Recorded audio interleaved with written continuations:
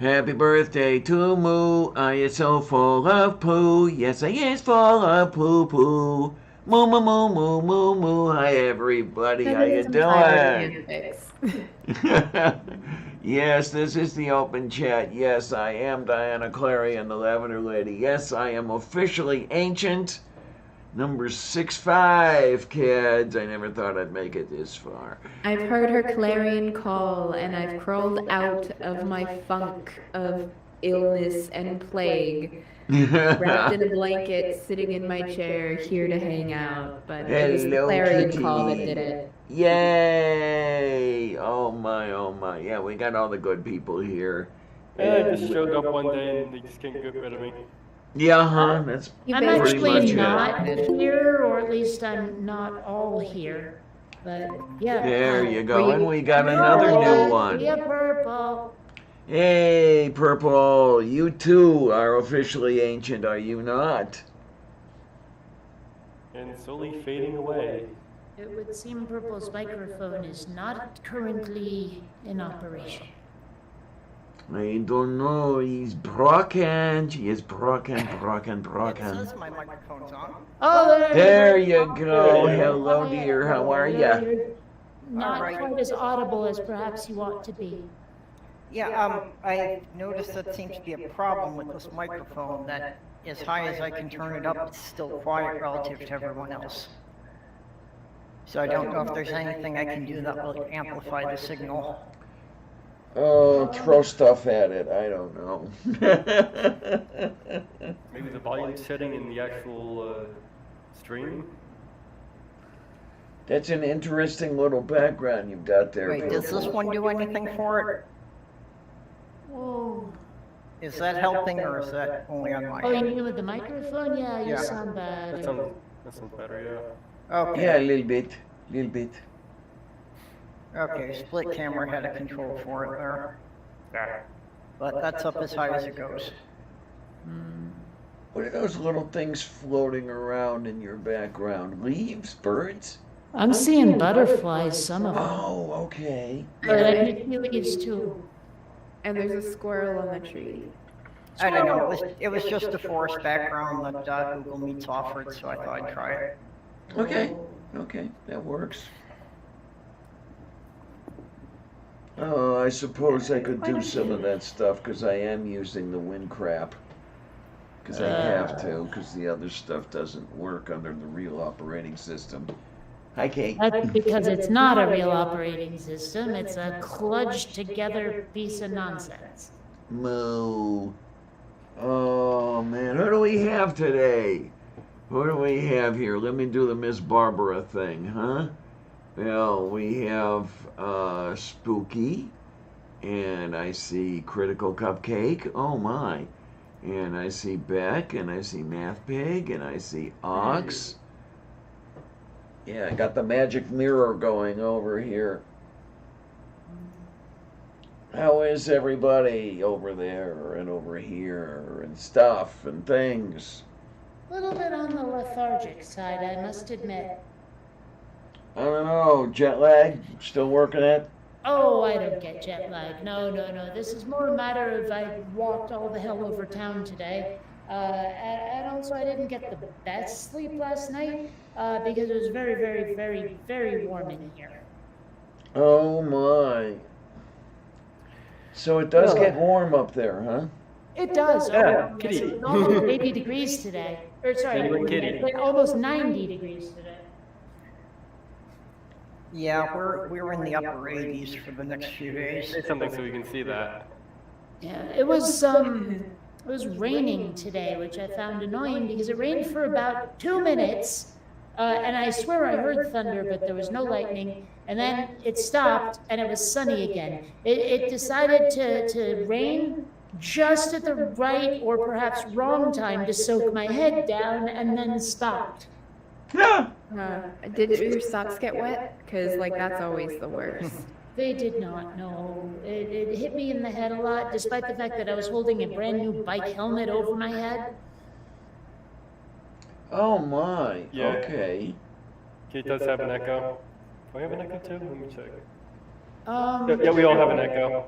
No, Oh. it's gotta be my fault then. Let's see if my other headset works. Well, I just muted myself for a few seconds, so if it was my fault, you'd know.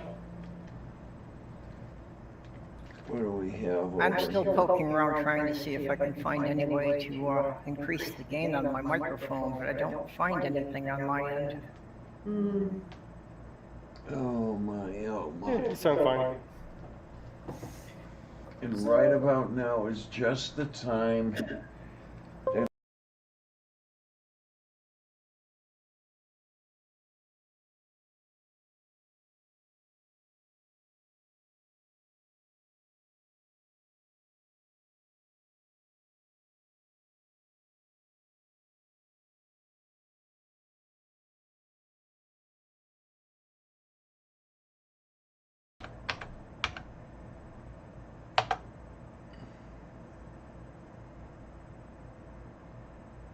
Take the ibuprofen most days just to deal with the arthritis, so Hi kids. Well, actually, basically dealing with that. It's look, no good yeah. for anything else to me now. You know, for Yeah. my rheumatoid arthritis, I I'm found so the hard not to naproxen laugh sodium, there. it works better. Yeah, well, ibuprofen, naproxen sodium, the NSAIDs, they will help with inflammation and they'll Yeah. help with a fever, and that's about it. They're not going to really Well- do fuck all for pain. I find the ibuprofen kicks in faster, but the naproxen definitely lasts like 3 times as long. Yeah. Hi kids, am I Okay, here? we're back. I think, are we back? Yeah, Yes, I we're lost back, my okay. I lost my internet connection. Yeah, Yeah, it's that's probably what it because was. you plugged something in. No, it dropped. The internet light went out on my router, and now it's back. Oh, I hate when that I've happens. got to, I'm with um, Kate. I'm with Kate. Anytime you are streaming, do not touch or even look at your computer. Yeah, there you go. Okay, it sure would be nice if there's some way to tell my computer to stop adjusting the microphone input value. I am so sick and tired of that. It tries to adjust it because it thinks I'm louder than I am, and it never adjusts it back. Well, Uh-huh. that's what I was looking for. Where do you have a microphone input value? Are you using, what are you using for an operating system? Windows 10. Okay, you should be able to get to it like lower right-hand corner. You see the speakers thingy? If you right-click it, there should be open sound settings, and it should be there. Oh, look, Amanda's here. Hi, Amanda. No, I get that. I don't speakers. I don't get anything for a microphone. Well, hold on. Are you clicking sound settings or volume mixer? Well, I only see one. Okay. Well, it should be in there, but the problem is that they gave things really funky names, and there's ways to open something that's just the output volume, but seems like it ought to have been more. It's a giant pain. Oh, hey, Beck's here. Hey. Yay, we Yeah. got all the good people. Yeah, Beck and Bree came in while Diana was getting things straightened out. And Oh, Bree, I didn't Amanda. see you. Here you are. Beck, yeah, actually Beck was here for a while, but I missed. I think I didn't even have the chat up. Like I missed a So- lot without the chat up. An update from yesterday. Woke Oh. up and was supposed to take my son today for his every 6 months he has to have an evaluation for his occupational and speech therapy, and he can't, continue occupational therapy without doing the thing. And the therapist came down with COVID last week, so it got rescheduled to this week. But then I woke up and I messaged her. I was like, hey, he's got a cough and everything like that, but he doesn't have a fever. But then he spiked a fever. I'm like, no, I'm not taking him in. So I said, is there a way we could do it through like teletherapy? And she was like, yeah, absolutely. So I set him up over here by my little sewing area, and we were able to get his evaluation done today. So that'll get sent off to the insurance company, and hopefully he'll be able to resume his occupational therapy again soon, which is good news. Yay. Drive 150 miles round trip in order to do it, because it's like 70 miles each way, and that's not counting any in-town driving I need to do Mm-hmm. to get there. I still am supposed to go tomorrow, but it depends on how I'm feeling, because I'm feeling worse today than I did yesterday. if he wakes up and he doesn't have a fever and, his cough is better and everything like that, then I'll message the therapist and see if they are still willing to see him if he wears a mask. And if not, then I'm just staying home. Because I have a doctor's appointment Friday. I was not looking forward to 300+ mile round trip days in a row. No, 'Cause that would not be good. Mm. No. Yeah. Ever since COVID started and everyone started talking about masks, every time someone says the word, the theme song to the cartoon show goes through my head. Mask crusaders working overtime for, Yep. from 80s. Oh man, I love that show. I was having that too. I even wound up coming up with new words for it during the pandemic. Yeah, and of course my brain has always been trying to compose like frying pandemic, Peter pandemic. I'm just like, dude, shut up, brain. Because it's not voluntary. It does this completely without my consent. Apparently that's like an autism thing, talking about your brain like it's someone else there with you. Okay. Been doing that my whole life, talking about how my brain likes to rebel against me, and nobody else seemed to understand it except for like one or two people. I think it's an ADHD thing too. Yeah. Well, I've got both Well- apparently. Well, it's very common to have ADHD and autism. Yeah, they're often That's comorbid. fair. Yeah, no, that totally fair. I'm just saying, like, because I need to get in and get tested because I am like 95% sure that I have been, undiagnosed ADHD my whole life. Because the doctors, or I should say, the school brought it up with my parents when I was a kid, and my parents are like, "Not my kid. My kid is perfectly fine. There's nothing wrong." Oh, one of those. Yeah. What do you So mean? I don't have squirrel. by middle school, I was the burnt out gifted kid that had a nervous breakdown. So yeah. No one I ever just- bothered to check me for anything, so they just listed me as being a classic underachiever. Yeah, I was the burnt out gifted kid, then the underachiever. Yep. Well, back, when I was in school, autism might as well have just been a synonym for Down syndrome as far as people knew, and Yeah. kind of still is today, for a lot of folks, ignorant folks. But, I knew there was something different about me, but I didn't know what it was. And it wasn't until like quite recently that I got my diagnosis, and I was like, well, this makes perfect sense. That's Mhm. the And same in a for way, me. That it's actually helped us, like my relationship with my parents, because I've been able to explain to them why we had so many fights. I'm like, look, sometimes I just get completely overwhelmed, and it makes me almost nonverbal. And there's times when I just need people to back off, Yep. so that I can like regroup and actually be that, like, actually have an intellect again. So you can breathe, because Yeah. like at Well, least for that's, me, like it triggers almost like a panic response where I almost like reach the point of a panic attack where I just I need to like turtle in, and I have a habit of doing that whenever I get overwhelmed by anything. I just kind of like draw into myself, and I don't talk to people. I don't socialize. I am just potato. It really helps me, at least, if people will just give me a couple of seconds to catch my damn breath. Just like if I can hold up my hands and go, stop, just stop for a sec. Yeah, Robbie, But if they keep 25, pushing, definitely. then you might just lash that out in sigh, anger. okay, I'm good, go. Yeah. I need that moment. If I don't get that moment, it starts to build and build and build until it turns into a screaming tantrum that I can't control. Yeah, you lash out in anger because it's a way of putting distance between you and the thing that's upsetting you. Kind of, yeah. Asking Although in my nicely case, it's doesn't more work, then like a pushing focus away and on- getting prickly and thorny, that has a tendency to cause people to back off. Yeah. Yeah, I don't know if we still have an echo. We probably do, because I'm Yeah, pretty we sure. Oh, okay. I'm pretty sure it's me, but I'm having trouble getting. Wait a minute.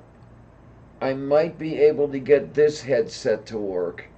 Okay, If stand I'm by. lucky. When I was It's playing drop around again. with my microphone settings, it turned out my computer thought both of my microphones needed to be active. Ooh. So I managed to disable one of them, and I was hoping that canceled the echo. Okay, let me It's not- see it's if I not our can. end. Can we get this all chip in together. a couple of bucks and get Diana one of the headsets like I have, because it's wireless, but you can use it even if the battery is dead by having it plugged in. Well, It I still have works. trouble with the wireless headsets on this thing, and it's hardware. Well, we're gonna get Um, him like one of the yeah. ones I got with the purple one I have. Yep. It's not wireless, but at least Actually, Kitty, drop me a thing on Twitter and let me know what kind you've got there. Because, yeah, Okay. I had them wanting to get a wireless set so I could walk around a bit sometimes. Yeah, no, it's great. Like, obviously, if I go in the other room, like, the more, like, walls Here or we go. doors I put between me, the more it might, like, start to cut in and out. But, like, if I just need to shift positions or just kind of, like, move around a little bit, you know, Hey. in the room, I'm good. You know, if I need to go Yeah. grab something for my son, it's great. Amanda, Amanda. hi. Hey, Amanda. Okay, I have kids. found I can't do anything like have a wireless speaker in the kitchen just because I think there's power cables running in the wall in between. Okay, is this any better? I managed to put one of my older headsets together. It was one that I no accidentally. echo now. Well, Uh-huh, either okay. Minnow is quoting an old Coca-Cola slogan or it's working. All right, tayo korostu. It was mostly Kate when I was watching it, so No, it's Really? it's me because I was Yeah. feeding the output through my speakers. Okay. Yeah, I don't have a headset that works well with this machine. The one I have on my head is physically broken. I had accidentally stepped on it once a while back, and one of the earpieces broke off. I've got it holding together for a little bit, but I can't adjust it for comfort or anything, so I'll just leave it as it is right now, and we'll see what we can do with it. I got someone here that wants to say something to you, Diana. Uh-oh, we got a problem now, huh?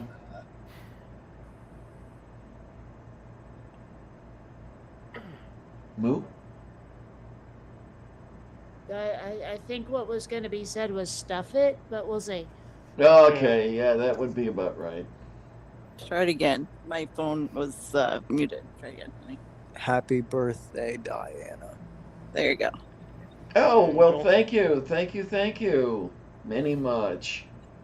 I'm not sure I've ever heard his voice before.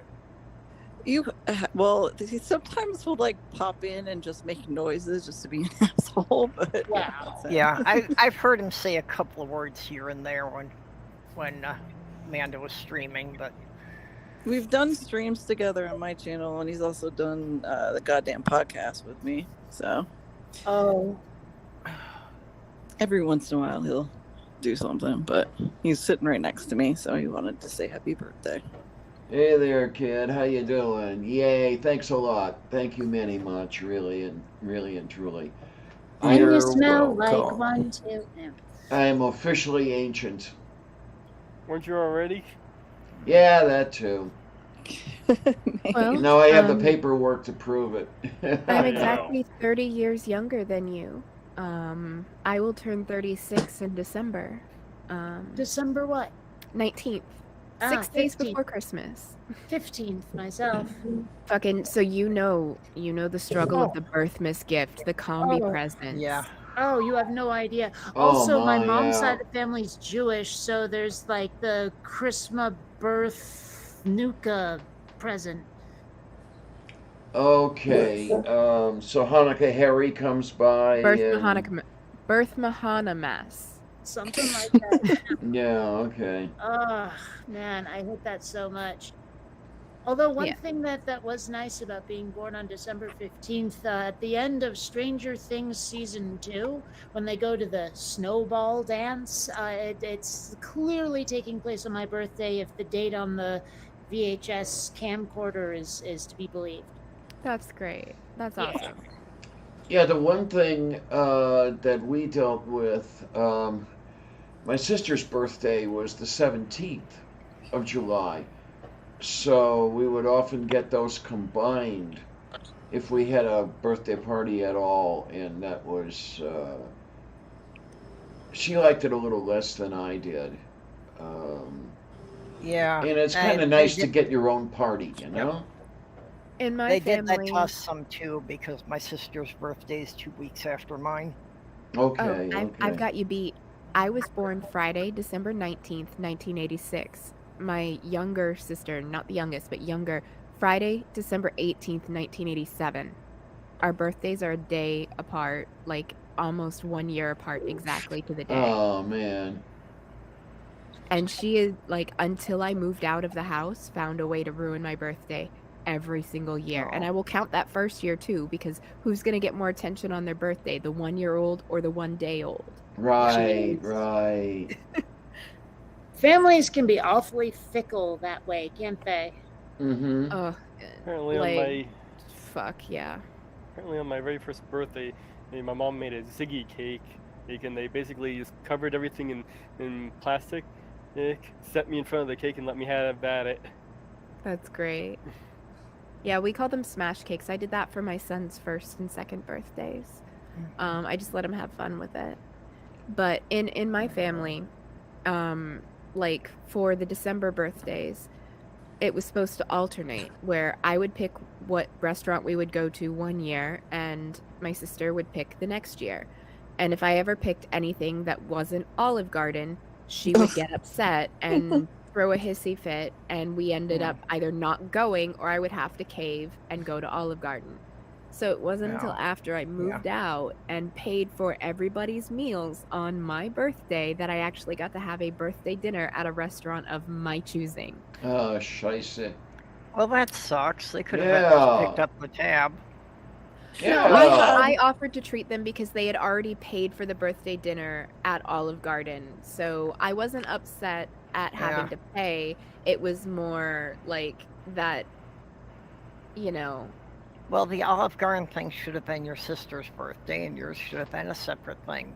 Yeah. we didn't always have the money for that. So usually that's why we would do the alternating thing. No, I mean what you were saying after you moved out. Oh, yeah. But no, like, it was one of those things, like, I wasn't sure if they were going to like it because I wanted to go out for hibachi. And, like, my mom is like, I will not eat raw fish. And I'm like, there's sushi that's fried chicken sushi. Like, it's fine. You'll be all right. And, like, Not you don't all- have to eat sushi when you have hibachi. It's fried rice and veggies and Yeah, stuff. And not- she not actually really all- liked it. Yeah, not all sushi is raw. Yeah, some's even Right. veggie. It's got no meat Well, or the, animal Yep. products at all. the sushi is actually the rice, isn't it? Yes. Well, it's the way it's prepared, basically, with the rice and the nori. And then, like, you know, sashimi is the raw fish. And then Yeah. you have the nigiri, which is a slice of raw fish over a little mound of rice. Yeah. My favorite is eel sushi. I like Yeah. a good California roll. Yeah, I'm partial to spicy tuna rolls. Like, it's a little basic, but I love, like, fresh sashimi grade tuna. It is so good. I never But I thought I also would love like fried sushi. chicken rolls, and shrimp tempura rolls are also amazing. I Okay, never thought I then. would like sushi, but my fiance liked it, so kind of got me adjusted to it. But yeah, especially the California and the spicy tuna rolls are what she liked. Yeah, I definitely love sashimi. I haven't had it in a long time. Well, if I'm And ever in for your the neck of the record- woods, Sky, I'll take you out and we'll have some miso soup and sushi and sashimi. Oh, My that treat. sounds yummy. Thank you. Well, We will- Yay. We will go out. We'll go during a lunch special so we can eat more and pay less. There you Wait, go. You're gonna eat at a shoe store, but Kate. to be fair, just to be complete, rather, cooked rice in Japanese is gohan, which is also a word that means any meal. I'm trying to remember. Bongo gohan is, I think, breakfast. I'm not sure, but yeah, rice gohan, cooked rice is gohan. So similar to that, in Spanish, taco just means a snack. Mm-hmm. And salsa basically means sauce. Yeah. And Um, of course, pizza means pie. Yep. And then like Japanese have a lot of etiquette with regard to how to eat a meal. I actually got to take Japanese for a bit in high school because there was a teacher and she was from Japan, but she married an American service member and she taught a Japanese class as well as Spanish. And it was like, one of the only schools in the area that had Japanese because of that. And I went and she taught us about proper chopstick etiquette, and she would put on Disney movies in Japanese without subtitles, saying like, you have probably seen these movies, so kind of like full immersion type thing. And I loved when she would bring in Iron Chef, like Japanese Iron Chef. It was so much fun. I fucking loved the days that we would sit there and she would basically have like, she'd bring in a rice cooker and like little bowls of rice for everybody with like some steamed veggies and some chopsticks, and we had to learn like chopstick etiquette, and we learned origami because she wanted to teach us as much about the culture as the language, and it was amazing. Cool. But the Iron Chef, I oh wish my they word. had Japanese offered. Like I didn't get to take it until college, which was annoying, but I definitely enjoyed it. But full immersion teaching of a language never works for me. I actually need someone to explain it bit by bit. I don't know if that's like, just the autism going on or what, but I can't just learn it by osmosis like that. Like, Mr. Miyagi teaching me karate by painting the fence would never have worked. Not for me. I don't learn that way at all. I mean, to be fair, she also did do like textbook learning and vocab and everything like that. It's just, once a week she would bring in a Disney movie, and we'd get to vote on which one, and then we would watch it in Japanese without the subtitles because, we have a general idea of what's going on. So it was a combination of traditional classroom learning and a full immersion that experience. would have worked. That would absolutely have worked for me. I would have loved that. And speaking of like Japanese eating etiquette, I think it was Japan where you're absolutely not supposed to clean your plate, because if you clean your plate, it tells the host you didn't give me enough. Okay. That may or may not. Yeah. Is it Japan? Is it China? I'm not sure. That might I was actually taught- be Japan. Like, you're supposed to leave like a single bite left. Like, not a lot, so you're not wasting, but just enough to say that, it was perfect amount. Odd food. We were taught, like, I still to this day have a really hard time leaving anything on my plate because, like, my mother would make us sit there until everything was gone. Yep. So I eat until I feel like I'm going to be sick. If I have a lot, I can't not, and it sucks. Yeah. It's stuck in my head. Did they wail? I'm stuck like that too. Did they wail I'm on the you if opposite. you didn't clean your plate? Yeah. No, my parents were more, psychological. Well, my father also, he obviously became physically abusive, but when I was a kid, it was more psychological abuse. Okay. And Kitty, I gotta talk to you about something when you get a chance. Just, I'm trying to remember that. So, Okay. Yeah, just reach out to me anytime, hon. thanks. But yeah, we were not allowed to get up. Like I remember having to sit there till like bedtime, and then if it wasn't finished by bedtime, the plate would be there in the morning. So. Yeah. Oh, Yeah. Okay.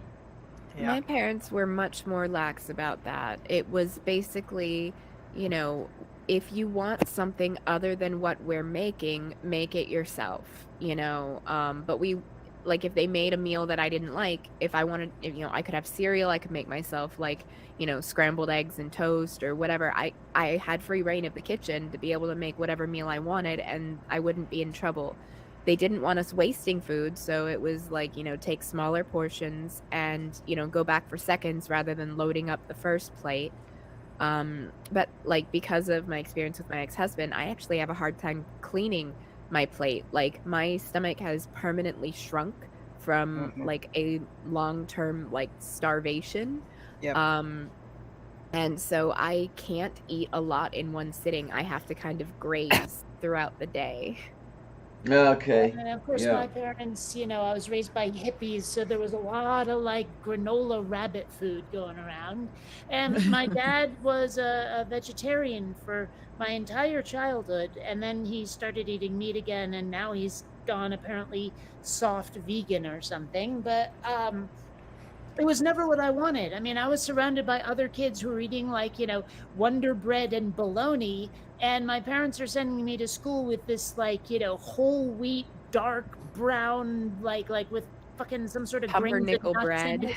No, not even pumpernickel. This was just regular bread, but it was made with whole grains, and so it was like a muddy brown color, and like all natural peanut butter that was like completely oily and looked like diarrhea. it's And separated. Oh, Lord, it was just okay. so Without Tofu, emulsifiers. and sprouts. yeah, that kind of thing. Yeah, although I absolutely would not eat tofu, and they knew that. But I mean, it was just so. Like even now, I'm trying to explain to my parents that if they ever want to do something like for me, either talk to me about it first, or remember that I would rather have like Wonder Bread than anything quote unquote all natural. And it's been an uphill battle to get them to understand that I would like as much as I like being unique and weird, there are some ways I want to be fucking normal, and food is like top of the list just about. You like what you like, Yeah. Like there is comfort in food. Like food is tied into your sense of smell and taste, which are very deeply tied into your memories and your emotions. So food And I can am a bring a super lot of taster. comfort.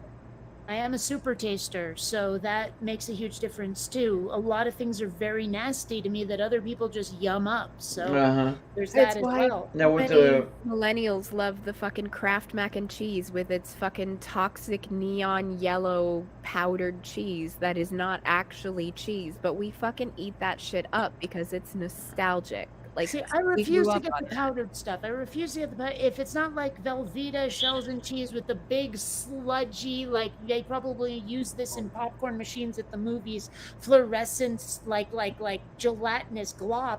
If it's not that, I'm not eating it. Hey, The Tornado, how powdered you stuff doing, never honey? mixes well enough. Yeah, there are problems with that powder stuff and everything, but I tell you, those of you who had the free reign of the kitchen, where you could do what you wanted if you didn't like what was on it. God, I envy you guys. The way the slimy bastards were, well, especially the way he was. If you made the mistake of saying you didn't like something, and for example, one of the things I couldn't stand was the canned string beans or the canned boiled spinach. If I made the mistake of saying I didn't like it, what I got as an answer was, the more you hate it, the more we'll have it. And you had to choke that shit down. It just seems unnecessarily cruel. Yeah, that's terrible. Yeah. I didn't know that spinach was actually just leaves and shit, because my entire time growing up, that's what we had, just that boiled nasty shit from a can. Mhm. So, oh god. it's awful. To this day, I don't like the boiled spinach. I love raw spinach. I'll eat Yeah. that shit up one side, up one side and down the other. But the boiled spinach is just too much like trying to eat wet toilet paper to me. Yeah, Yeah, it's- I'm not a fan doesn't of the taste boiled like anything spinach better. either. But you put spinach on a pizza with like some bacon and mushrooms, or you put it in like a carbonara pasta, then Oh I'm all yeah, for it. yeah, Usually absolutely. when I Well, cook my and leafy we were greens. talking like in the green room. I think it was in the green room about the stir fries I love to make, and how I now Yeah. have one of those induction stoves with the flat top, and that gives me a lot of room for error. And Yeah. I have learned to flip the skillet now. I like mixing my stir fries together with a spatula never worked. There was always like noodles on one side, ingredients on the other, all the other stuff. Mhm. Yeah, But huh? now I had the opportunity to try to flip a skillet without without the added horror of having to clean up a gas range, right? If I fucked it up. Yeah. Yeah. And it turns out flipping a skillet is a lot easier than you might think. But Oh, yeah. like my stir fries have gotten so much better because of it. It's like it was a very easily learned skill, even though I kind of did have to look up how to do it on a YouTube video. But seriously, it's really easy to Nothing do. wrong with It that. really It just helps. takes Yeah. practice. Yeah, It when My I helps- cook, fried does. rice has become one of Soft Girl's favorite things now, to the Okay. point that I'm seriously looking at getting a wok. yeah, when I Oh, cook my I leafy have one, greens, it's just way I too cook them heavy with. for me. I usually do stir fry with my leafy greens. It really helps to have the pan with the rounded sides. Yeah. Hmm. to do the flipping, because you could get the thing going forward, and then up and around the front of the pan and back down. Well, I mean, what I've discovered is that the real problem is if you just flip too damn hard. And also if you flip too hard backward. It's actually okay to flip upward pretty hard, but you got to make sure that you can catch the stuff Yeah. without it going everywhere. And that's actually not that tough. Like the way they described it was something like ollieing on a skateboard or something like that. They had this analogy of like sports that involved wheels. Or maybe it was surfing. I don't know. But the way they showed it, I was like, oh, it's almost like a whipping motion, but very gently and more up than backward. It works. It's Yeah, a lot yeah. easier than you might think. Mm-hmm. Yeah, I'm not Yeah. gonna try flipping. My hands just aren't that steady. Mm. I mean, I think it's best to start with like a small like omelet, for it because it mostly stays cohesive, or a pancake, if you want to practice flipping. Like when I practiced that skill, I started with small, I'd make little mini pancakes and I'd practice flipping those, and I'd practice flipping omelets because it's a lot less messy if you fuck up. And that's Yeah. why the Yeah. flat glass top really comes in handy. Because like there are times, yeah, I'll flip a little too hard and some stuff will not land in the pan. But with an induction stove, number one, it's not all that hot. The surface isn't that hot. So something that lands outside of it, you just pick it up and throw it back in the pan. It's really easy to do. So there's that. You don't have to worry Um, about germs because it's going right in the heat, so anything that might have been on that, cooktop Yep. is going to be killed anyway by the cooking A- process. And I make sure to wipe that down every time anyway. Like, Oh, yeah, I do. seriously, I don't know if anyone else does this. Like, I'm usually just cooking for myself. So what I'll do is I'll prepare the meal and then put it on the plate or in the bowl or whatever, and then wash everything, and then I eat. Beach honey, how you doing? I can't Yay! live for Cold that that long, way. so I don't like eating cold food, so that's not for me. Well, But No, I mean everything's still nice and piping hot. It's just that I wash the pan, I wash the spatula, I wash the I wipe down the top of the stove and then eat. It's very simple. Okay then. Yay. And also, it means nothing gets caked on anything. There's no scraping involved when you're washing. Yeah, there you go. well, if I'm ever in Vermont, I'll swing by for some fried rice then. Right on. My new place is really a great size. I could actually entertain here. That's nice. Hey, Like that every other works. place I've ever had, it was just too cramped to really have people over. And now, I got this amazing couch. It's great. It seriously, this couch, it looks like first class in an airplane if it could also turn into a robot and fight crime. Okay, Yeah, that sounds awesome. I I've want seen to that. see pictures I've of seen this pictures couch. of that thing. I'm curious. Well, she put some up on Twitter, didn't you, hon? I Oh, I may never have. check Twitter, or I rarely check Twitter. Ooh, that's nice. It's got all the lights. It's the cup holders light up. Everything reclines. The head thingy, like the cushion for the head, also is maneuverable. The middle seat flips down, and there's not only cup holders but power outlets and USB plugs. Oh, that is fucking phenomenal. I am It's so jelly. great. It's really great. Also, Kitty. Aw, he's a Meow. cutie. Yeah, look at old Columbia. Oh, who's my little baby? So anyway, yeah. Yeah, I've been wondering whether or not I should look for a feline friend for Sylvia. So far, nothing much has come up on Craigslist, so I'm safe for the time being. So I don't know. Yeah, well, before my car went, I was pretty much decided I was going to go to the Humane Society and find a companion for Sammy. Maya, hi honey, how are ya? Yay! I've been toying around with getting a dove or some other kind of a bird. And there's Carol. Hello, Carol. Yay! My cats have definitely been acting differently since Celine passed away. I mean, she was the one I had the longest and was biologically the aunt to my other 3 cats, and Mm-hmm. because they were from her sister's litter. And so they've never been without her. And I had her almost 17 years. And so, You know, they've shown that a lot of animals can recognize that. Yeah, That, you absolutely. know, just by the scent, they can identify like aunts and uncles and cousins. Mm-hmm. So, you and know, they so know who Leo, they're closely Orion, related to. and Luna, like they've definitely been acting differently. Orion especially, he actually like has been spending a lot of time curled up in one of the last spots that Celine frequented like before she passed away. Because I knew that she wasn't feeling well. She just seemed a little under the weather, and I'd planned to take her to the vet the following day, but I could tell something was off because she didn't want to sit with me. Like, she was the type of cat that you will turn into a skeleton, you know, waiting for her to want to get up. Whenever she sat in your lap, she was perfectly content to just stay there. And she just did not want to sit with me, and she kept wanting to curl up in a spot, like underneath like my sewing table over here. And the next morning when we woke up, she had passed away in the night. My dad actually brought me to get her cremated, and he got me this necklace that it actually has some of her cremains inside of it, because like that cat got me through a lot of trauma and bad shit in my Yeah. life, you know. Yeah.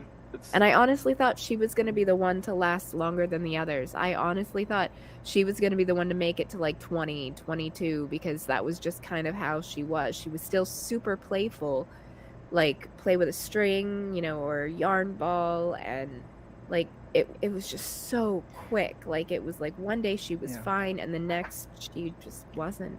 Yeah, the loss of my cockatiel is very similar. I mean, I got her shortly after my mom passed away, so that cockatiel dying also brought up all of that along with it.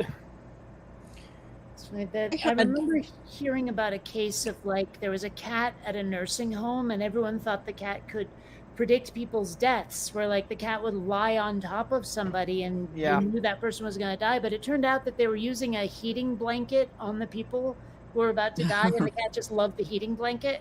And so the cat wasn't predicting anything, you know, correlation, causation, blah, blah, blah. Yeah. If not made for sits, why made of warm? Yeah.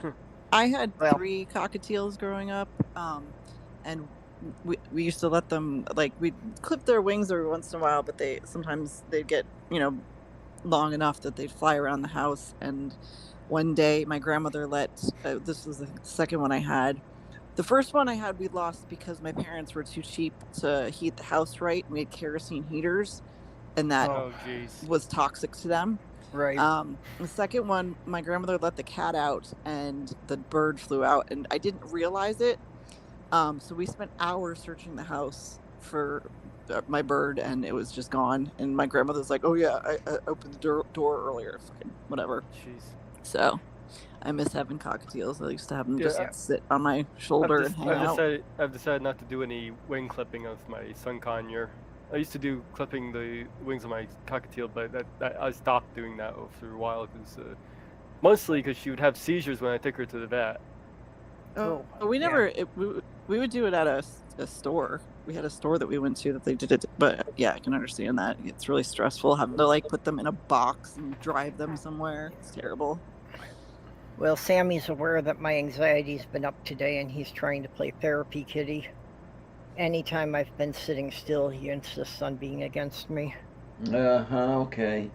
Sylvia's been all over me lately, while I hadn't been feeling all that well, and I get the impression that she understands and she's trying to do what she They can. do. They worry about us. Yeah. Years ago, well, like, you know, back in the, I guess it was like the early 90s, that I had Tasha, who, when I was sick, she would stay on the bed with me. And I had gotten another cat, Molotov, which actually a friend had found him as a stray. But yeah, when she had to like go eat or go to the litter box, she yelled at Molotov until he got up on the bed. And he knew he had to stay there until she got back or she was going to pound him. So she That's just was not, she was adorable. going to make sure I was not left alone for a minute. There you go. There you go. Well, I still We don't say deserve that, them, like cats and dogs. Jewish honestly. terrorists and Jewish anarchists throw Mazel Tov cocktails. Yes. Well, actually, that's why I named him Molotov, because it's like his head and chest were black and everything else was white. So it looked like he had just had a bomb burst in his face. Okay. I have an online friend that they're a doctor and they went and adopted a cat and they decided they were going to name it after a medication. If it had ended up being a girl, it was going to be Lunesta, but since it was a boy, it ended up being Remeron. Ah, jeez. That's one hell of a medication to name somebody after. I was on that stuff for a while and it gave me nightmares. I was on Ambien at one point, and I learned you don't fight the Ambien. When it starts to drag you down, you let it drag you down, because if you try to Yeah. force yourself to stay awake, then you are in this like kind of trance-like state. I mean, it's not going to turn you into a racist if you weren't already racist. Looking at you, Roseanne Barr. But it might make you have conversations with people that you don't remember afterwards. That's what Oh, happened to well, me. That, traumatic brain injury will do that to you as well. Yeah. Oh, I would do that all the time anyway. Oh, my ex would get so mad at me because I would be in a state halfway between waking and sleeping. And I would have entire conversations with her that I would not remember Yeah. when I fully woke. And she would get so pissed off. Oh, Well, when I was on the will do Ambien- one better on that one. When I was still living in San Diego, and like it was before the pandemic, my dad came and visited me, and we went out to this Mexican restaurant that I'd been planning to, like, I'd been wanting to try it for a long time. And then the next day we're walking past it, and I'm like, I've really been meaning to try that place. And my dad's like, Kate, we were just there yesterday. And I'm like, what? And I mean, I'm not doing this on purpose. It was the epilepsy and the memory Yeah. loss fucking with me. But yeah, I did not remember eating at that restaurant. And I kind of tweaked him about it right before the move because he was there. And we're walking past that restaurant, and I'm like, hey, Dad, I've been meaning to try that place. And he goes, Kate. And then I give him an elbow in the ribs. I'm like, And he's like, oh, you got me, when I was on the Ambien, my fiance was telling me that I was starting fights over the stupidest shit. And I never remembered it because I would have actual memory blackouts that Ooh. I would forget like 2 hours before I went to bed. Okay. I love that you called it the Ambien perps. My neighbor, my old neighbor, actually got arrested because he took Ambien, and then he ended up driving himself. He decided he needed cough medicine and drove himself to a Kroger and parked like in that part right in front of the door and just left his door open of the car and went in stumbling around looking for cough medicine. So, yeah, oops.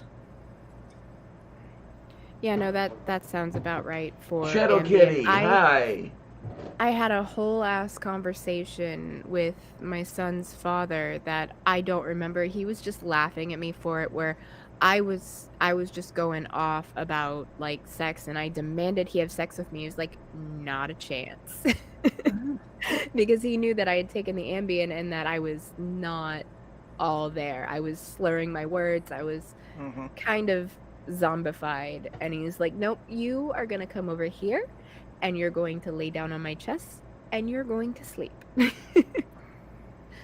was really Oh, nice. my. Like honestly, I wouldn't have been mad, like personally, just because like I absolutely trust him and I would not turn him down. But it does make me really happy that in that situation, even though I wouldn't have been mad and I was telling him I was consenting, he knew I wasn't quite in my right mind. Yeah. And, respected that. Like, that matters. Like, find a person that It's like not taking will advantage respect of you you. when you're drunk.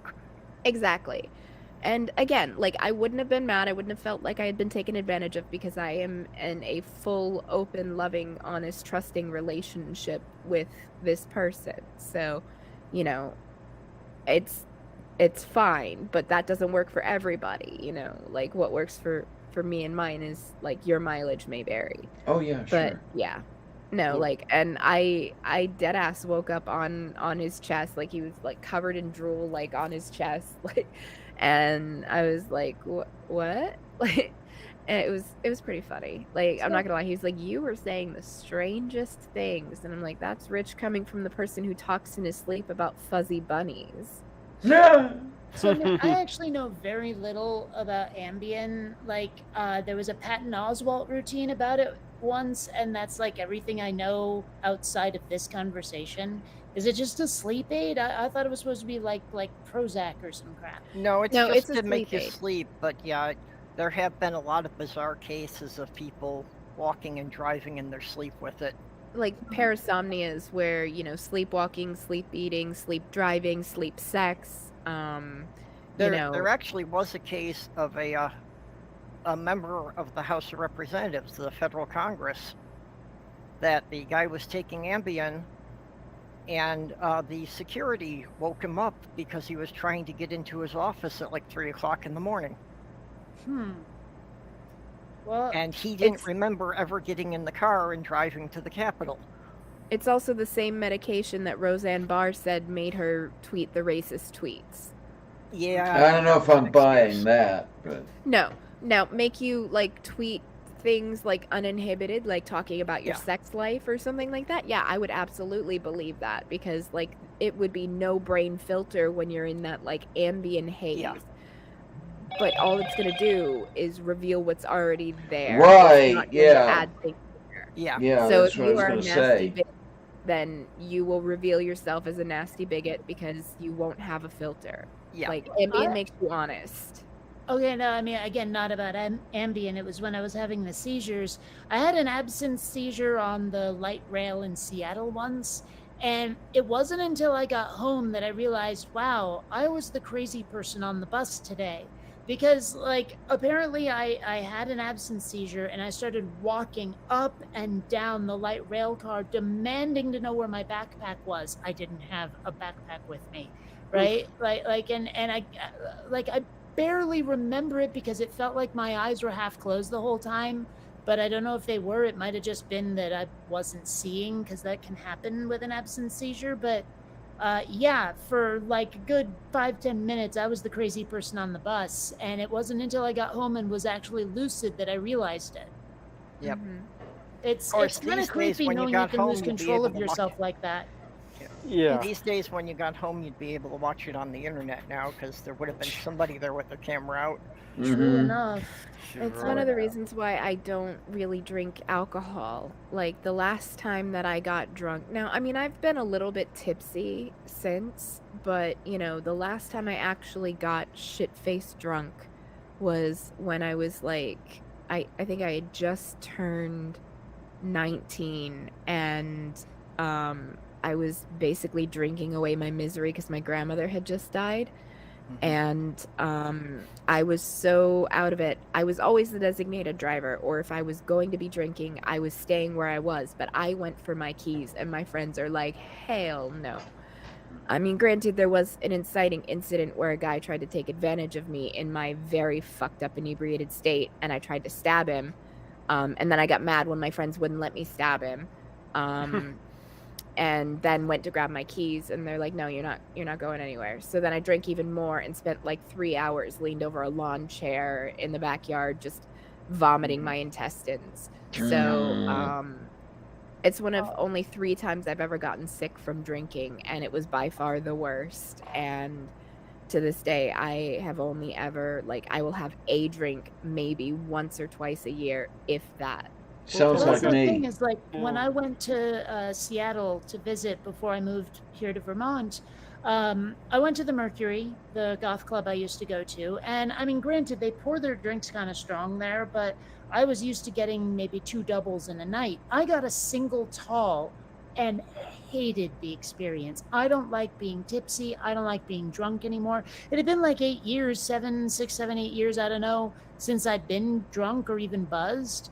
And I just did not enjoy it. So I'm going to stick to weed from now on. Unfortunately, Yeah. Vermont won't be getting recreational dispensaries until October. Sloth girl, hi honey. The only time I really got sick off of alcohol was when I had the bad sherry. Oh, well, I Oh. told the I've- story about the 7 shots of Everclear more than once. Yeah, I'll I've- just Yeah, leave you it have. there. I've never had a hangover really. Yeah, I have I've yet to never have been a hangover. either. I've been never. sick maybe 2 or I've- 3 times. I've drank till I was passed out drunk, and I woke up just maybe a little dehydrated. So Well, what I find interesting is how barfing from alcohol will actually sober you right the heck up.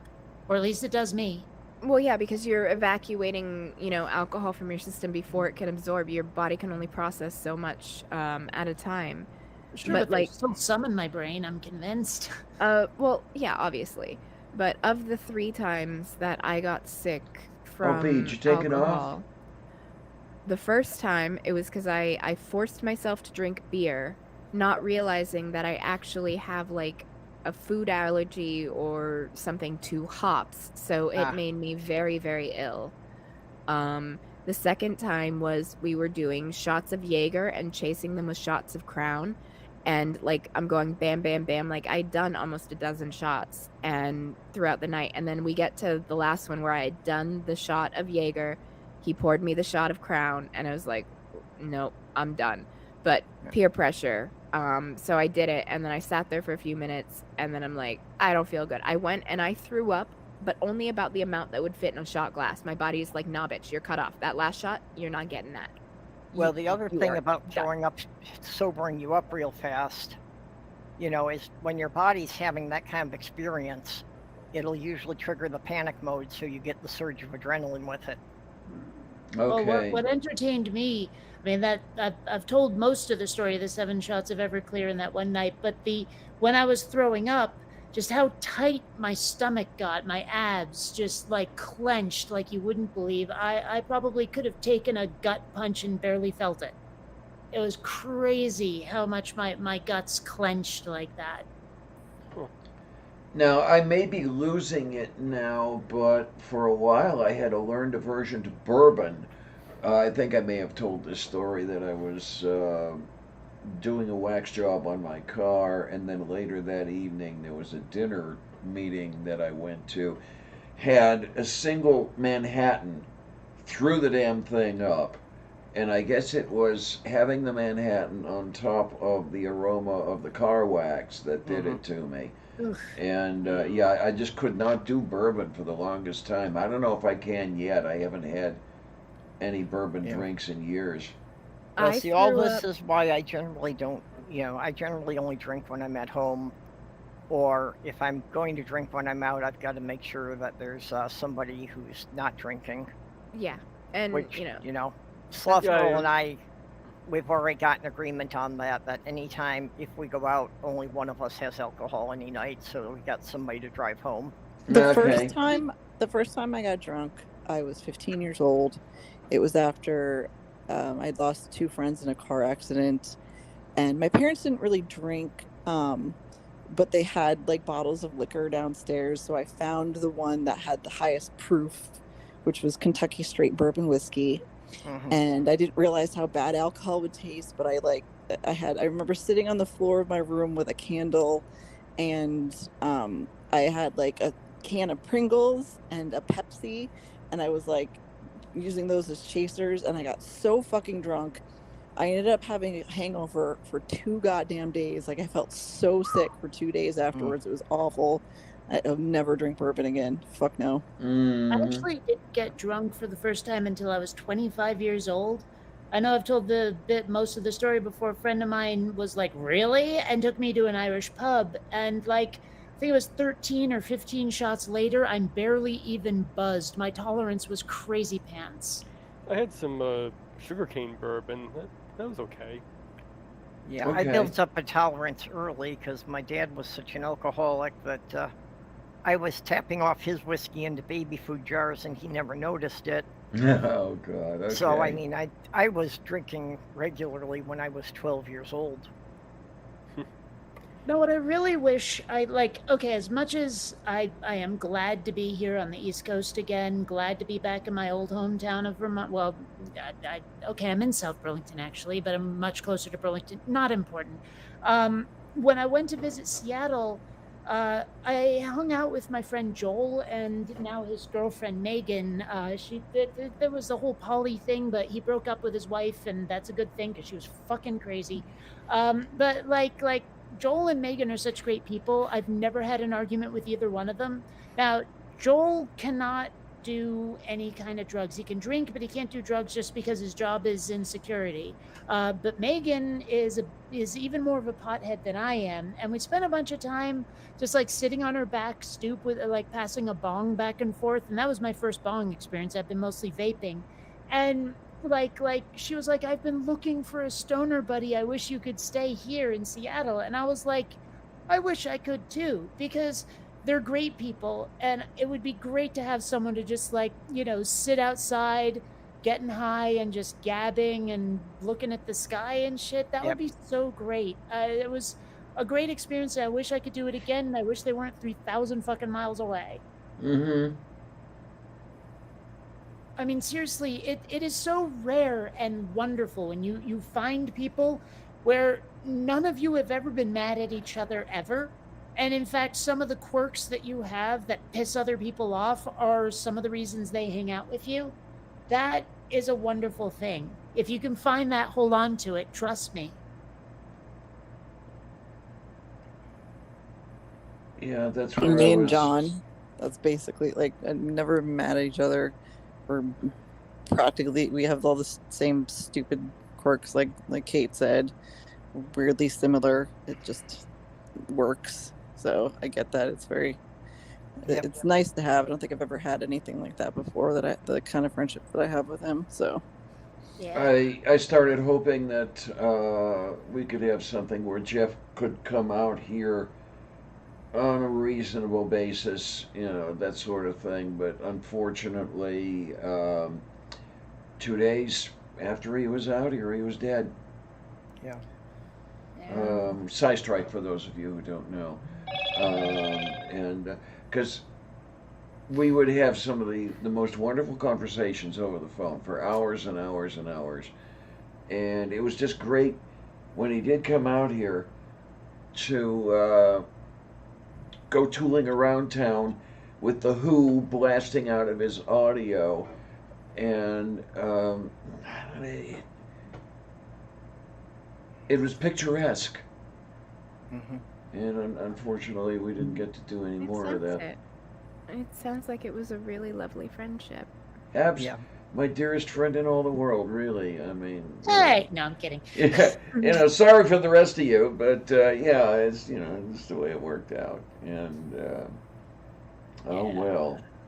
Well, you know, the thing is, like, when I went to Seattle, my intention was to do the Fremont Solstice Parade again, but it was so freaking cold. I mean, January sucks so hard. You have no idea, right? And so I ended up spending that day going around Seattle with Megan and Joel, and that was pretty nice. I mean, we hit Pike Place Market and all of that stuff, and it was after that we went back to their place and all of that.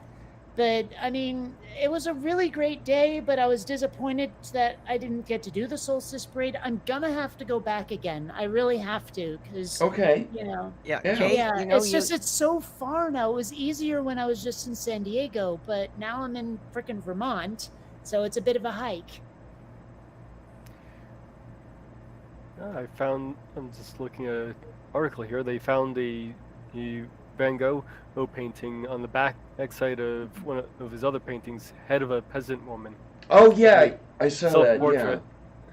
I saw something in the news about that, them discovering a new one. Yeah, I didn't really understand exactly what they were saying. It sounded like they had found it. It was either a self-portrait behind something else, or it was something else behind a self-portrait. I didn't really understand what they were trying to say. They worded it funky. It was The on way the back, I- it was on the back side of it, basically. So he flipped it Oh. around, painted on it. So Yeah. Okay. it Well, just but covered up the old one. which one of them was a self-portrait, was it? Yeah, Which one was the self-portrait? The one you could see or the one they found? the one they found. Ah, He had probably done the self-portrait and didn't like it, but the canvas was expensive, so he flipped it over and painted something else. well, he probably just painted himself with too many ears. Yeah. Actually, it was he did have the ear was missing.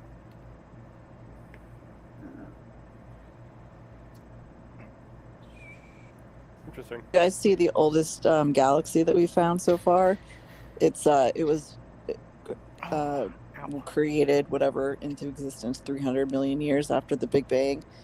I keep wanting to call it Satan's asshole though, because it's just like a red dot at this point. Oh my, okay. But that Yeah. ain't it. Hey, it is what it is. But I think it's pretty cool, and they like if you go through the spectroscopy of it, you're able to see like more than just what the visual image is, and it's very cool. But they also said, I mean, this is like literally this is a week into them discovering stuff that obviously we're going to find older galaxies. We're going to keep finding things that we've never seen before, and that's pretty cool, I think. Oh yeah, they'll be I mean, studying the images for years and finding new things in them. Okay, I mean, so I what I'm seeing. guess, but it seems like every 2 seconds someone's finding a mysterious signal from space and they never fucking come and land and take me to their homeworld. So honestly, I've gotten to a point, maybe I'm just jaded or maybe I'm just too much of a sci-fi geek, but I don't even care anymore until it starts affecting my life, like directly, like Kate, you just- interactively. You just want to go in a spaceship. That's it. Well, yeah, don't we all? I mean, my gosh. I want to have an adventure like the ones in the movies I grew up with. Yeah. It'll no longer get be it. an abduction, but a rescue mission. Yeah, well, there you go.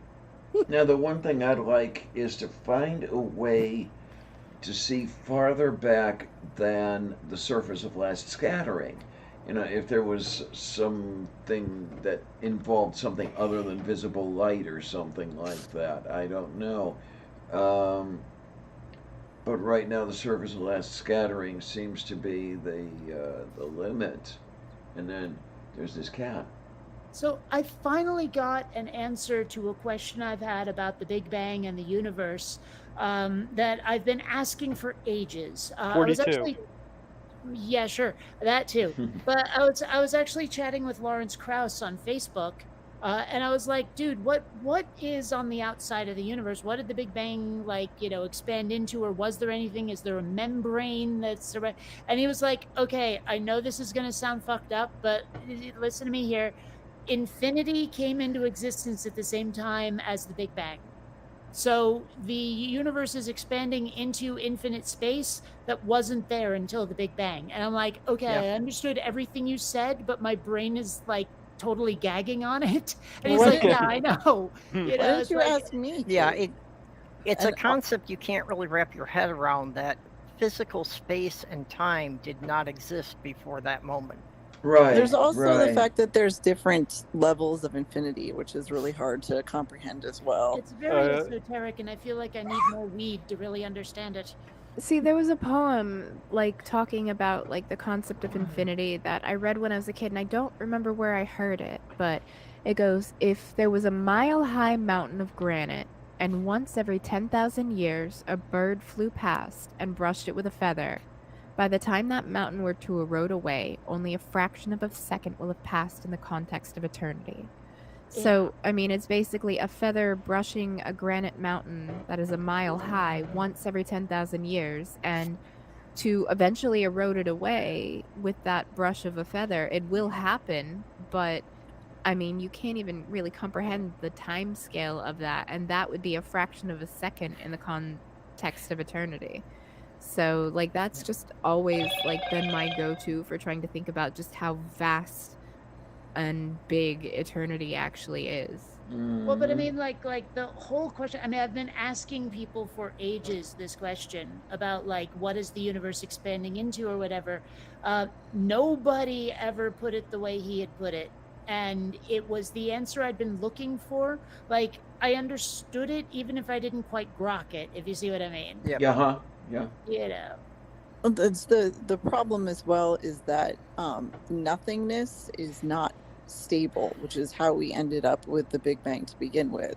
So yeah, Yeah. as Purple said, there there literally was nothing there, but that was a complete moment of instability, and then you have these quantum gravity bubbles that kind of pop in and out of existence they do it in our universe now, but in that moment that it did into where our universe is now, was what created the Big Bang and the expansion into what was nothingness and is now infinity.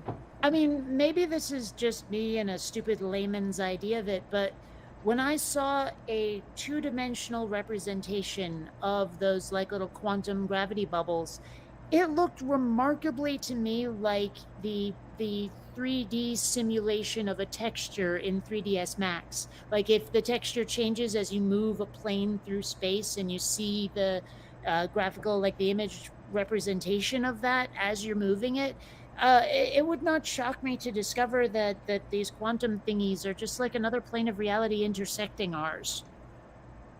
Yeah, that's a good way to put it. Yep.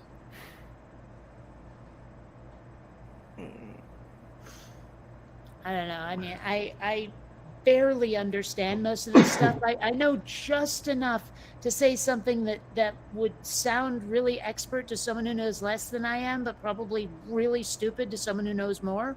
Sounds you know. familiar. Yeah. Yeah. I don't know. You had a decent enough grasp on it the way you explained how Lawrence explained it, but Yeah.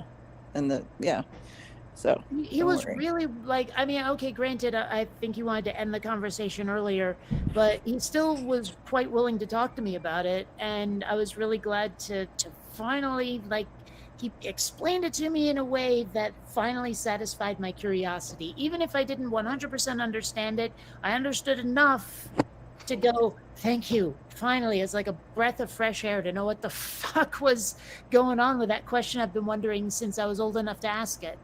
Mhm. Wonder, like, there's still going to be a bit of a difference between what Lawrence as a theoretical physicist would say and someone in astrophysics would say, which is, I don't know, interesting to me.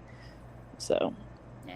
Well, I mean, gosh, how many times have I had an argument with usually a theist schmuck, who insists that God has to be proved in some ivory tower, like pure ass philosophical way, with no boots on the ground, like falsifiable data, evidence, etc. Like nothing that someone else can test and get repeatable results.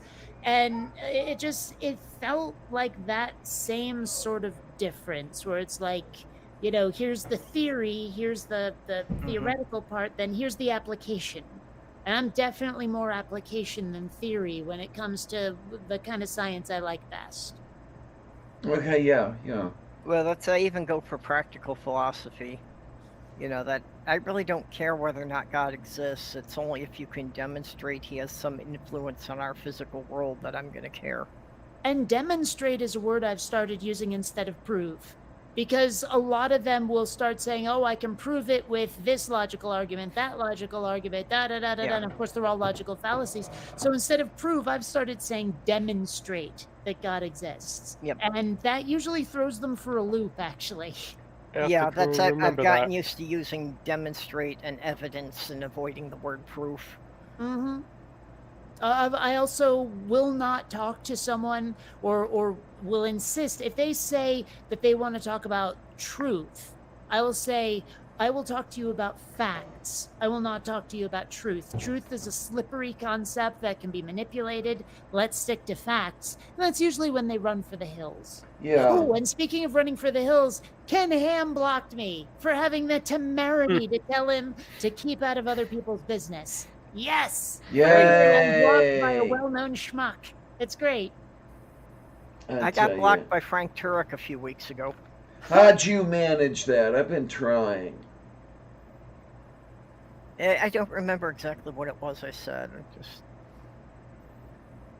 And that's the thing, that it didn't even seem to me that was anything all that noteworthy of why that ticked him off, apart from what everyone else was saying. But I'm a little shocked that S.J. Thomason hasn't blocked me yet.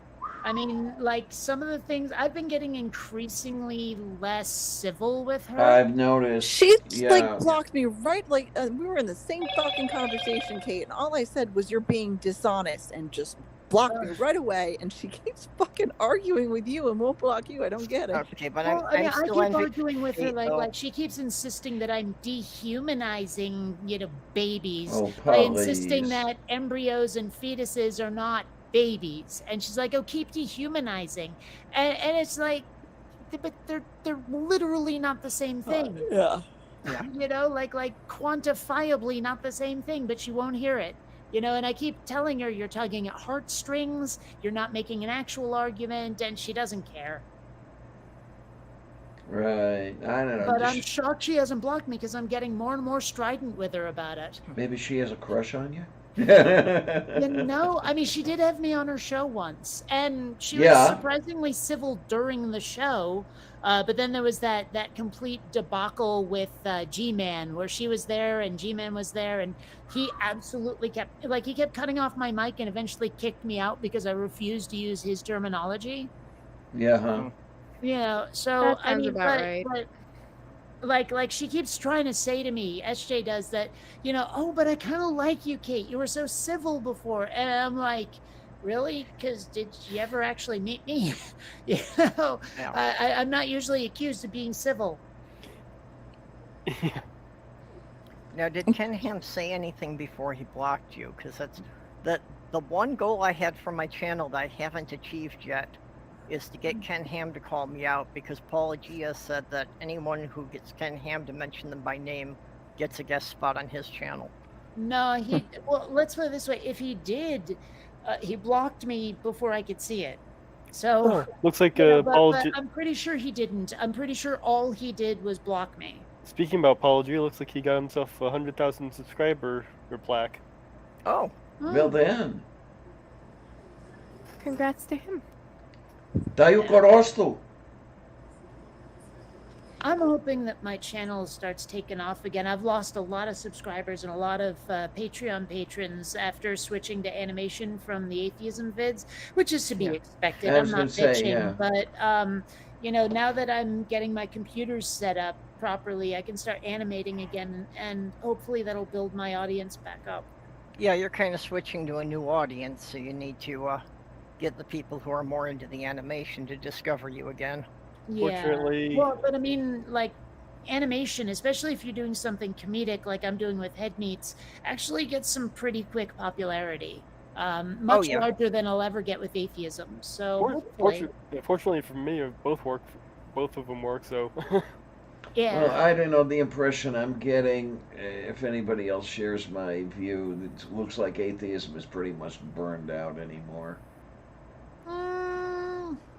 not I entirely. don't think No. it's burned out per se, but like you do have like the dishonest interlocutors, you know, that do kind of give it a bad name, and you have the same thing on the theist side too, you know. It's people are talking past each other rather than to each other, looking for gotcha moments rather than having a conversation. Well, and I I think think it just comes if in waves, though. I Yeah. mean, because, like, you know me, I'm kind of OG when it comes to the atheism stuff. I was doing it for 13 years before I stopped. You know, I mean, I was around when Thunderfoot was new before he kind of went insane. I was around for Non-Stamp Collector, all of those folks. In fact, Non-Stamp Collector gave me my start by giving me a shout out. That's how I found you. In fact, But the thing is that, like, a lot of those people are gone and ended up replaced by other folks, you know. And there was a lull in between them. I was one of the few people who weathered it.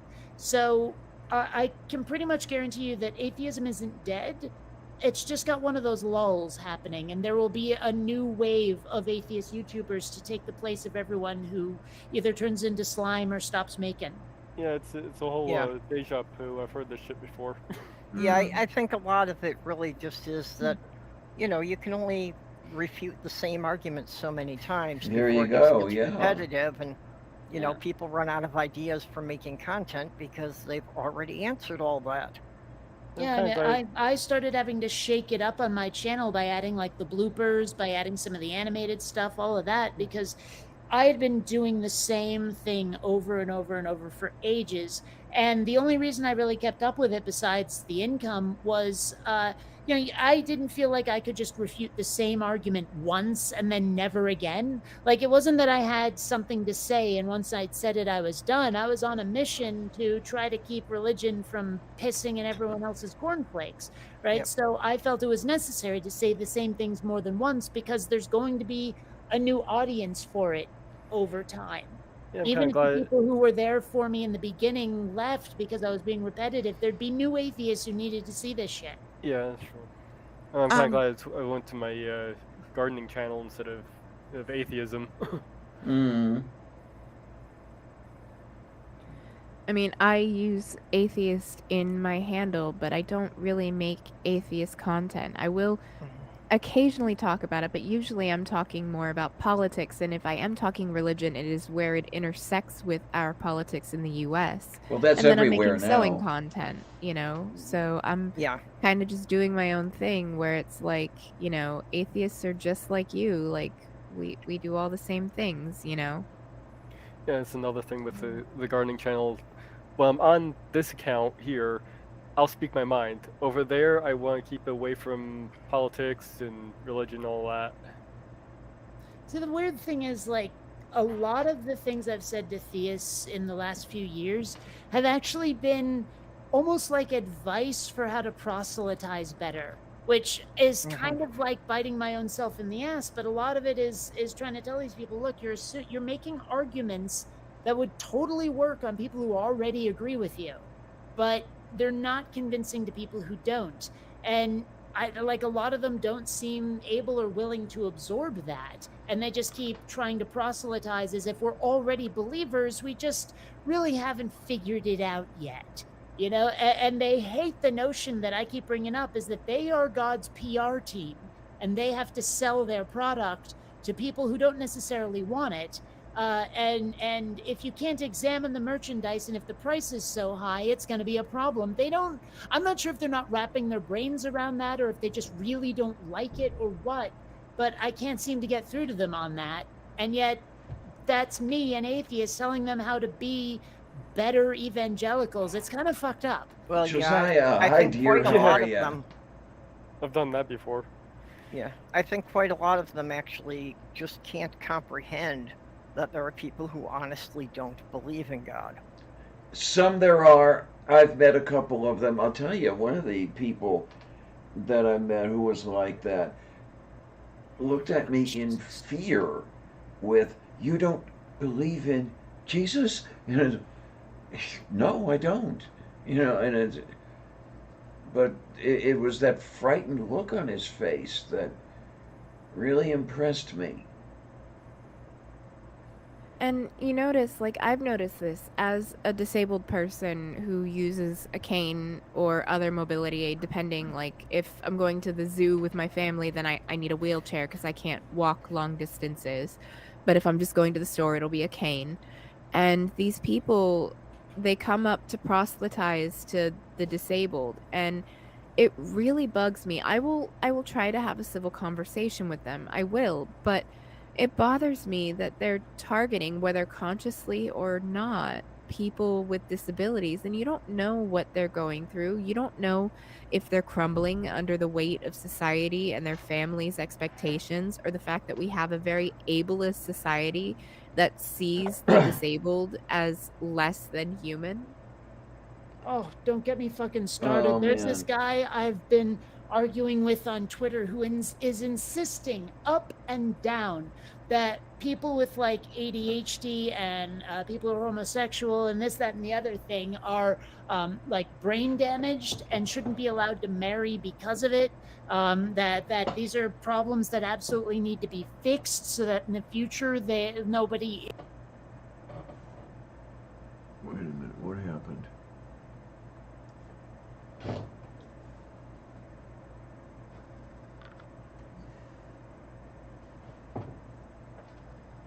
Something happened to my audio.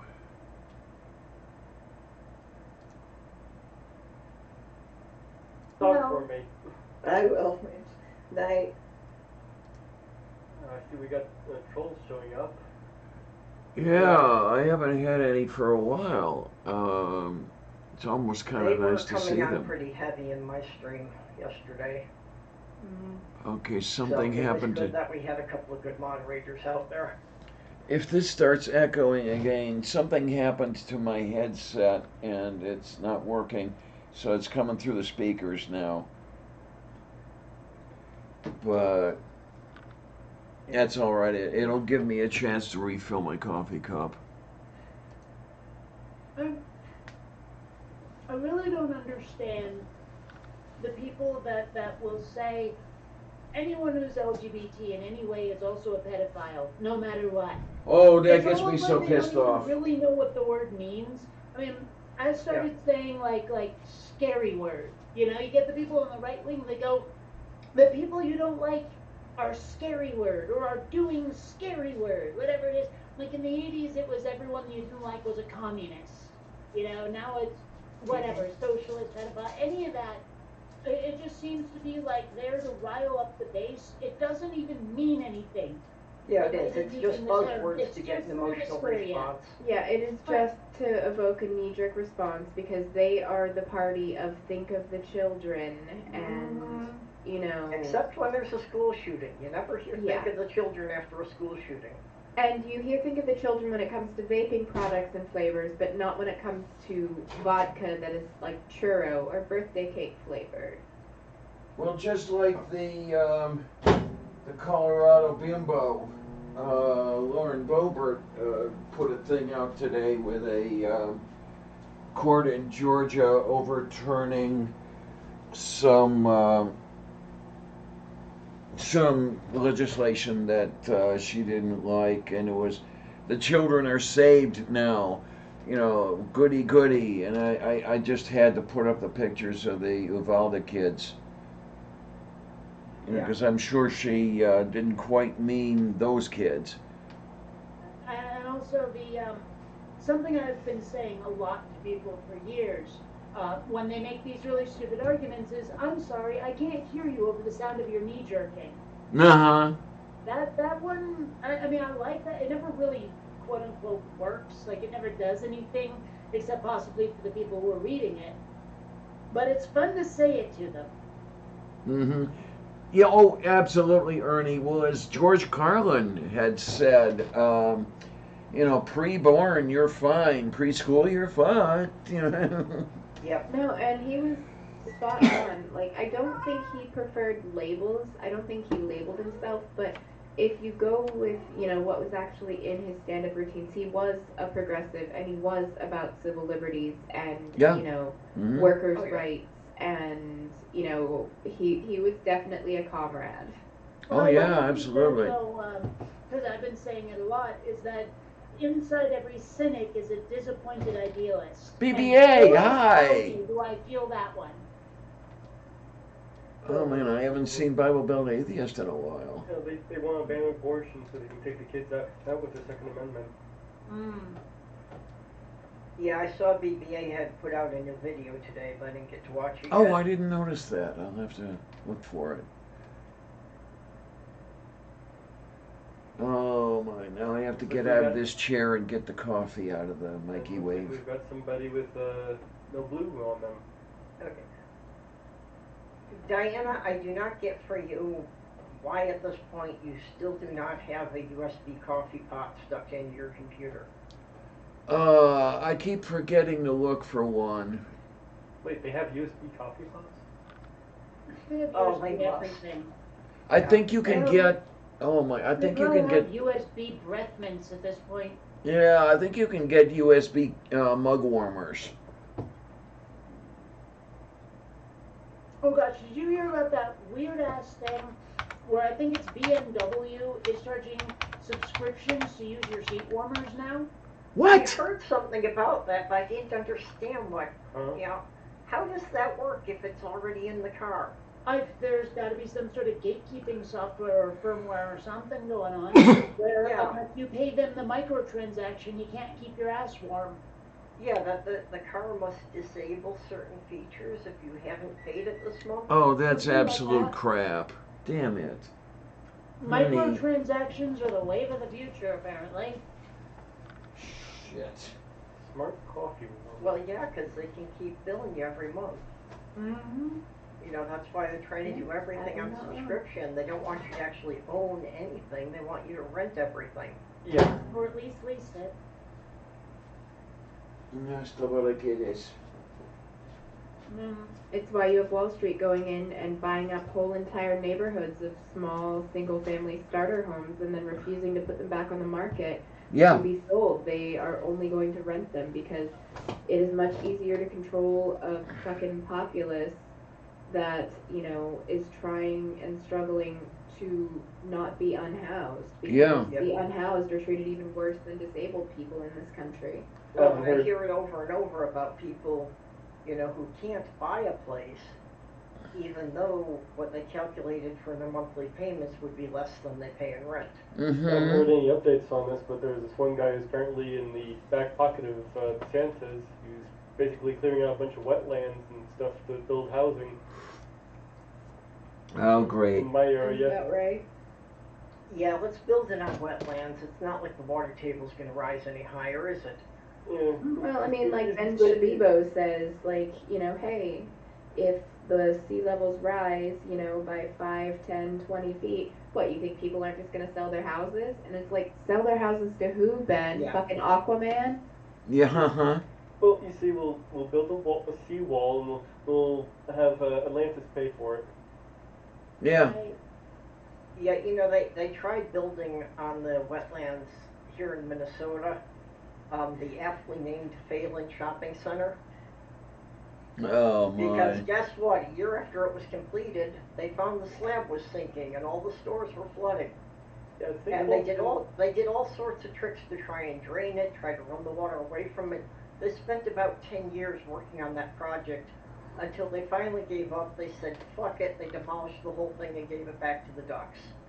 Yeah, sinkholes are definitely a problem that can occur in Florida. But you know, I have to say that as a child, I feel like I was taught to be a lot more afraid of quicksand than I ended up actually needing to be. Well, same here, as I've never actually encountered it. Well, it just seemed like in every movie, every cartoon, every show, someone would get caught in quicksand, and it just seems so horribly deadly, and I wouldn't even know where to find it. Yep. No, I but grew up- Mythbusters actually tested it, and you would actually be buoyant enough to float in it. Like, Yeah. you would swim in it. If you get a chance, watch the Dora Explorer movie clip for about quicksand. That's so funny. I grew up thinking that stuff would suck you under. You know, Like and the you- lightning save in The Princess Bride. And Yeah, all huh? the Or US's. the Yeah. Swamps of Sadness in The Never-Ending Story. Well, that was more like an allegory for depression. It's Well, like it the was, oars but- protected Atreyu, and he didn't sink, but the It horse might he as- quit life. He was so depressed, which is But it still really- might as well have been quicksand, just the way it was Yeah. depicted. Yeah. You know. Yeah. But it's funny, like, I've never actually read the book that the Never-Ending Story movie is based on, but as I understand it, Atreyu was supposed to have green skin. I never read the book either, so.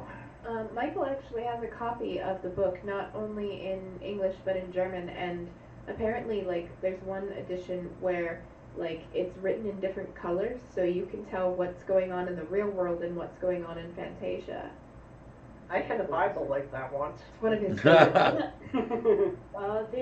The Bible, well, actually I have two of them. I use them as props in my videos, but in at least one of them, everything Jesus said is in red. Yeah, Everything yeah. else is in black. Yeah, That's yeah. what I had. Anytime it was God or Jesus speaking, it was in red and the rest was in black. And it's weird. I even forget how mine are typeset. I've got 4 Christian Bibles and then a whole bunch of other holy books.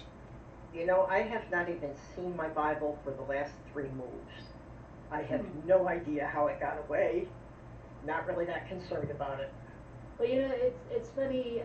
Another book that has a movie based on it that's actually worth a read is The Princess Bride, because the original book is only kinda sorta like the movie. The original Yeah. book is about a dad who loved the Princess Bride being read to him by his father. Now, of course, in the Princess Bride book, the book called The Princess Bride within the book is completely fictional. It doesn't exist, right? But he was talking about how his dad would read it to him, and he loved it. And so he buys a copy at like a used bookstore, gives it to his son, and after like a couple of minutes, his son goes, "Dad, this is terrible," and hands it back to him. And he starts flipping through the book and he's looking at all the stuff that his dad skipped. Because there's like these long passages about Prince Humperdinck packing for a trip and like loving descriptions of how he folded his clothing and all this stuff. And then he realizes that his dad had been like, oh, we'll just skip this part, and gets back to the action. And so the whole book is actually about the disillusionment of your childhood fantasies and stuff. It's a weird read. And you can still see how they made the movie out of the book, but it's so different. You have no idea. Analog Yeah, Winter, I thank have you that many book. much. Thank you. I have 9 Bibles. How many of them are doorstops? I don't know, but a couple of them are stolen from hotels. Ah. I do never have had one a around Dutch here that stolen came from a Gideon's hotel. Bible. Actually, when I was pagan, every time I stayed in a hotel, I wanted to replace the Bible with a guide for the solitary practitioner.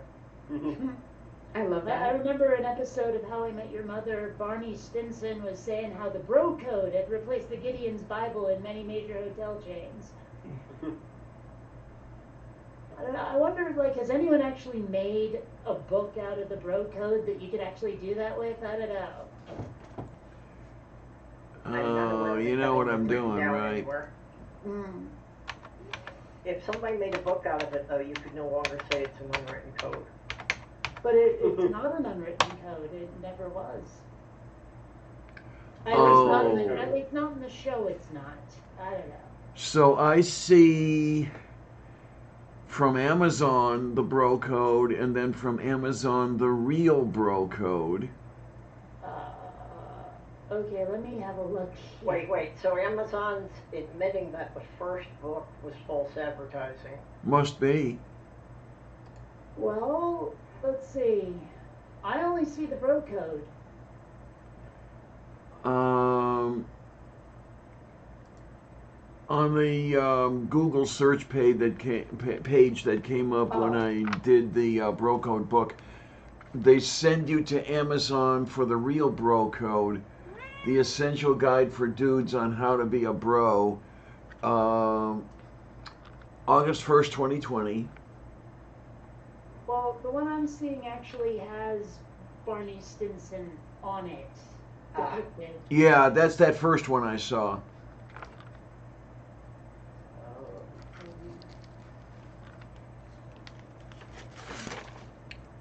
This Honey, one. what do you? Right here. That's the first one I found. Yeah. Yeah, that. $10 from it would Amazon. be very amusing to see that in a hotel room, but honestly, I haven't opened the drawers in a hotel room in a very long time. Like, I just never felt the need, so I don't even know if the Gideon's Bible is still there. I understand that in certain hotel chains, like I think it's Marriott and a few others that are owned by Mormons, will have the Book of Mormon instead.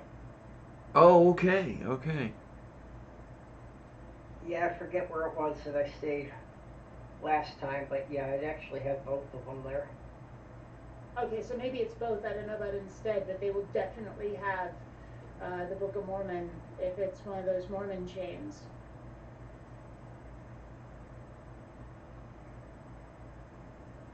I don't know. For some reason, that amuses me. I maybe it shouldn't, but I find it all just so silly that I can't help but laugh. Like, I hate what religion does to other people, how it's used as an excuse. But I have to admit that sometimes it makes for great unintended comedy. Mm-hmm. I remember a friend in Oh, high yeah. school was talking about he loved the Bible because the paper was perfect for rolling joints. Okay. Yeah. I imagine that would have to actually be kind of toxic, but whatever. I would think the paper would be too stiff for actually rolling properly. Yeah, and the ink must not taste very good. But I guess if you're high enough, you wouldn't really care. And if your weed tastes good, it might not really be weed.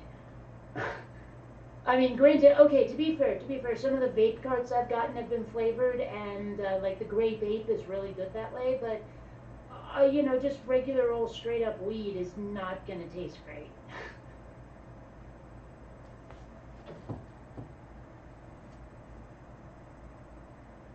Yeah, I gotta find out where I can buy some. Minnesota, while they still haven't legalized weed, apparently they did get a thing through to legalize the Delta 9 gummies, Hmm.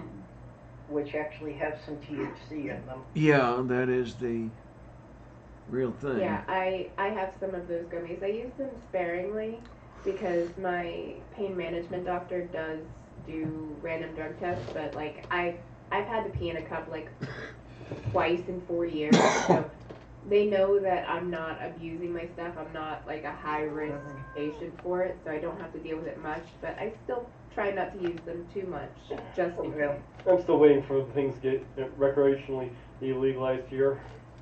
Yeah, well, mostly I'm just looking for anything that might help me sleep.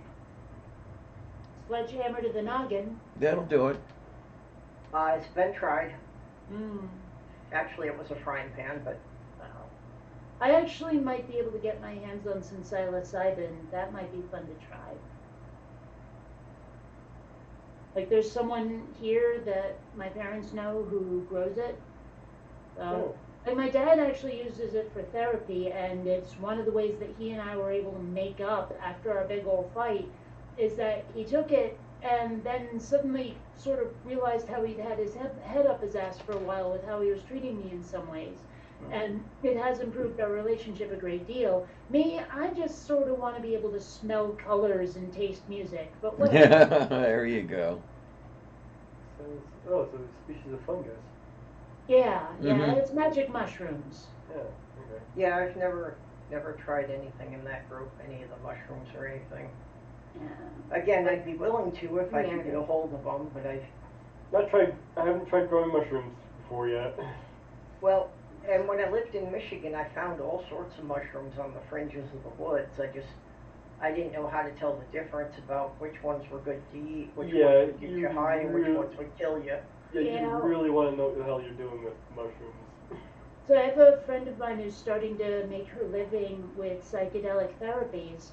And I forget exactly how the topic came up, but someone was like, well, what do you call a mushroom that doesn't have the psychoactive ability? And I'm like, a pizza topping? Mm-hmm. Well, there were people up there who, gathered the wild mushrooms, and apparently there was one variety up there that was really prized for cooking, and that, when you could find it, the thing sold for like $600 a pound. Yowza. Of course, I don't really like mushrooms to begin with. The only reason I'm willing to try the psilocybin is because it sounds like fun, but I do not eat them as food, not if I can help Oh. it. Oh, I like putting mushrooms in a lot of things. I don't know, Yeah. there's something to be creepy about them, but also I think part of it is just a bad childhood experience where, like, my parents had bought a pizza with mushrooms on it, and on the way home I was picking the mushrooms off and eating them, and then ended up feeling so frickin' sick that I never touched them again. Oh, learned aversions, yeah. Yeah. Well, there's another one. I mean, I spent years, decades, refusing to eat guacamole because it looked too much like the lobster shit that came out of that lobster my mom brought home that time. Like, when you break a lobster open, this green glop comes out of it? Uh-huh. Okay, it looked too much like guacamole. I would refuse to eat guacamole for literally decades because of that association. I don't Mhm. eat guacamole just because it tastes like guacamole. I like the taste of guacamole. Hush you. I will eat an avocado. Just a ripe avocado, just split it in half, and when you pull out the pit, you fill that with lemon juice, and I'll just eat it like that. Okay. But that's literally the only way I will eat avocado. I have had some pretty good sandwiches that had avocado as one of the toppings. One of the Like, there was things. this triple cheese pesto thing that they would do at this coffee shop in San Diego, and they would let you add a vegetable to it or something, and I said, sure, avocado, why not? And it was so good.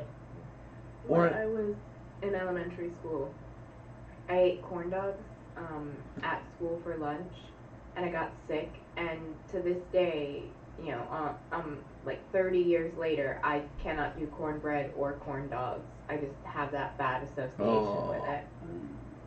And it's so much Okay, work well. when you're like autistic or something because that doesn't go away. It gets so internalized.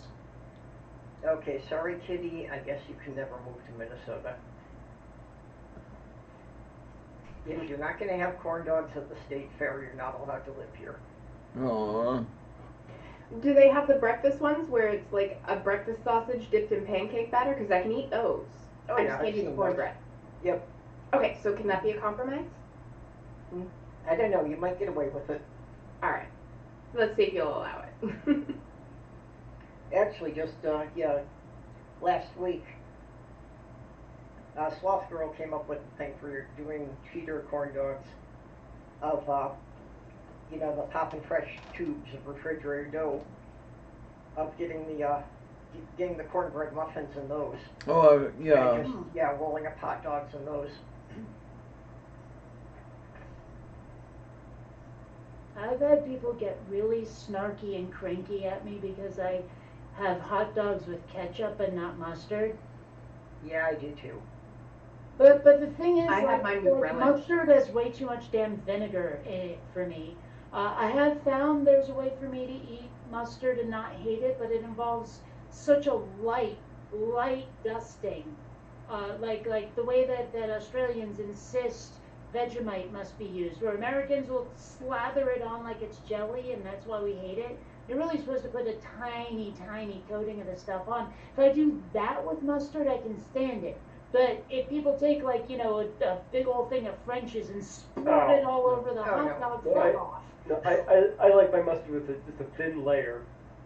Yeah, with the yellow mustard on a hot dog, you just like the thinnest possible stripe. And I prefer the spicy brown mustard rather than the... I was going to say I'm not much for the yellow mustard anyway. Yeah, Well, what do you put gray poop on?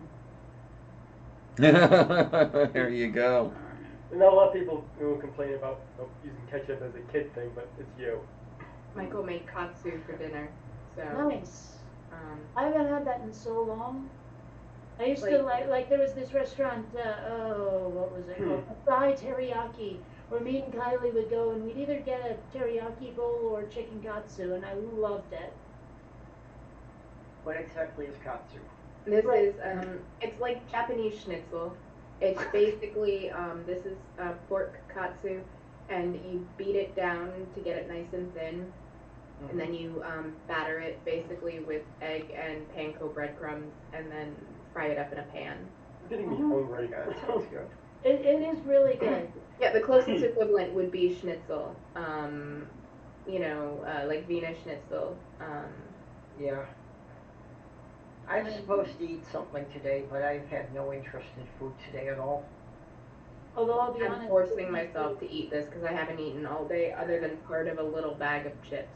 When I'm not hungry and I know you need to eat, that's usually when I have my toast with peanut butter and honey. I love fried gyoza. Okay, Yeah. fine. We I'll will fucking have call 'em pot gyoza. stickers. I don't know why people call them pot stickers. It sounds so stupid. It's gyoza. Yeah, we will have gyoza nights where we will make like dozens of them, and we've got like a multi-tiered steamer basket, so we'll steam them all for like a pre-cook, and then we will toss them in the pan to get them nice and crispy on the bottom and finish like crisping them off. I love gyoza; they're so good. Well, the ones I like, the fried ones, they don't even steam it. They almost French fry it.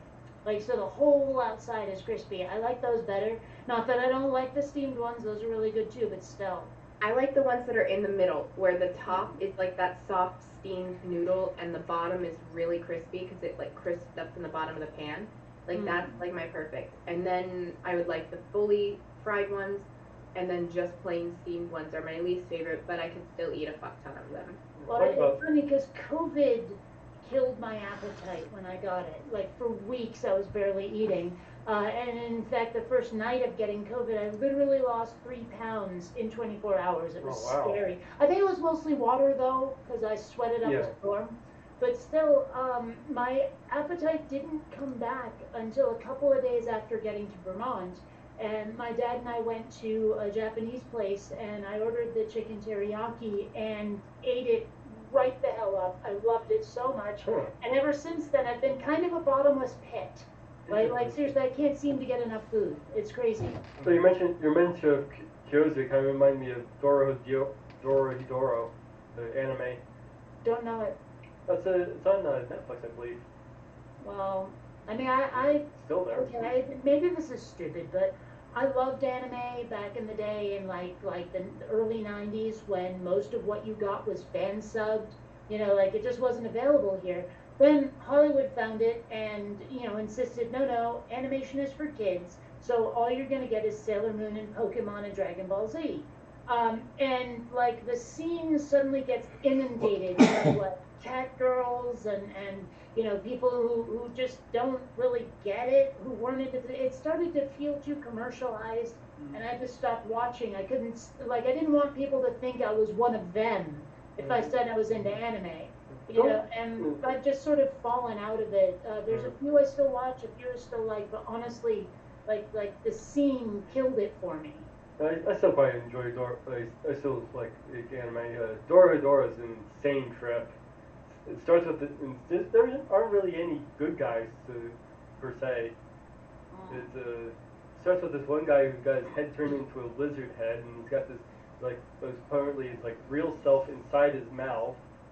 And he's looking for the wizard who changed him. And he keeps it's weird. Sounds pretty squirrely.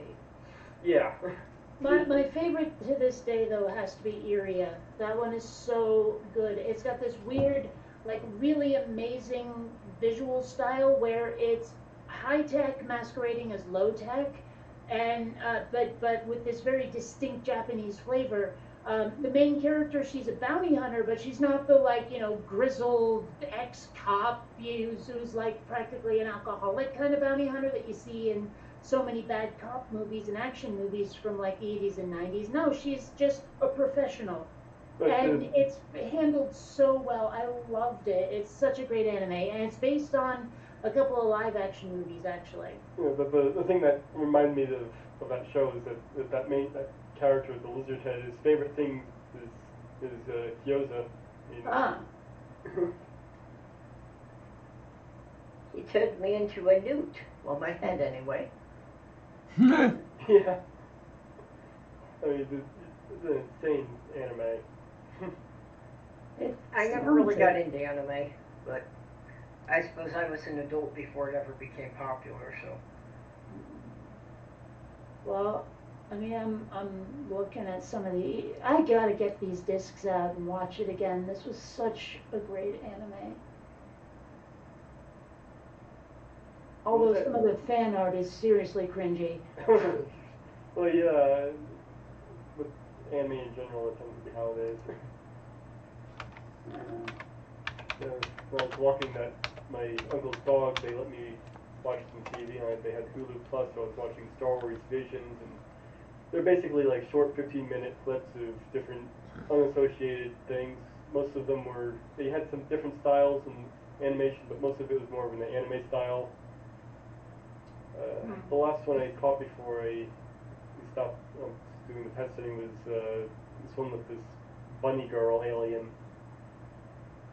There, some friends of mine got me started watching Love and Death and Robots on Netflix, and there are a couple of I mean, I've really only watched 3 of them at this point, but there were 2 that absolutely I just loved them. One of them, there's like this Scottish farmer who like his barn is infested with rats, so he keeps buying these increasingly more deadly robots to try to take them out, and it gets kind of insane by the end of it.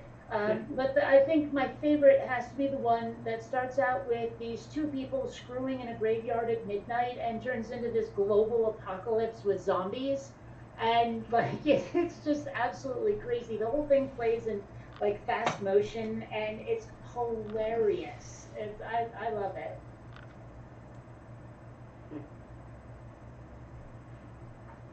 I don't know. I gotta watch more of that, but I sort of got started rewatching Stranger Things again. So, it's funny. I don't know why it never occurred to me to even wonder whether or not Will is gay. But once I saw an interview with the actor and he mentioned it, and I started rewatching, and like, it's so obvious now, and I don't know why I didn't see it. I think it's because I empathize so much more with the guys. Can't we just play D&D like we used to part? You know, the staying a kid part, it never really popped into my head just how much Will was into Mike. I don't know. Sometimes I can be a little blind like that. Well, to me, that says it was probably pretty well done. Yeah, that's usually a good indicator of it being well done. You know, that they didn't make it like a central thing to the character to have him shouting that he was gay and always wearing a rainbow flag. Well, I mean, still, it was really obvious to a lot of people who aren't me. I think this was a Kate thing, not a script thing. Honestly. At least it wasn't tokenism. Oh, it absolutely was That's not. diversity. Yeah. That I don't like when they try and do they do this tokenism and then they try and say, oh, this is diverse. No, this is just tokenism. It's I a shallow mean, I guess treatment you of could character. almost say they did that with Robin, but at the same time, they kind of didn't. Like her reveal of being a lesbian was a lot more explicit, but it was like not even mentioned until the very end of season 3. So, although in season 4 they did have a bit more about it, but it was never like central to anything. It was very peripheral. Mm-hmm. So,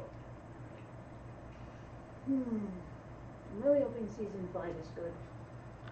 Yeah, it's something I'm still kind of playing with the balance myself for my own character in my novel. You know, that it's not something like I want to be all out there with everything, because for the most part it's not really relevant to the story. You know, but just kind of a couple of hints. Yeah, I've gone back and forth with characters like that before. I kind of did something similar but different with Quinn Redshift, because honestly, romance is not part of the story I want to tell. Usually, like Hollywood or writers, they think they have to shoehorn a romance into there somewhere. Exactly. And I don't want to do that. It's not the story I want to tell. I want to tell like an adventure story about meeting aliens and stuff. Well, even worse, it's like... But more than that, though, is like I know the fans, if I'm ever going to have fans, I know the fans of any series, any franchise, will come up with their own ideas for people's sexuality. You know, oh, so-and-so is into so-and-so, or even just what if so-and-so is into so-and-so.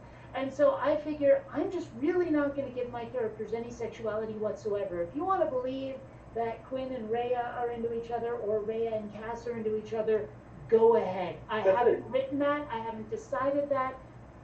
Have that, you know, go for it. How about a throuple? You know, why choose? Hashtag why not both? They have a nice little throuple going on. That's actually a good idea not to tell the whole story like that, because sometimes the fan-made stuff and the stuff that people come up with in their own heads is better than what you could come up with. That's entirely possible.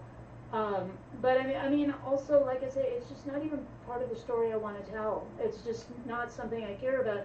In a way, I mean, I'd love to say I was inspired by this, but I really found out later that the script for Alien, the 1979 Ridley Scott Alien, precursor to Aliens, which I think is vastly superior, but whatever, the script was written with no idea of who the characters were going to be. Like, they had names, but that was it. They were not gendered in any way.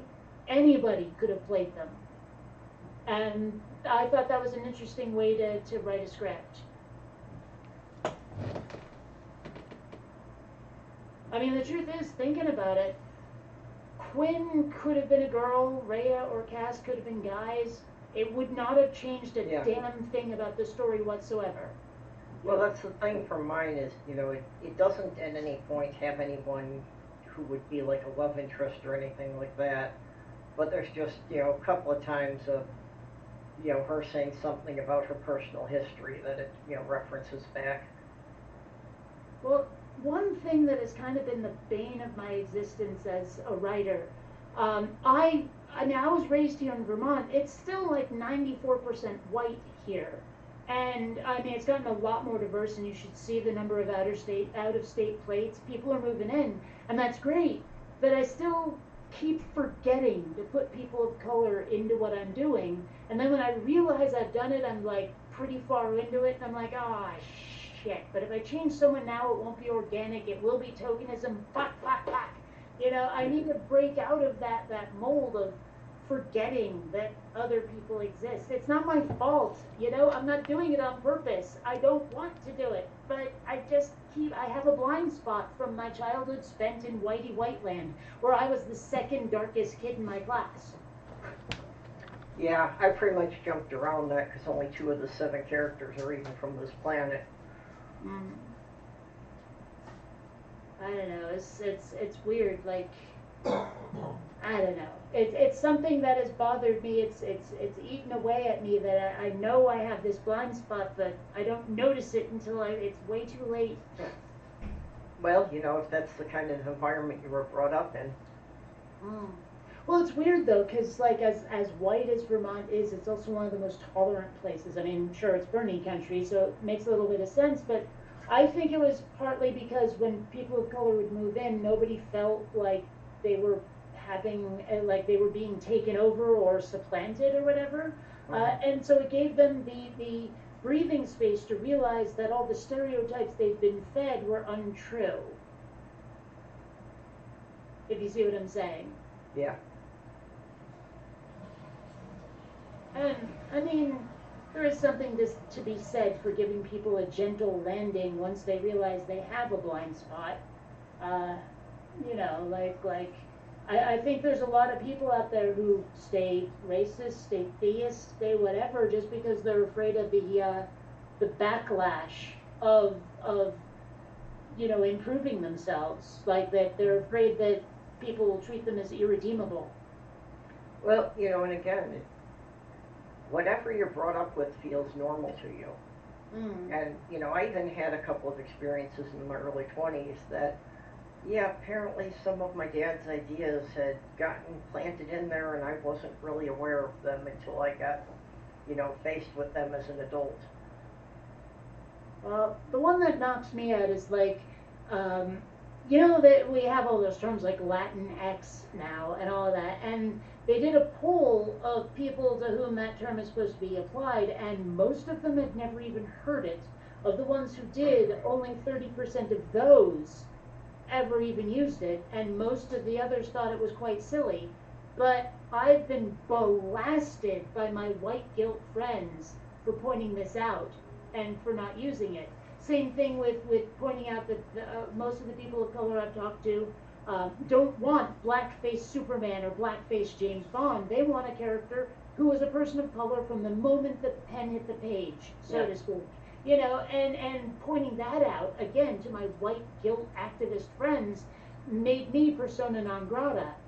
And I'm like, this is so insane. I'm talking to these people that you're trying to help and they don't want it. What's wrong with all of you? Well, and that's what the and then PC culture is. I brought that to my dad, you know, who's been a hippie activist all the time, and I explained my position, their position. He's like, you know, your position is the same as like Martin Luther King and Malcolm X. And I'm like, thank you, you know, and I wasn't even studying those guys. I was just doing what came naturally to me, but apparently I agree with, anyway, it felt like vindication, I have to say, but it's just so, I've lost friends over this shit. Yeah, well, that's what the PC culture is, that, you know, it's people who come up with these things to be sensitive because they feel bad about it, but they never actually talk to any of the people that they're supposedly feeling guilty to. The PC culture is usually what I see get pointed to as the SJWs. Yeah. Although I remember the movie PCU, it came out in like the early 90s, where it was like this university that's divided between, you know, like the activists and the old money overprivileged types and all of that. And there was a group of the activists known as the cause heads who pick a world-threatening issue and champion it for about a week. And then they move on to the next one. And boy, oh boy, do I know those people for real. Like the cause heads do indeed exist. I've gotten to a point where I'm like, you know, I want to fight a bunch of battles, but I don't want to like deliberately get offended by things. Like, well, you know, and I still catch flack for saying black people. Okay, and I was engaged to a black woman. She was fine with it. All of her friends were fine with it. In fact, one of my friends really hated that all black guys got called African American, because he said his family was from Jamaica. He had no ancestors from Africa. I don't like using people of color. It sounds too Yeah, much like. that one's pretty Well, sour. Well, for several reasons. I mean, there's nothing you can say that will please the people that are going to get pissed off. It's just not possible. Just for several reasons. You have, first of all, it sounds obviously also like colored people. Don't like. Yeah. Second of all, well, okay, how are we applying this? Okay, we're applying to a broader group, so we're basically, to my ears, it sounds like we're saying colored people to just a broader group. Or we're on the flip side of that, so what we're just saying, anyone who isn't white, that still doesn't sound right to me. Yeah, people of color generally means anyone who's not white. I mean, the thing is that there is no good term. What are you supposed to do? What are you supposed I mean, hell, I've had people on both sides get on my case if I do or don't capitalize black, when I mean black people. Mm-hmm. Okay? I've had people get on my case if I do or don't put a space between trans and woman or man. You know, like apparently J.K. Rowling has started like her ilk will put trans woman as one word as an insult. But then there's some people who insist no, put a space. But then there's other people who insist who are pro-trans don't. And I don't know what the fuck to do anymore. Okay, The terminology changes every 2 seconds. I can't keep up. I've seen that one both ways, and I didn't know that people considered one of them offensive. Well, that's the problem though, is one of them wasn't offensive a few years ago. Yeah. Like there was only one of them and then it changed because a bunch of assholes went and started misusing it. And like I say, the terminology changes too quick for me to keep up, and I'm gonna get in trouble and I'm gonna piss someone off, and it's just plain not fucking fair because I'm trying. I can't help it that the world changes faster than I can get the notice that it did. It's not fair. Well, I noticed a weird quirk with using the Google Enhanced Spell Checker is that it flags trans woman as being an error, but it's okay with trans women.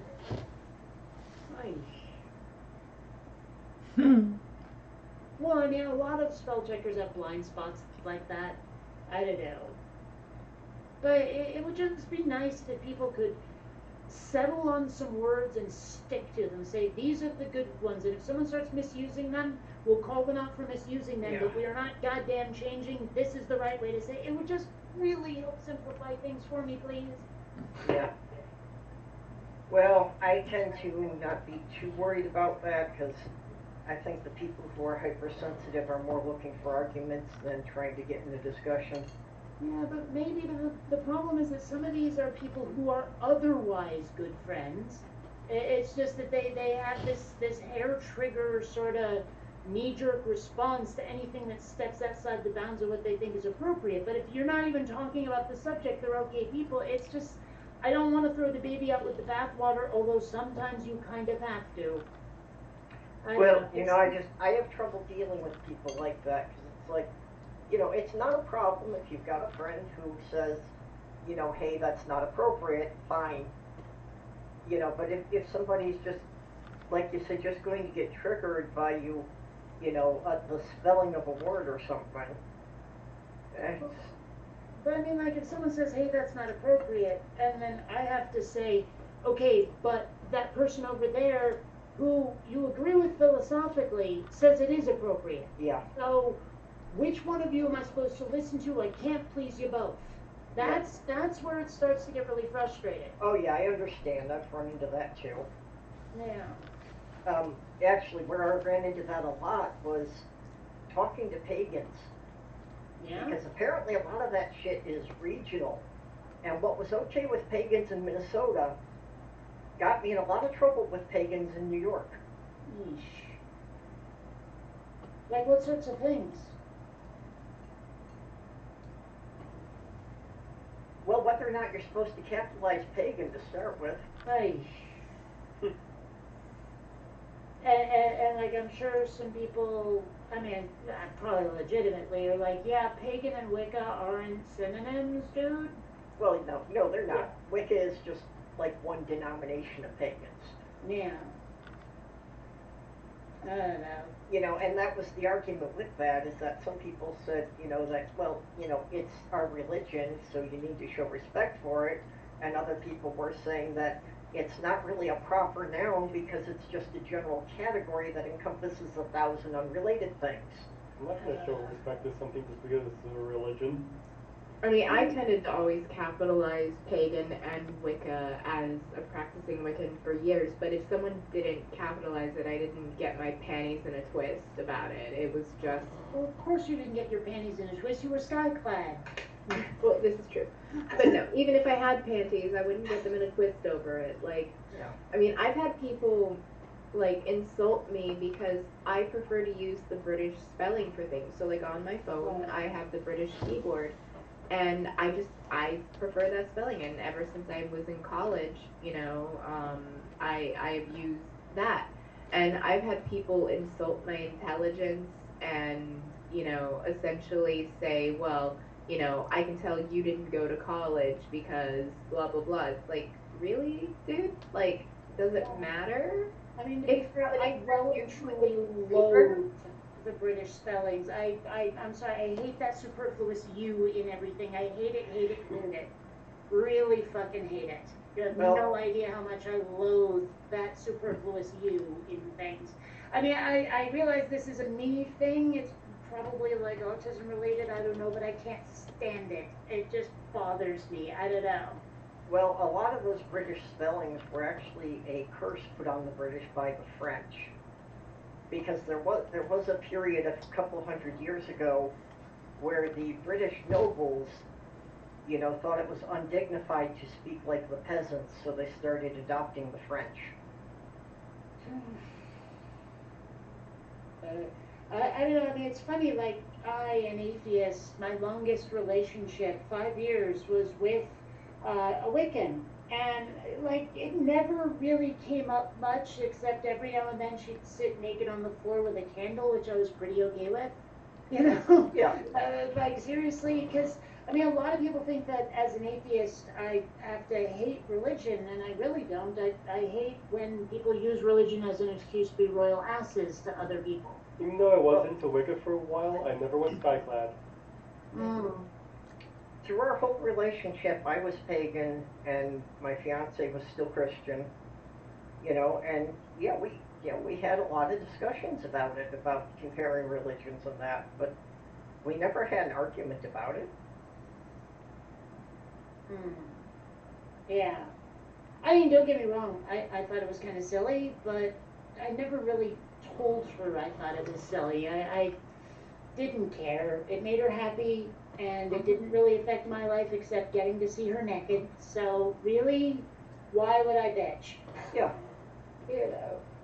Yeah, exactly. If it's not making you do something you don't want to do, let it go. Yeah. Yeah. Nah. You know, I mean, yeah, if my fiance had wanted me to go to church with her, that, you know, that could have been a problem. But, you know, it's, you respect each other and it's not an issue.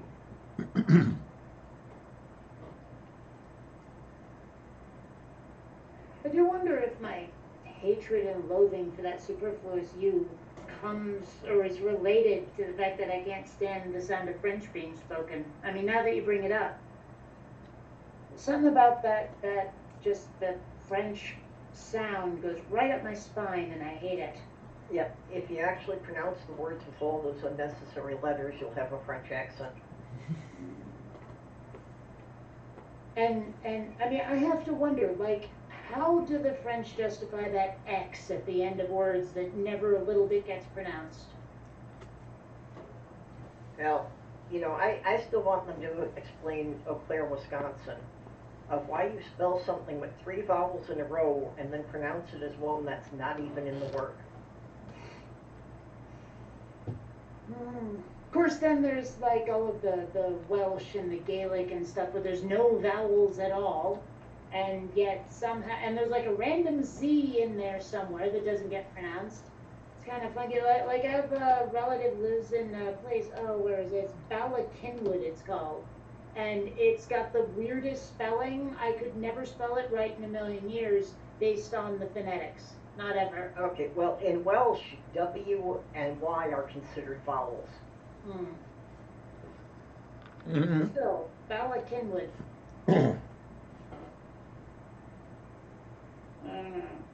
I'd honestly have to ask my dad because he knows how it's spelled, and if we're gonna find those relatives, that he'd have to be the one to do it. So he could send me how it's spelled, but I could not find it. You know, I acknowledge I cannot spell anything with more than 5 letters in it. You know, if it wasn't for the spell checker, you people would not believe what I actually type. Well, can you pronounce Worcestershire sauce? Worcestershire sauce. There it is. Worcestershire sauce. Nobody can pronounce that. Worcester. It's Worcester. Okay. It's like there's- Woostah. Worcester. Maybe we're talking about something different. Except Right. that, yeah, I've usually heard it pronounced as Worcestershire. Well, I mean, Worcestershire. there's a At Worcester, least from Vermont, Worcester, spelled Massachusetts, like where I was born. Worcester. So it Yeah. looks like Worcester. Yeah, but it is not pronounced Worcester. I'm actually from Worcester, Massachusetts, and you know, same pronunciation for both the sauce and the town. Only it's just Worcester instead of Worcestershire, or you know, Worcestershire. Sure. Yeah, and then there's Leicester in Yes. the UK. You want to Chester see and it? Leicester. Like there's a Leicester in the UK, and there's a Leicester right down the street from where I lived in Worcester. And that's where the cheese comes from, yes? Yeah, I think it is. Yeah.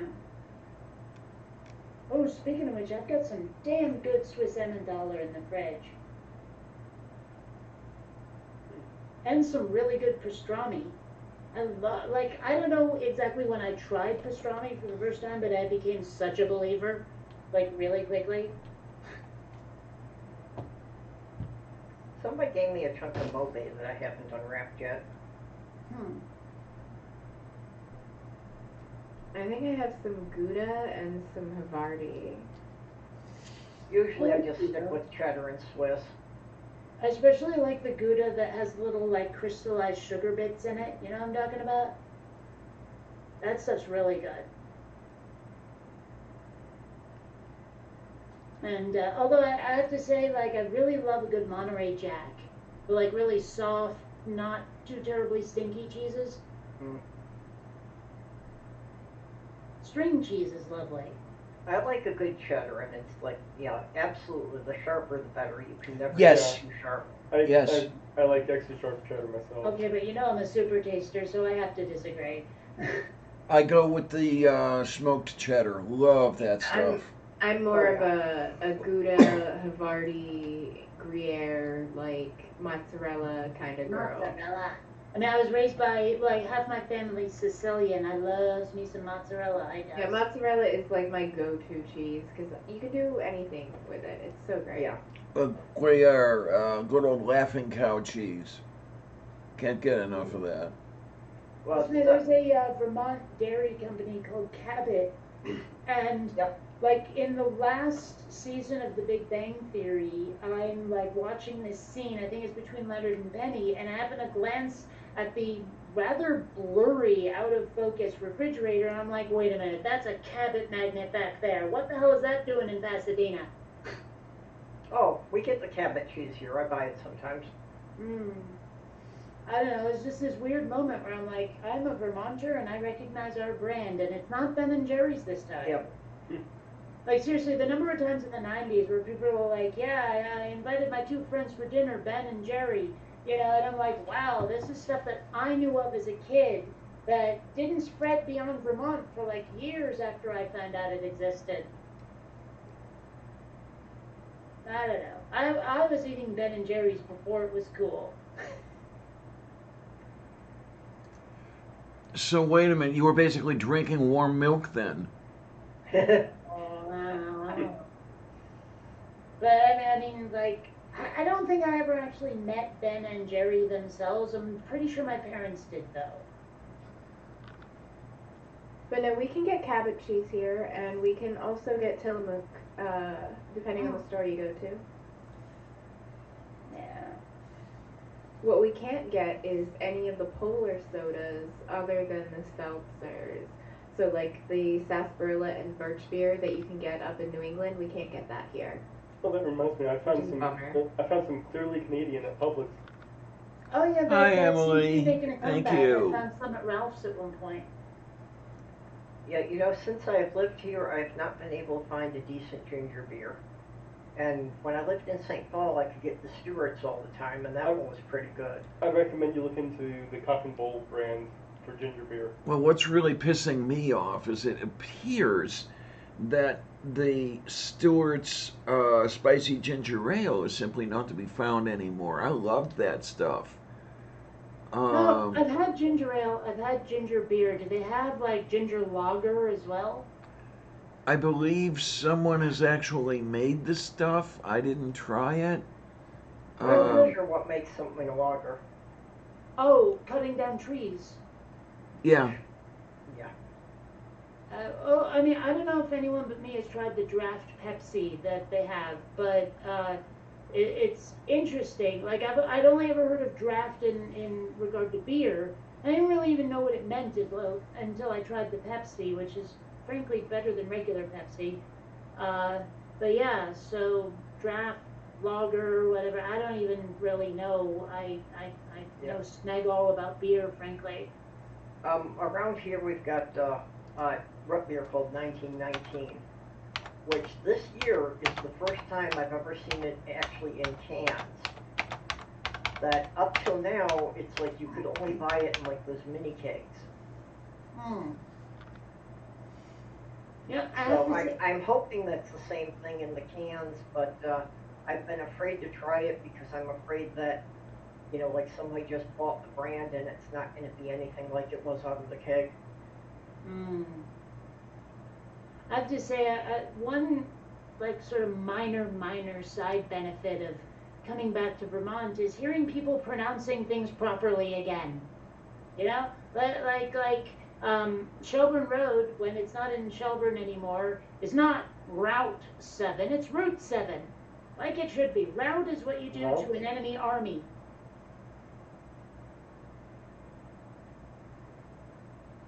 Well, I mean, It it's always like- bothers me when people are like, oh yeah, your computer's hooked up to the router. Ugh, I hate that. Well, I'm I mean, wondering it how would long- still be considered right now because, like, so much of misusage will eventually lead to the language changing because language is ever evolving. Yeah. For example, like you hear people say, "Oh, that's not my forte," like it's not their skill set. But forte was actually a term in music. If you were saying it wasn't your skill set, not in your wheelhouse, you would say it wasn't my fort. It didn't have the e pronunciation at the end. But for so long, people used either or, so now either or are considered correct. Well, it's nice to hear people pronouncing things the way I like them. Let's just put it that way. It's good to not be surrounded by people who are saying things in ways that make me cringe. Like, okay, here's one that has always kind of bothered me. It's a clitoris, not a clitoris. Moo. I hate that second pronouncing. Like, I didn't even hear it until I was in my 30s, and I had to take a moment to figure out what the hell they were talking about. I don't know, tastes the same either way. Yeah. I don't know, it can be a little fishy. No, anyway, yeah. But, no, I mean, like, the first time I heard it, I honestly thought that it was something like an astrological sign or a car, the new Ford Clitoris, you know, it took me forever to figure out what the hell they were saying, because no part of me would ever pronounce that spelling that way ever in a million years. In fact, it's weird to me when people put emphasis on weird syllables, like when people say insurance instead of insurance. Like, the first time I heard that, I twitched, like physically twitched, going, what the hell? It's weird. And then you can paint the clitoris with iodine.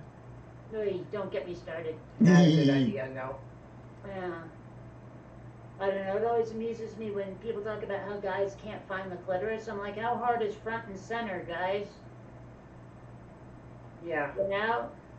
good to be a lesbian. You know your own goddamn body. But anyway. I don't know. No, It is something that always baffled me about how guys could just, in general, be so bad at sex. You know, just,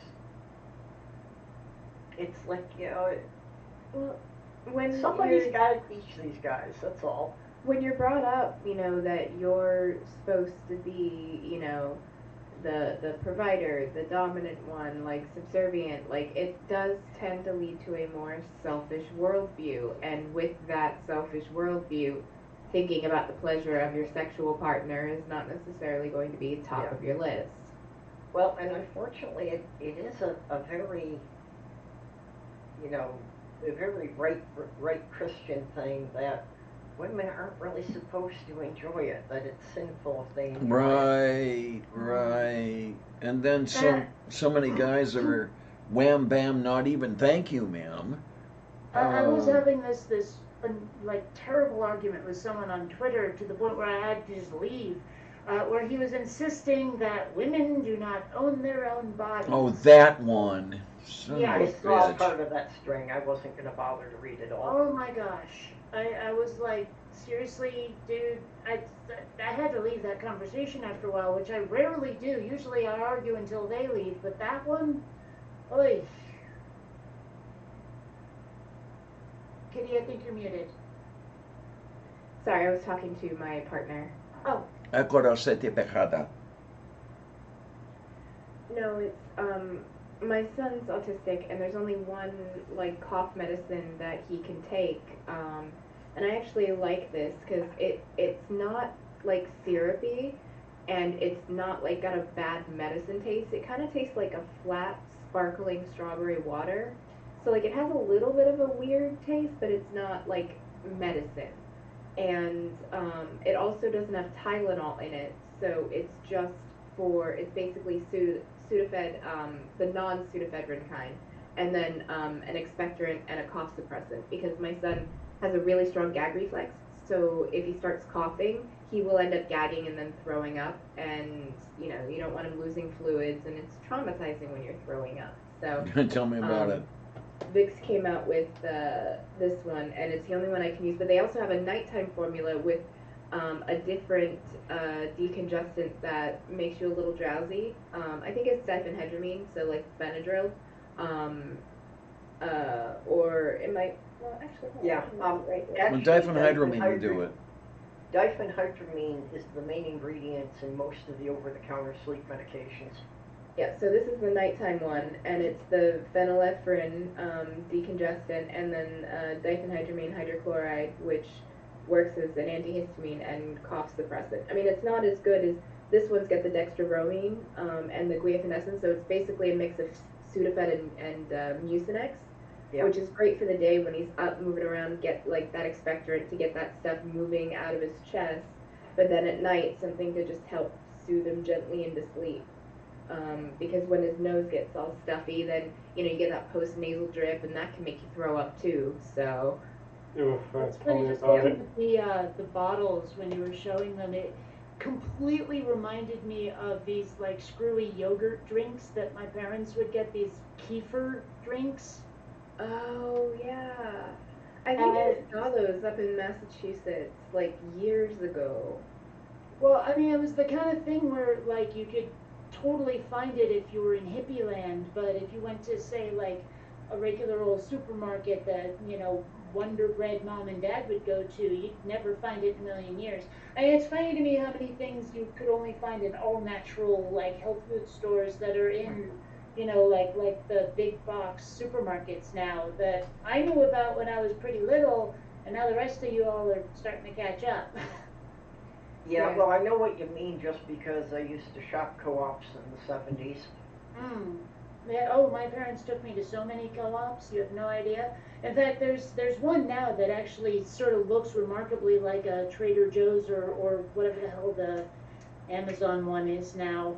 Whole It's Foods? very, yes, thank you. Yeah, but I mean it used to be the Onion River Co-op, and it was like this total mom and pop shop where like my parents would work every now and then because it is a co-op.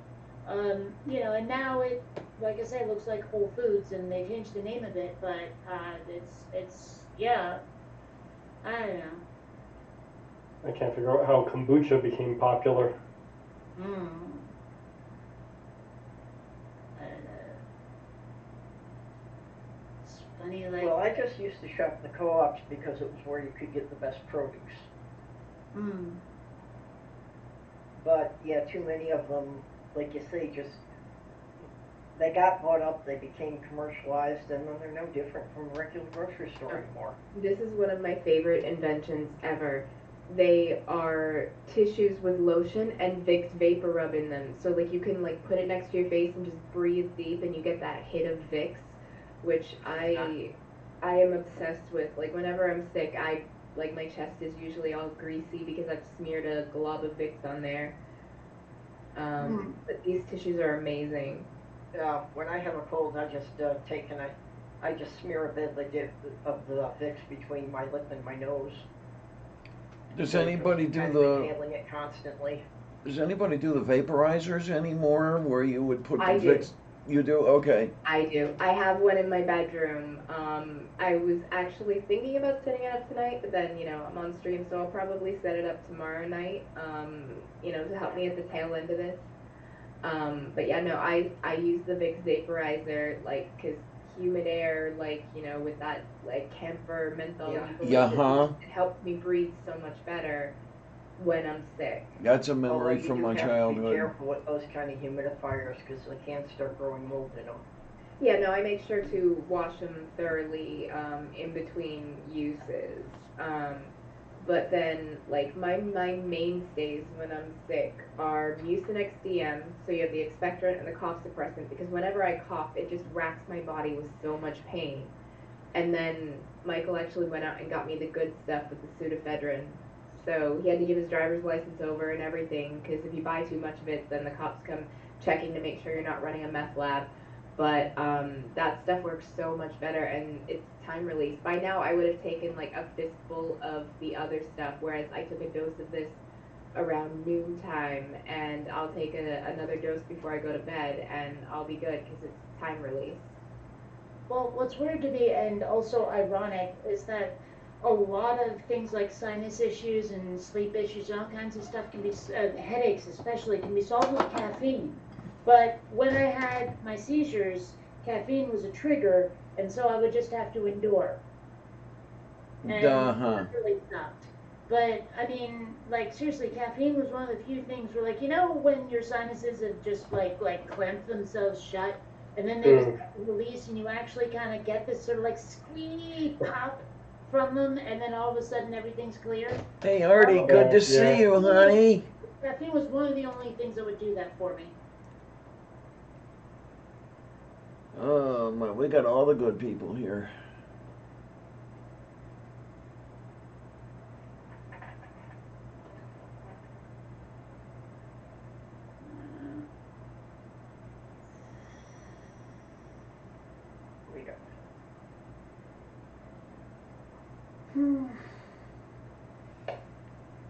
So, still setting up my new place here. There's not a lot that needs doing, but I mean, like, I have a lot of computers that need a desk that just arrived. Because they're like my work machine, my gaming machine, all of those.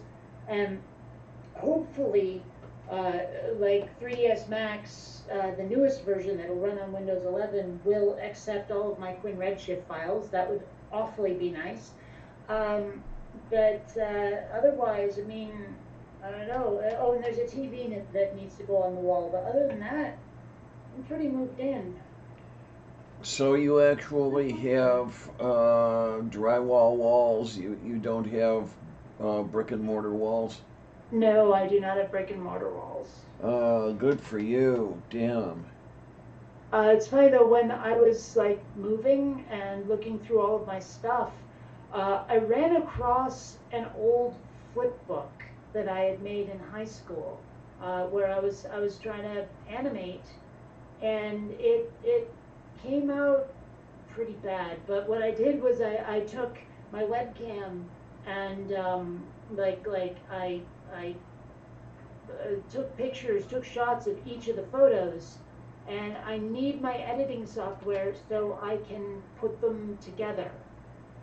You know, like to actually show. It also shows like why I became a CGI artist, because I'm really bad at drawing. I mean, it doesn't look terrible, and I also didn't know that furries were a thing.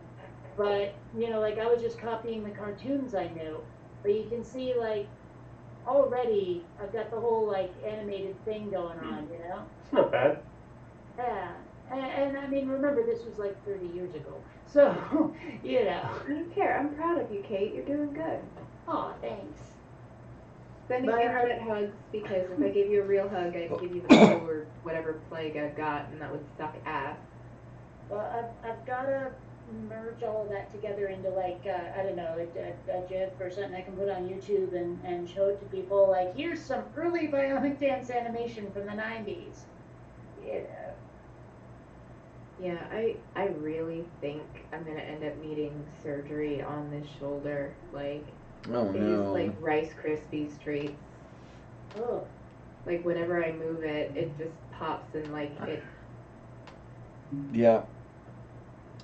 Yeah, that sort of thing scares me because that's what I get when I move my And like neck when I go to around. lift it, like my shoulder will get dislocated pretty easily, and then sometimes when I go to lift it, like it feels like it's like snapping, and then there's like the grinding, like I can feel it grinding as I just try to move it around.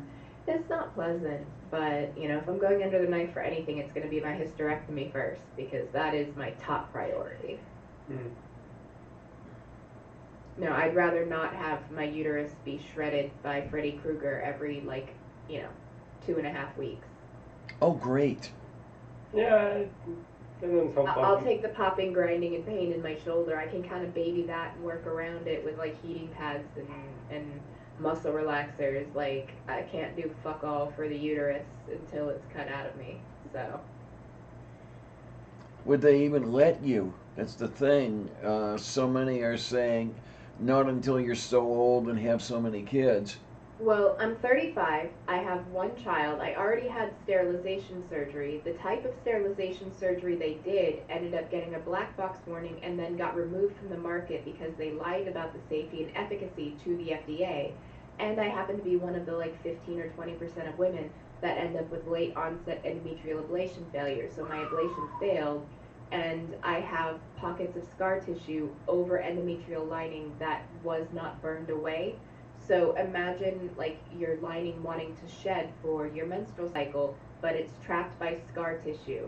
Okay. So it tries to rip through and then just gets broken down, and it's very unpleasant. And that's the Freddy Krueger uterus thing. So yeah, no, I am a candidate for it. It's just a question of finding a doctor that takes my insurance, that actually still does surgeries. Like finding an OBGYN, like the one that I had, they switched over to only seeing pregnant women, which doesn't do me any fucking good.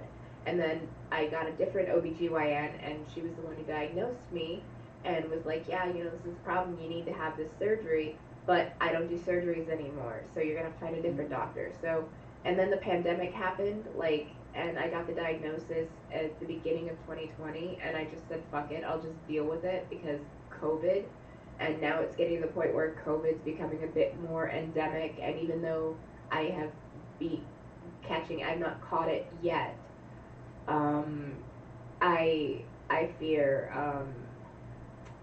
like if I go to the hospital for that, I will end up coming home with COVID, which will suck. Oh, yeah. That condition you described sounds awful, and I would not want it to happen to me, period. Yeah, Wah, absolutely. wah, wah. Oh, come on, no one got that? No. I got it. All I'm right, smiling, all right. I'll just be over here then. You see yourself. Where's like the fucking hook to just like yank you off the stage? Yeah. Like fucking Michigan J Frog, or the little thing from Alien. Yeah. Oh, my baby. Hello, my darling. Yeah. Hmm. Oh, forget that. Well, that song is in the public domain, so we can sing it. There's a lot of things that should be in the public domain but aren't. Fuck you, Disney. Yeah, that like I mean, I didn't learn a lot about copyright law, but it sure does seem like they shouldn't be able to do what they've done with all of those things. Yeah, they do that, and then on top of that, they're little rat bastards about it too. Mm. Like I mean, I wonder, Right. have they managed to somehow secure the copyright to where nobody can make their own version of Cinderella or something? I don't think so, No. because those were already in the public domain before they got them. You just can't make it look like Disney's Cinderella. It has to be Yeah. different from Well, that. I swear there was something though where they had like copyrighted or trademarked something that had been in the public domain and somehow it was made legal. I gotta look it up. Well, I remember there was some yeah, after acquiring all of the Marvel properties, Disney tried to trademark the character of Thor, or trademark the name Thor. And people were like, yeah, that's a mythology that existed 1,000 years before you did. Mm-hmm. They did the same thing trying to copyright Dia de los Muertos when they came out with Coco. And Disney, like, it's kind of scummy because it's like pulling up that ladder, fuck you, got mine. They take these properties that are already in the public domain, many of them from like Hans Christian Andersen or the Brothers Grimm, like folk tales and fairy legends from days of yore and mythologies, and then they make something out of that and they don't have to pay royalties because it's in the public domain, and then they essentially copyright the stuff so that they have a monopoly on that IP. Oh, completely scummy. Yeah. Well, that was Disney's business model to begin with, was to base things off of all these old folk tales so that they never had to pay any royalties to an author. Well, and the funny part, like, have you seen the footage where, like, they took Baloo from the Jungle Book and some dance he did and put it into Robin Hood? Like, they used the exact same footage. Oh yeah, they did that. They did that in all movies of recycling the same. Yeah. Yeah, there's a lot like that. Actually, I think that was originally from the Aristocats. Yeah, I'm not sure which one came out first, but yeah, they did reuse a lot of the cell motion.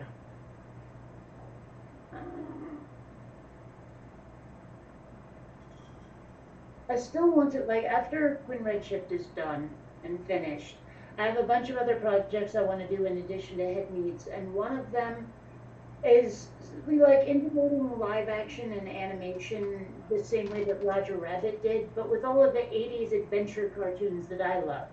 Like, I always hated how it was all like the screwball comedy stuff in, Roger Rabbit, and I was like, but where's the stuff I love? And I don't care that it was set in the 20s or whatever. It just felt like really frustrating that the stuff I loved wasn't being represented. So there's a project I want to do that's like that, but with animated characters that are more like what I grew up with. I mean, like, sure, I would have to make different versions. Like, I wouldn't have the Teenage Mutant Ninja Turtles. I would have the middle-aged microwave samurai salamanders, that kind of thing. But I mean, it would be obvious what I was doing. Transformers, no, they're transmograbots or something. That kind of thing. But it's Just something be careful, because there actually was a spoof on the Power Rangers that was tattooed teenage alien fighters from Beverly Hills. I'm not even kidding. As far as I know, I'm the only one who's come up with middle-aged microwave samurai salamanders. If anyone else starts putting that out, I'm sorry, I came up with it first. I definitely did not come up with the preteen Dirty Jean Kung Fu kangaroos or the radioactive, adolescent radioactive black belt hamsters. That was it. I didn't come up with those two. But middle-aged microwave samurai salamanders is mine, goddammit. Yeah, you also didn't come up with the geriatric Jinjutsu gerbils. Right. So we got Superhuman Samurai Cyber Squad,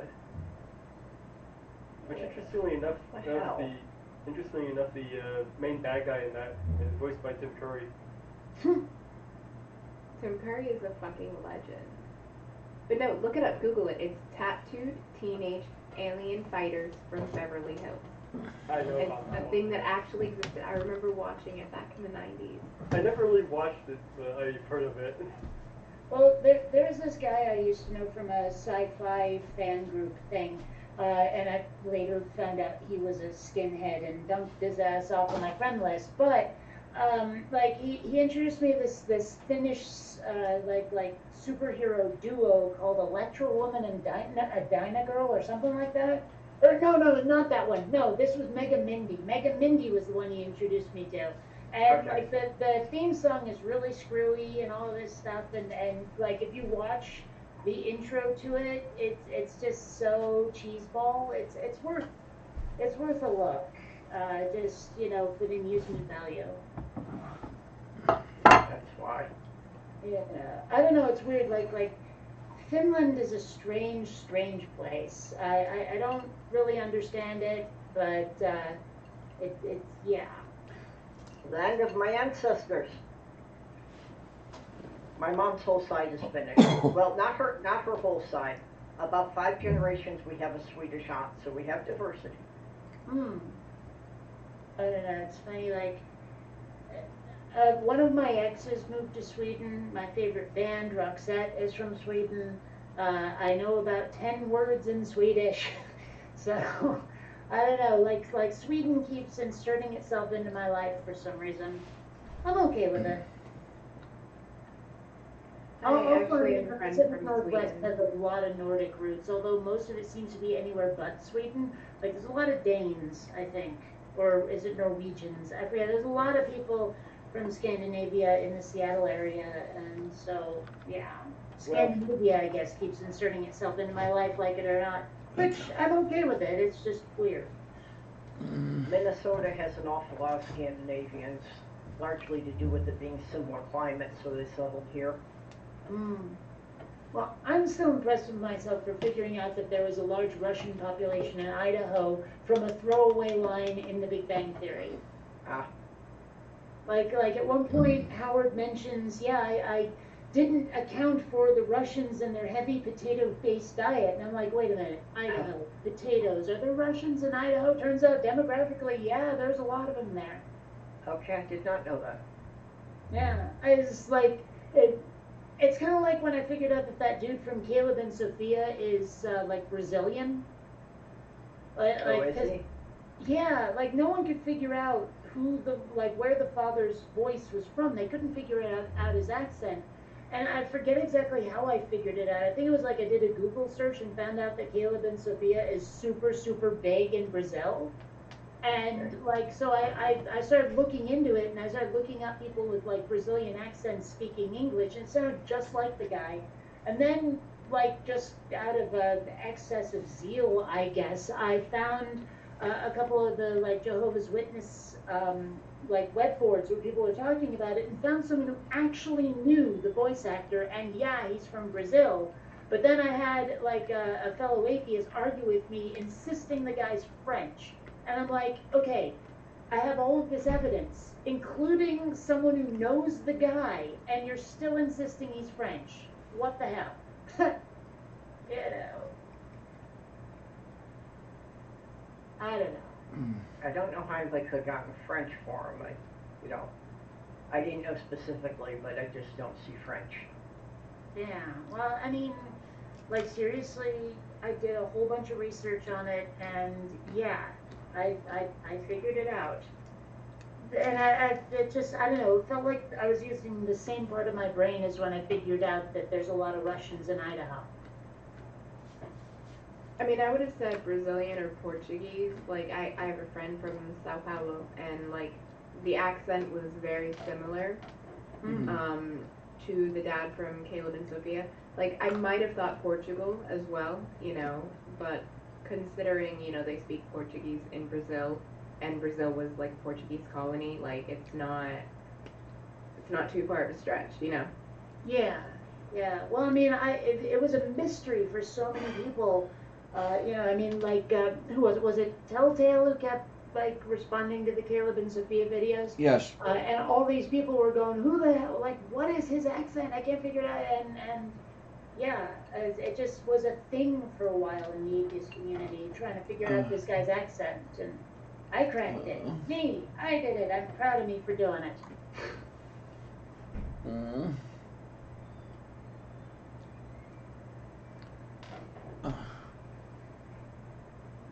Oof, excuse me. Gosh. But I don't want to take another oxy. Ow.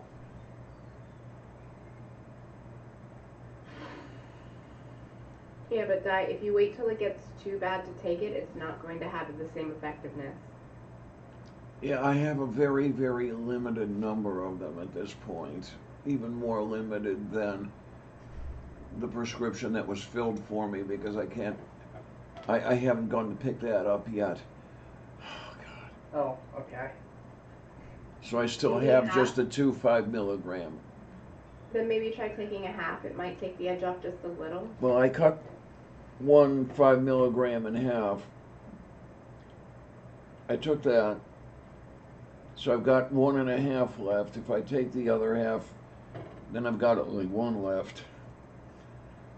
I need a whole bunch of this stuff, and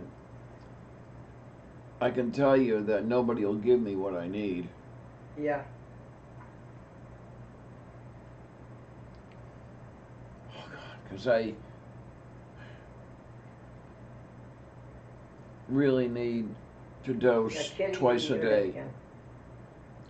Yeah, no, I realize that. That's why I stopped. But honestly, like talking about maybe like a longer acting medication, either a time release pill, or something like buprenorphine patches.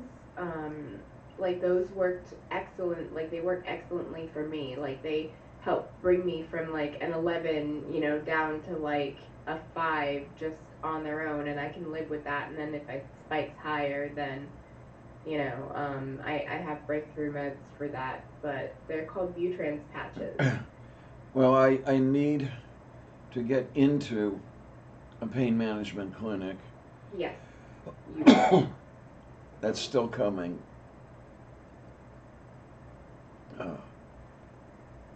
You've at least been referred to one, right? David has put the referrals in, yeah. That's good. Okay, so you've got to wait for them to call you to make an appointment then? Is Something the like next that. step? Something like that.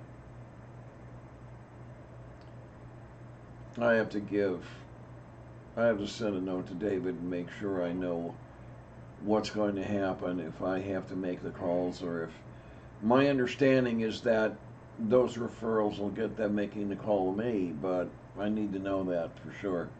Yeah. Who's Yeah, you David? don't want to Yeah. find out like you've been waiting for a week and you were supposed to call them. Yeah. Who's David? I don't know David. He's my doctor. He's my GP. Ah, okay. I wish I could change the zoom or the camera lens or something on my webcam, because Xander is being very cute sleeping on this office chair, and what I see with my eyes and what the camera sees do not really match. The camera makes it look like he's 5 miles away. No, to paniki. Oh, wow.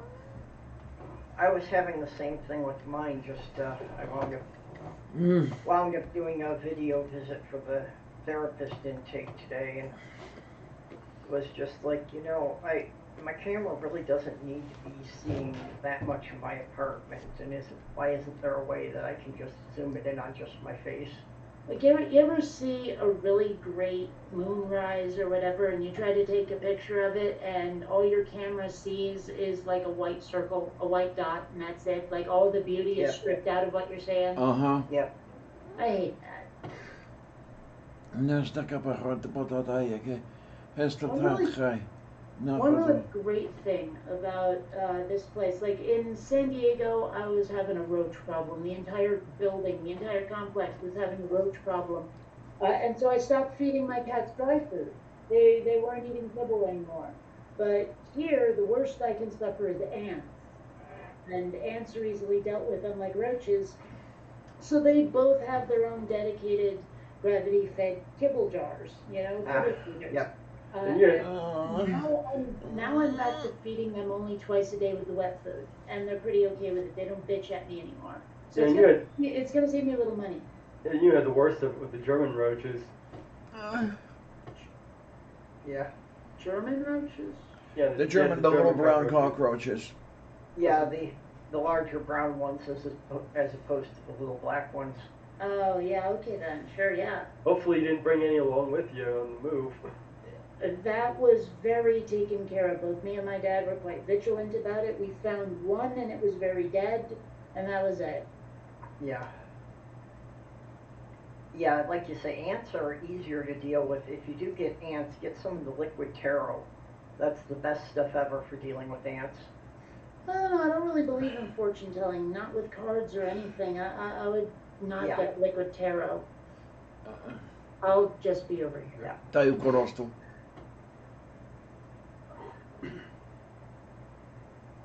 That's one of the things I've been real happy with this apartment. So have not seen anything significant since we've been here. I've seen like 2 silverfish in the bathroom.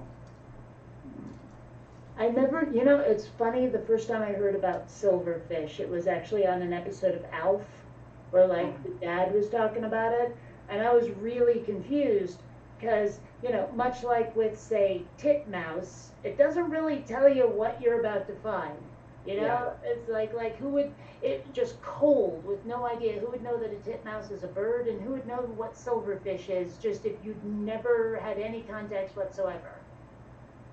The silverfish, at least I can see that, their color is kind of silver, and the way they move around does look a bit like a fish on the ground. Still, I mean, it's not super intuitive. Yeah. I mean, if no one even says it's a bug, they just said they found silverfish. Yeah. Okay. Well, actually, Sammy was really happy when he found a silverfish in the shower, because it just gave him something to poke at and play with for a while. Well, Xander used to eat the bugs. If you would find them scurrying around on the kitchen or by his bowl, he'd thwack them and eat them. Yeah, Sammy does that too. He'll eat the spiders if he finds them.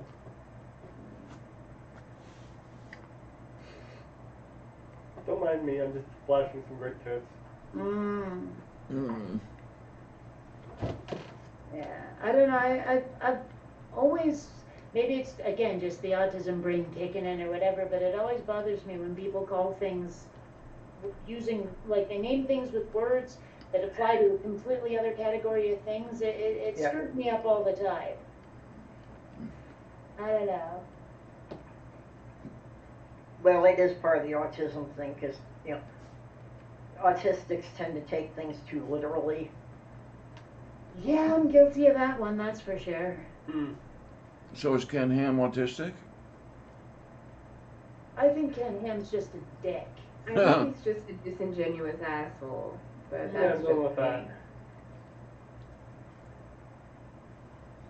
I don't know, it's weird,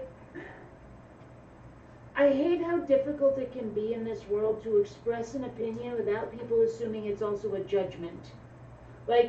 There's this meme that's been going around, apparently Neil Gaiman got into a conversation with some people about, the difference between reading a book and hearing an audiobook, and whether or not the audiobook should be called reading as well. And I have no real judgment on that. If you want to read an audiobook, more power to you. But at the same time, when I'm reading a book, I'm deciding where the emphasis goes in a sentence. I'm deciding where the emotion is. I decide whether or not that alien's name is pronounced this way or that way when the author doesn't provide a pronunciation key. But if there's an audiobook, it's as much performance as anything else. And so all of those things are decided for you. Part of the imagination is cut out of it. And so for me, I would have to say that they are definitely different experiences and should probably not both be called reading. But at the same time, I have no judgment in that. I just sort of feel that way because they do involve different criteria. But you can't say that to some people because they automatically assume you're judging, and I'm not. part of the meme was like, well, what do you call it when people who are blind are reading with Braille? And I'm like, that's still reading, because they still get to leave all of that stuff up to their imagination the way I do, where an audiobook decides things for you, and it may not be the way I would have decided them if I were just reading the words on the page. Now, again, no judgment in that. If an audiobook is your thing, more power to you. But I don't think we should call it reading. Okay, what would you call it? Listening? Hearing? Yeah, that would work. You know, I'm listening to an audiobook. Great. There you go. You know, I mean, it's again, I can't say that to people without them assuming that there's some judgment, that there's some sort of elitism going on. I've seen that left and right. You know, like other people getting into that argument and me deciding not to say a damn thing. But it does kind of feel to me like it's not just a distinction without a difference. There is definitely a difference there. Like one of them is a performance more than it is a narrative prose, if you see what I'm getting at. You know what I mean? Yeah. But I'm not judging one over the other. If you want an audiobook, more power to you. I don't think it should necessarily be called reading. Yeah. I've seriously considered the idea for my novel about, you know, skipping any kind of printed version at all and just producing it as a radio play. I mean, I'll be honest. Okay, one of my favorite comic books is ElfQuest, and they just did what they call like an ElfQuest audio movie or something, where they got a bunch of really professional actors. I mean, like how Cree Summer, who's been in just about every fucking thing, and what's his face, Tim Blanken played Tuvok on Voyager. Tim Russ, he's in it, and a bunch of other people, famous people. But honestly, I don't want to listen to it, because what if the main characters don't sound in that the way they sounded in my head? I don't want to listen to it because I want my imagination to No, I get what you're saying about the audiobooks, yeah. Yeah. I don't know. It's like the first time, I mean, before I even knew J.K. Rowling was slime, the first time I saw a Harry Potter movie, and a lot of those British words got pronounced Britishly, where in my head I pronounced them differently. Like, no part of me said Patronus. In my head, that was a Patronus. And then I saw it in the movie and royally had to readjust, and I didn't like it, because I liked the way I pronounced it in my head after seeing it on the page. Yeah. Well, I mean, there was like a 5-year discussion about how to pronounce Hermione before the first movie came out. Yeah. So you even had to include that into one of the books. Right, with the Victor Crumb dude who couldn't pronounce it because he was from another country. Yes, I wonder if that was something that, you know, is the name common enough that everyone in the UK understood it, but Americans had no clue to pronounce it? Probably. I mean, if I had seen Basil Fawlty just written out, I would have been like, Basil Fawlty, who names their kid after a spice or whatever. Yes. You know, it's like, I would not have understood it. So, yeah, it's definitely a cultural difference. I mean, hell, there are so many British words that I just, like, I only picked them up by osmosis from watching so much, like, Monty Python and Blackadder. You know, like the first time I heard of a vicar, I was so confused. Well, I realized that I just have, like, a lot of Britisms, and I'm just going to blame that growing up I probably watched as much BBC as I did American television. Yeah. I mean, I absorbed, like, so much Red Dwarf back in the day. I watched a fair amount of Doctor Who. It's actually one of the few non-comedic British shows I watched back in the day. I'm trying to think if there's actually too terribly many others. It seems like most of the British media I consume is comedy. That's weird. Well, for me, a lot of it was documentaries. I don't know why I'm having trouble with that now. You know, but again, I was growing up in the 70s before we had cable TV, so, you know, basically had like 4 TV stations. Well, like, my parents were too cheap to get cable for a very long time. Plus, they thought that, like, they didn't want me watching a lot of television. They thought it would rot my brain or whatever.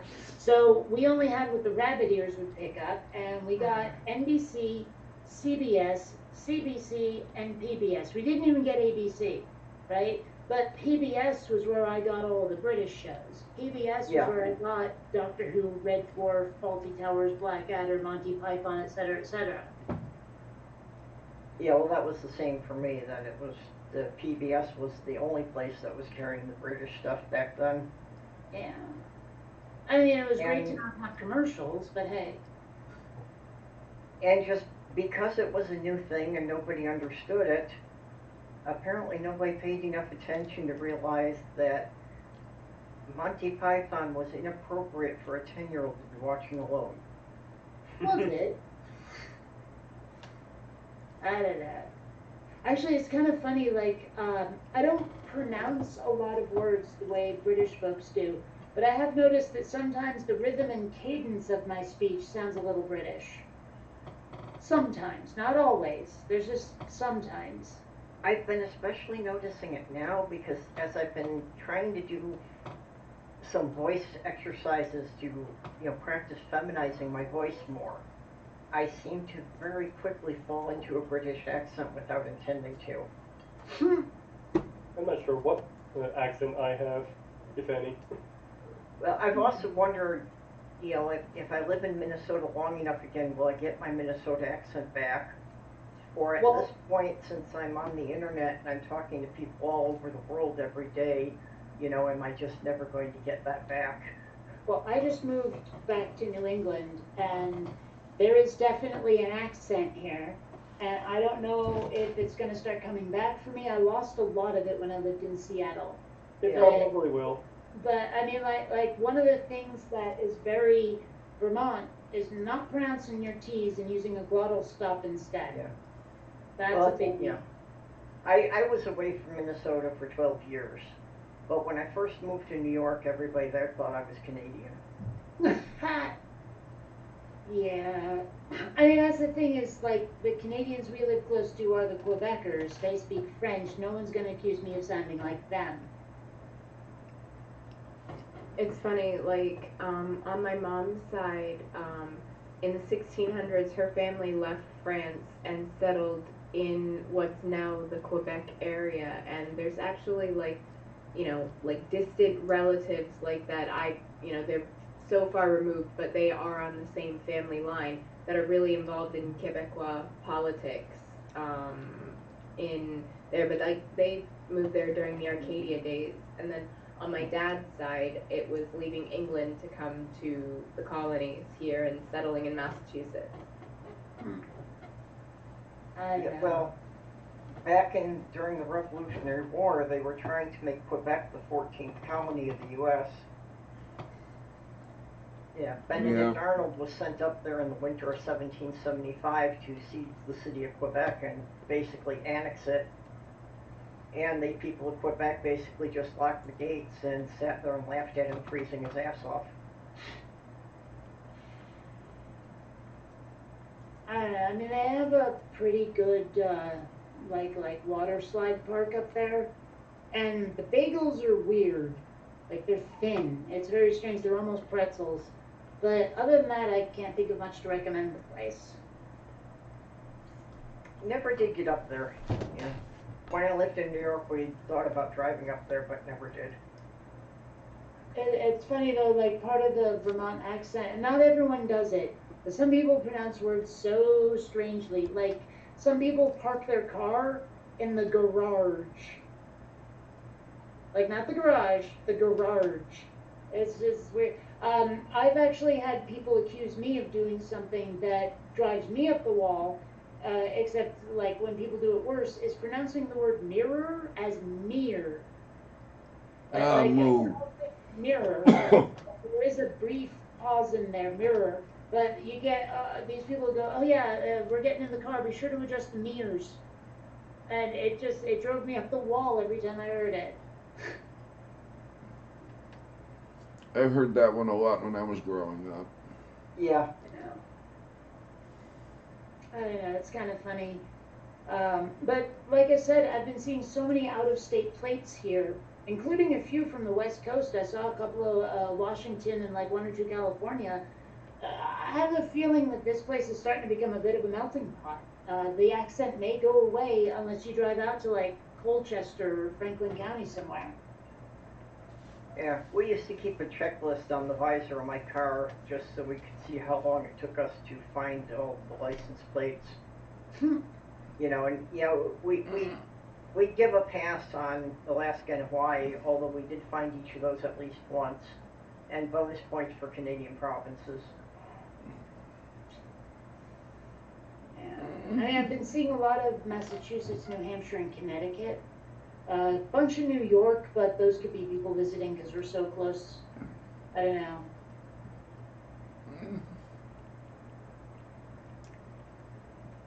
Like it's weird though, thinking about it. Like, I suppose we're pretty close to Massachusetts, and people could be visiting from there too. But usually, when there's an out-of-state plate and they're not like trying to be a resident, it's usually New York State.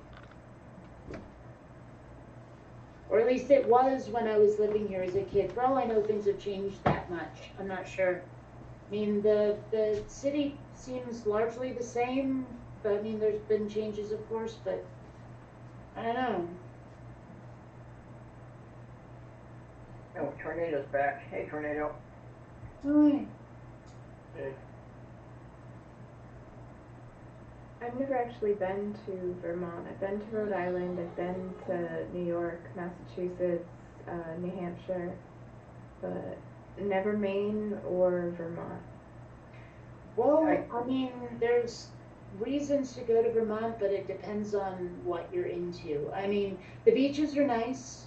I like music therapy fees, so I should be fine. Well, and you know, when the leaves change in the fall, it's kind of neat and all. But I mean, I don't know. I mean, if you're into skiing, I guess the winters are great. Yeah, I can't do skiing. Yeah, I mean, I don't know. I'm trying to think of a good reason to go to Vermont if you live anywhere in New England. I mean, it's just a place that's there. I suppose if you wanted to like tour the Ben and Jerry's factory, maybe. That would be fun. I do love me some Ben and Jerry's. Thing is, I mean, like I say, I was there at the beginning. I remember when they still had that garage that they had opened up as an ice cream shop. I ate there. You know, I remember back when their Ben and Jerry's containers, you couldn't tell what anything was other than from the lid. It was the same sort of dark red kind of maroon packaging, and the flavor was just on the lid. It wasn't printed anywhere. And they would sell you factory seconds in the store. There was once I bought what I thought was Heath Bar Crunch, got it home, and it was strawberry.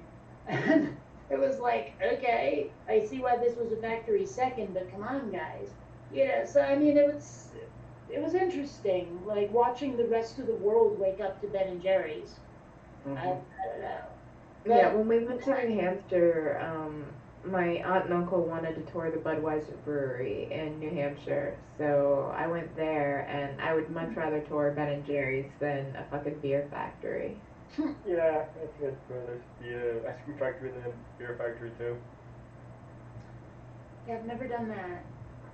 I don't know. Never been into beer, and really my parents have never been drinkers, so. Yep. I've never liked beer. Ugh, I don't know. Well, I mean, maybe it's just because I'm a super taster, but I've never tasted a beer that I enjoyed at all. Yeah, And me either. like my quote unquote taste in beer is what most beer drinkers would like sneer at. Like the only beer that I found even remotely tolerable, PBR. I've taken Well, a it's liking to. I've taken a liking to the Kraken and dark label rum.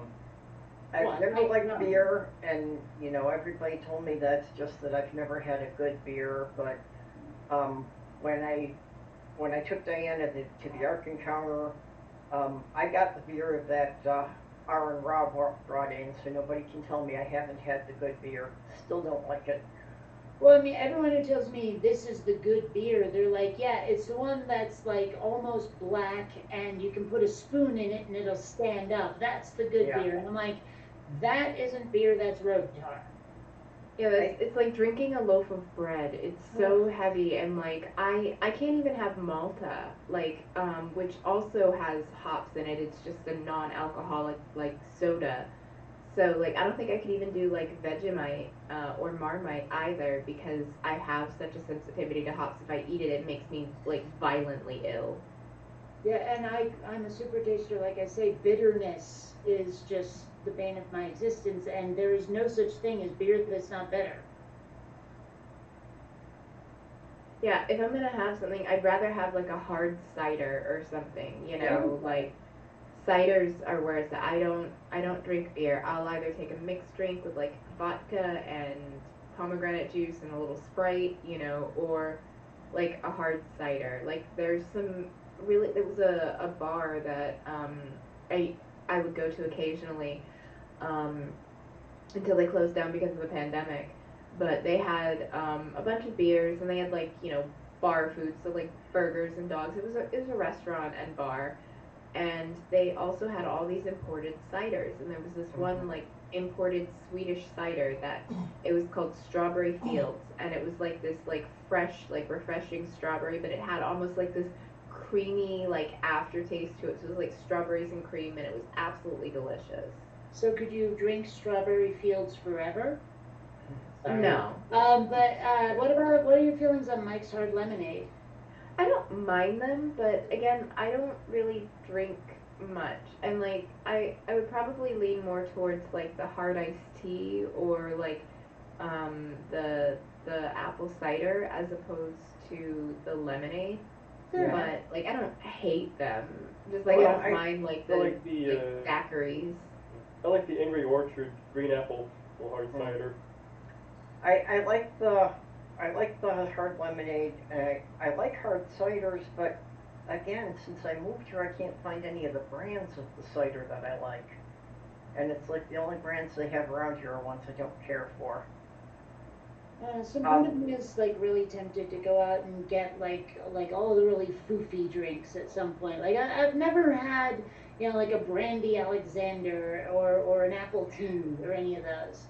Mm-hmm. Stella Arosa, I'm not sure if I'm pronouncing it. Stella Arosa cider is pretty good. I'm not sure if I'm pronouncing that correctly, but. By the way, where did Diana go? Diana got us too. Okay. Diana was lying down because that makes the neck hurt a little bit less. She's back. Are you saying you had to go away because we're all a pain in the neck?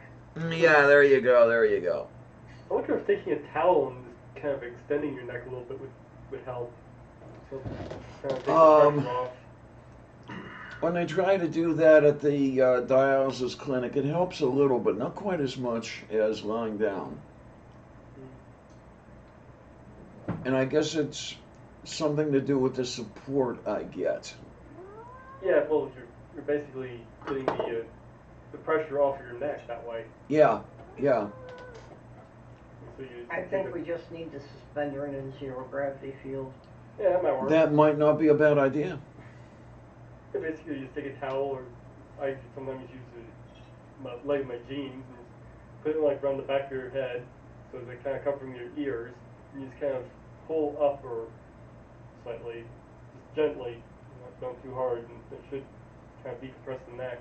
Oh my, the thing that you got me, Purple, that used to help a reasonable amount. It's helping less and less anymore, but I can still get some out of it if I'm lucky. And then there's Yeah, this. what did she just pull off the table there?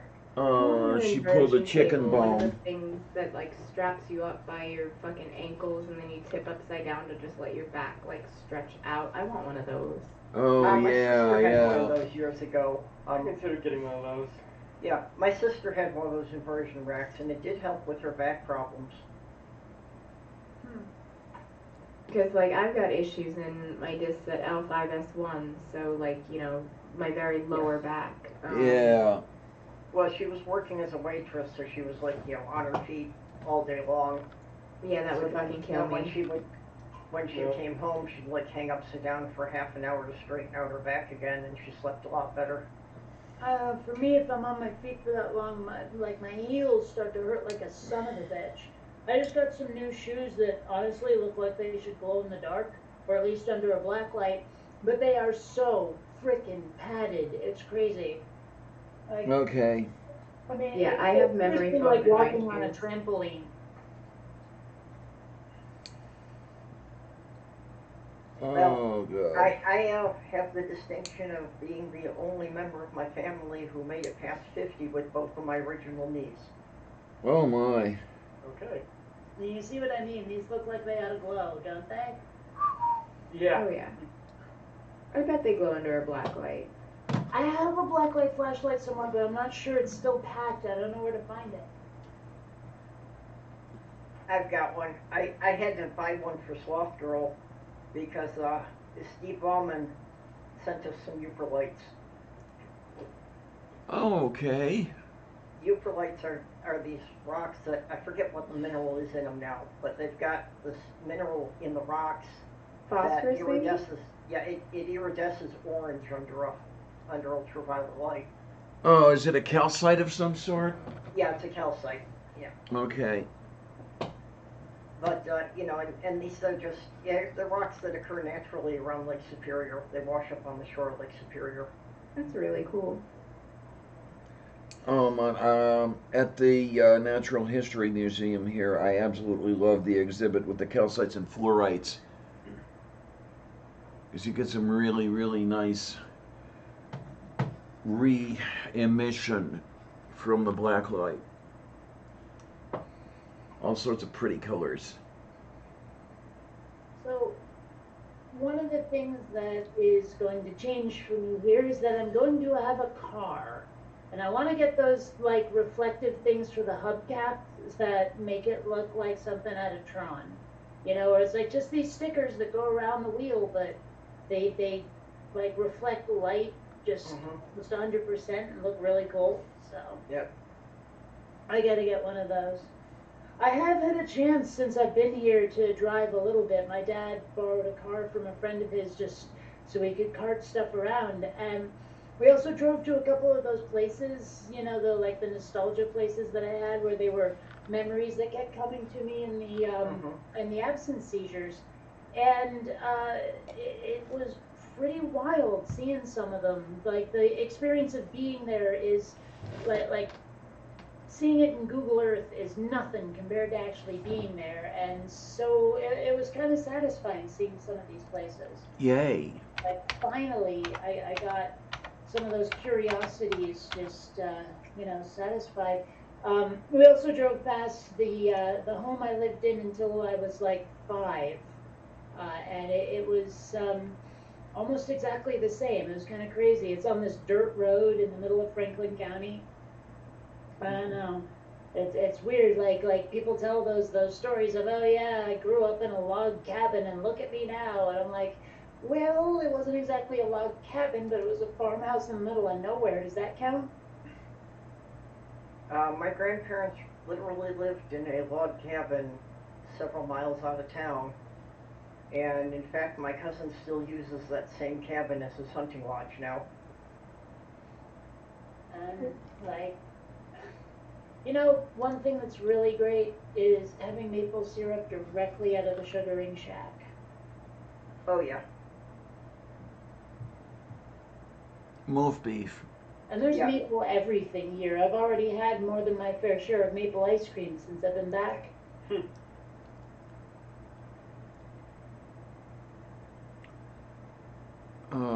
Maple vodka? I'm sure that exists, but I haven't gone looking because you know I don't drink anymore. Okay.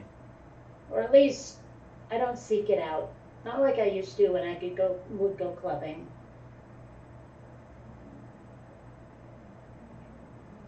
I do kind of miss those days though. The going out clubbing with all my friends before they got married and had 1,000 kids each.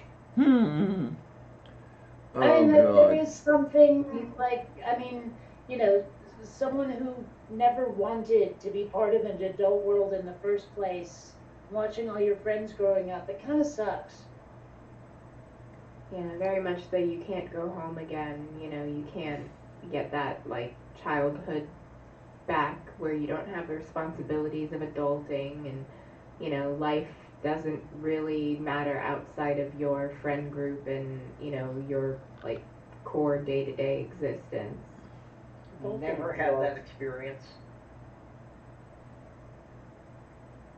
There is not anything about my childhood or that I would want to go back to. I know that feeling very well. Well, I I mean, didn't have it too bad. Like, I mean, my parents weren't perfect. They made mistakes. My dad had a bit of a drinking problem, and like I was the one that like saw my dad at his worst. But he quit drinking, and you know, he after a blow up that caused me to leave the house for 2 weeks when I was 17, and stay with a friend, like it was kind of like a slap in the face to him, and he cleaned up his act after that, and he's still an ornery old asshole, but he's not as toxic as he used to be. Yeah, well, this year was the 40th anniversary of my high school graduation. So, of course, they sent around the class reunion notices, and I'm like, there were only 3 people in that school I was interested in talking to when I went to that school. Why do I want to talk to any of you now? Yeah, that's yeah. kind of how I feel too. I mean, like there have been some school reunions, and I know there have. I haven't been invited to them largely because you have to sign up on like a mailing list, which I wasn't about to do because the only people I valued from those days I talk to on Facebook now, and that's like it. You know, so what's the point of going to a reunion other than to see who got bald and fat? You know. Right. So I mean, No. and if it weren't for the like, I mean, I hated school because it was an imposition on the time when I could be playing, and you know, watching TV and stuff, and hanging out with friends. And also the school had more than its fair share of bullies. So I hated that part. But there was so much about being a kid in the 80s that I absolutely loved. The movies, the TV, the music, the people I did like. I was living right on a damn beach. I mean, it was a good time now that I think about it. And My I youth did. So yeah. I feel you. Like, and you know, we moved Yeah. from Florida. We moved to Florida when I was a kid. So, you know, I went to school pretty much down here in Florida, and you know, the whole '90s kid thing. Like, in fact, 2025 will be my high school reunion, my 20-year high school reunion. Oh, jeez, make me Well, feel Doesn't old. Thank feel you. doesn't feel like it's been 20 years, but Well, goddamn. I graduated in '93, so next year we're coming up on a big old 10 anniversary. I don't know. Yeah. Decaversary? I don't know.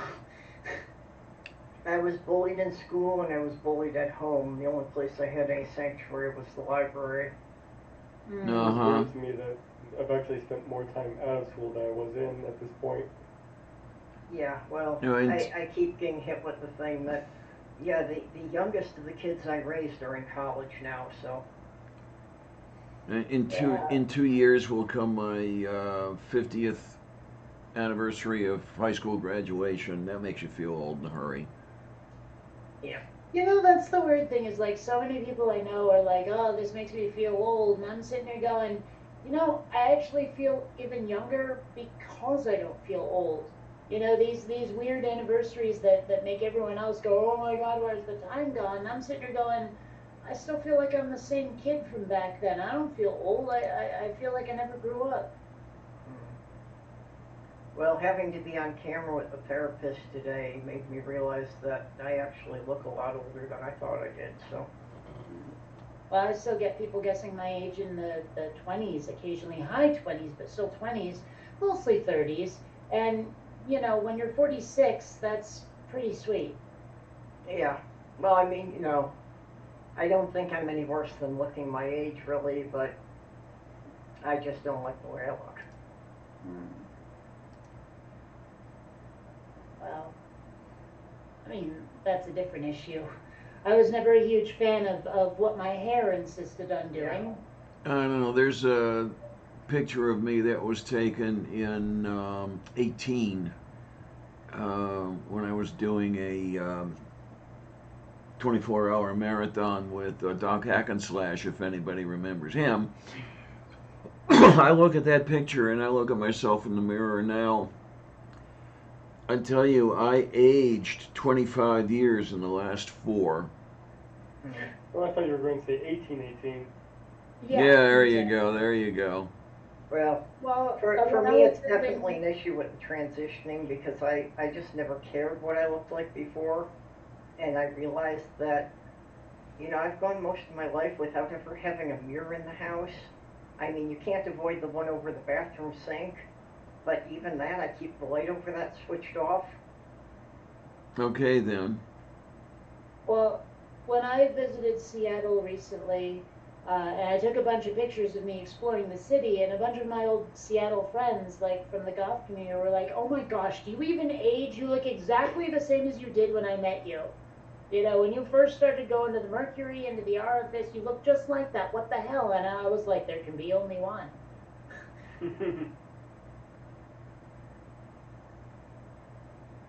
Yeah, no, I still get carded for everything, and nobody believes me that I'm in my mid to late 30s. Well, there are some states though, like where that's not super flattering because they have to card everybody, even if you look like you're 1,000 years old. Yes. Yeah. Yeah, Pennsylvania is one of those states. But I've gotten carded for rated R movies where you only have to be 17, and there's not a law that says you have to card for the rated R movies.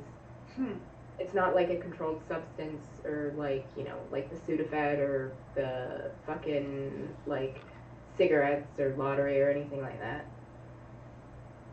Well, you know, just try, like what you do is you pick up all that stuff that they card you for at a gun store and buy the gun and they won't card you at all. No, they won't, which is fucking horrifying. Well, I mean, that's the thing is like, you know, Vermont is a fairly rednecky state, and you will drive past a lot of bait and gun shops if you go too far outside the city. And most of them also have sort of like, you know, a convenience store section as well. You know, it's like we don't just sell ammo and worms, we also sell Doritos and Mountain Dew. So, you know, you could probably go into one of those and try to buy some Sudafed and a gun at the same time and see what happens. On the other hand, I looked it up, and Vermont seems to have had exactly one shooting, like mass shooting, at all, ever.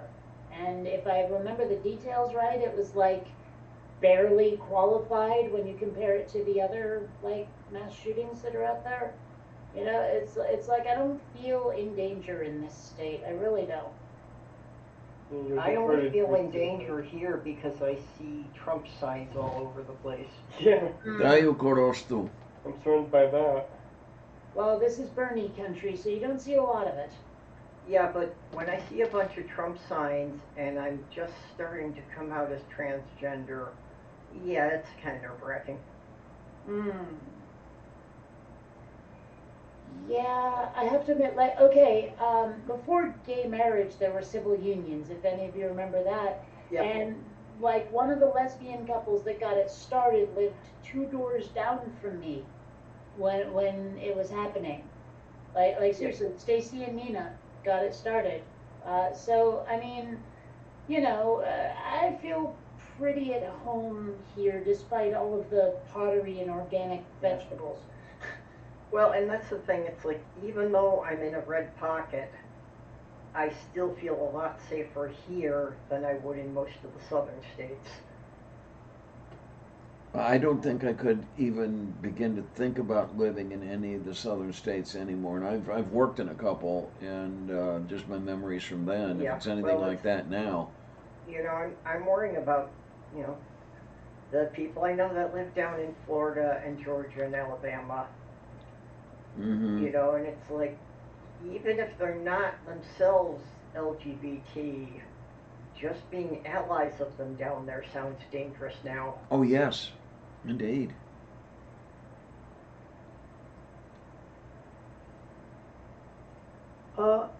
There is some data out there that's worth considering, though. They have the top states to live in, the top 12 states to live in. Pennsylvania is not one of them. There you go. I like that one. Yep, that works. Yeah, all the ones near Canada. I was gonna say, you notice they're all on the Canadian border. Uh-huh.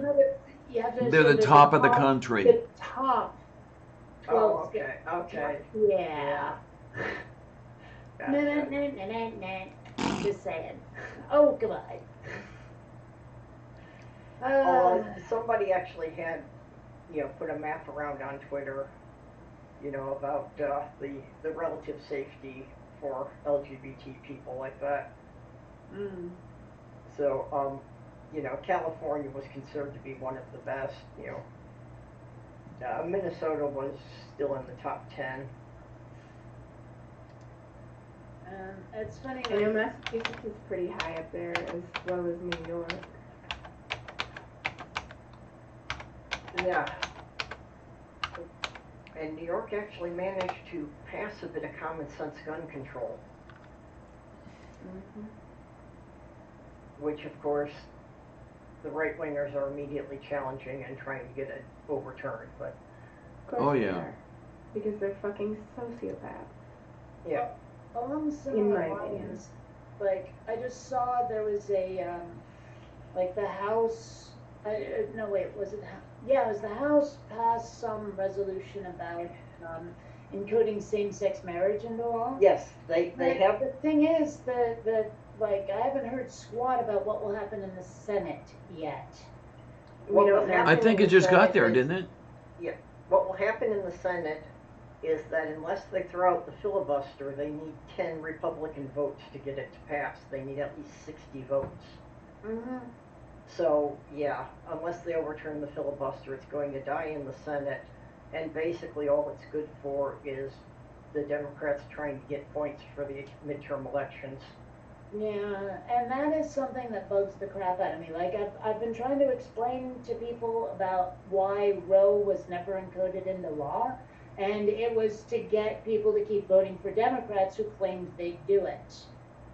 Well, yeah, Obama had said he was going to, like, it was going to be a top priority. He had a supermajority, and then he didn't fucking do it. He actually, like, went completely backward and said it's not a priority after he got elected. And, like, the fact that people keep falling for this bullshit is so frustrating to me. And I keep pointing out, here's all the problems with your thinking on who to vote for. Here's all the reasons you should vote for someone else. But they keep buying, like, into the electability line, the be afraid of the Republicans lie, all of that stuff where it's like, we could be doing so much better, but all of you people are so scared that you refuse to do anything but play defense and vote against your own self-interest just to keep a Republican out of office. It's maddening. It's like no one wants to move forward. They just want to stop like any further slide to the right. That's not good enough, and it's beyond frustrating. People are going to get their heads out of their asses about this when it's too late. Well, I don't think it's that people don't see the problem. I think it's that people don't see a solution. No, but see, that's the thing. People show them the solution, but they get scared into not taking it by the DNC. The solutions are there. It just requires the voters to have a little goddamn courage. Yeah, well, the problem is that it requires 50% of the voters to all sign on to the same thing. Yeah, and they could if they were willing to give it a try, but they're so scared of failure that they're not willing to try. That's the problem, is they keep allowing themselves to be terrified into doing just what the establishment wants. I mean, let's face it, if Obama hadn't made his phone calls right before Super Tuesday and gotten Buttigieg and Klobuchar to leave, thus consolidating the like the so-called moderate vote under Biden, we'd have President Bernie right the fuck now. So, I mean, and we still could have, but people were so scared of the electability issue, which was a complete fucking lie, that they went with Biden instead. It's just absolutely frustrating to watch that sort of thing happen and to tell people this is what's happening, this is what's going on, this is why it's a problem, and they all tell you to shut up. Kate, I'll tell you what I said before. I saw it and it has stuck with me. The Republicans are the mass shooter and the Democrats are the Uvalde police. Mm-hmm. Basically. And it just, it's gotten to a point where I just don't even see the point in voting anymore because nothing I care about will pass. Nobody will vote for the same candidates as I do, so what the hell's the point? You know, you can't. Yeah, but if everybody thinks that way, then, Well, but that the is thing is, I've giving been up. trying. Then- I have been trying and trying and trying and getting nowhere, and I don't see it getting better. So what the fuck is the point? Well, change doesn't happen seriously, overnight. It's a at war of some point I have to attrition. say to myself, I have done everything I can. Nobody's coming along, and frankly, we're out of time. I mean, look at what the environment's doing. You know, we need action now, and nobody will get their thumb out. So, I mean, what the hell's the point? I don't see a point if there isn't even a hope of success at all. And there isn't, because the people keep falling for it. They keep giving in to their fears, and I sure as hell can't convince them. I just get told to shut up when I try to point it out. So, honestly, at this point, I just feel like I'm doomed to eternal frustration until the environment kills us all. What the hell's the point? I get it, but it's a war of attrition. Nothing happens overnight. Well, no, but nothing happens at all. And we don't have time for baby steps. We don't have time for incrementalism. We need people to start getting their heads out of their asses now. We needed them to get their heads out of their asses 10, 15, 20 years ago. And nobody will listen. Nobody will absorb the information. Everybody is unwilling to do what needs to be done until it's too goddamn late. And I'm tired of bashing my head against this wall. I am tired, exhausted, weary from trying and getting absolutely nowhere. If nothing, I'm seeing everything going in the wrong direction. At what point do I get to say it's never going to happen? How is it a war of attrition? I mean, we have that pendulum swing in the country and the whole ratchet effect, which works against us. And I say it's a war of attrition because, I mean, even civil rights, we still have systemic injustices for people of color in this country, even after the Civil Rights Act was passed. It is a long, hard-fought war of attrition. And if you just get fed up and disengage from the political process, then, we'll never have the numbers to overtake the people that want us to become fucking fascists. We're never going to have the numbers because the people who need to start doing something refuse. They refuse. And at that point, I'm like, you know what? I've been trying to get this to happen for fucking decades, and it's going in the opposite direction. Why should I keep stressing myself out every couple of years to try to get things to move in the right direction and nobody will come with me? Why do that to myself? After a while, I can't. When the whole country keeps going in the wrong direction and everybody I try to talk to calls me an idiot, I just, at a certain point, it just starts to be self-torture. I understand, and like I said, I mean, if anything, don't give up on voting, but if you don't want to, campaign, or if you don't want to... What is there to vote for? There's nothing to vote for. Everything on the ballot is something I don't want. Even the stuff that's allegedly on my side, even the stuff that's allegedly left, I don't want it. I need to see a much stronger move left. I need to see people voting progressive, and frankly, like I said, we're out of time. I need to see it now. Vote in the primaries, then. I do vote in the primaries, and everyone else goes the other way. I don't know why this is bouncing off of you, but the fact is that everything I'm I just saying, vote give for it fails. the option because, like, Everything I vote for fails. Everything I care about fails. So what's the point?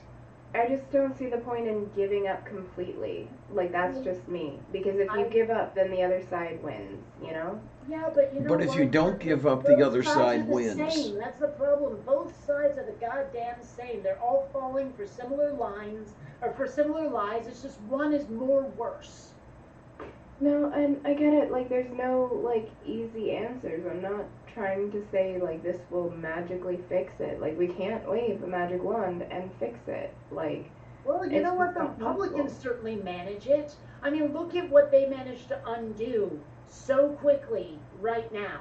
But it Okay, wasn't quickly. They have No, been it setting was the pieces quickly. in place No, for that for it decades. was all kinds of quickly. I'm sorry, but it was. I know people are like, oh, they did this incremental shit. But the fact is that the power existed to do this kind of thing for the left. Like you said, Obama had supermajorities and he squandered them. He didn't use them. It's Because because the left Obama is- was a Republican. Okay, but see, that's the problem. We keep electing people like Obama. Okay, we had Bernie right there. And who did we elect? We elected Obama's vice president. All right? And Hey, it's Bernie all was because my people guy. fell for the lies of the DNC. And they need to figure it out now because we are out of time. But they're not going to figure it out now. And if I want to maintain any shred of sanity, I have to stop participating in this shit. Because otherwise, I'm just going to go fucking nuts trying to get people to realize the danger they're putting themselves into and the lies they're falling for. And they're not going to listen. They never fucking listen. So what's the point? I mean, seriously, what's the point? If you absolutely cannot win, why try? I mean, I don't know, maybe it's because I deal with chronic pain and, like, that kind of thought leads to a really, really dark place. You know, it's, I'm never going to be without pain, so what's the point? Why just continue going forward, you know? So I try not to let myself get into those types of But mindsets. it's not the same thing, though, because your pain is yours. I'm trying to convince other people that they need to do things differently. It's not the same thing at all. I mean, I have lived with some really horrible shit my whole life, and I've wanted to give up, but I know that I have the power to affect change for me. What I'm having a problem with is convincing other people that they need to do what needs doing, and they're all telling me to fuck off. That's different. Right, I'm not saying it's the same thing. I'm saying, like, it's because of this ingrained mindset I have in myself that keeps me moving forward that I cannot give up. Because giving up is game over for me. Well, I don't see trying moving me anywhere closer to not game over. I really don't. If I saw a path forward to progress, that would be different. But I have tried everything. And everyone tells me to shut up. Like every time I tried to tell people, look, Joe Biden is going to be in office for 4 years. We have to care about what he's going to do after the election. It's not just about Trump. And everyone told me, no, it's just about Trump. We have to keep Trump out of office. Nothing else matters. Nothing else matters. Nothing else matters. And But it it's does like they matter. plugged their ears and would not listen. Would not listen to the fact that they were voting for another corporatist, elitist asshole. They wouldn't hear it because Trump. Just that was it. Trump trumped everything. And it got to the point where I was like, oh my gosh, everyone's getting in their own way and they're not willing to hear anything that even remotely resembles sense. And it happened in 2016 as well with fucking Hillary and all that shit. And I can't keep doing it because every time I try, everything keeps going in the wrong direction and I don't see a path forward. I don't see it getting any better. I see people actively resisting making it better. And I mean, honestly, the only thing I can think to do now is to decide to be one of those I just want to watch the world burn types because it's going to, and I might as well goddamn enjoy it.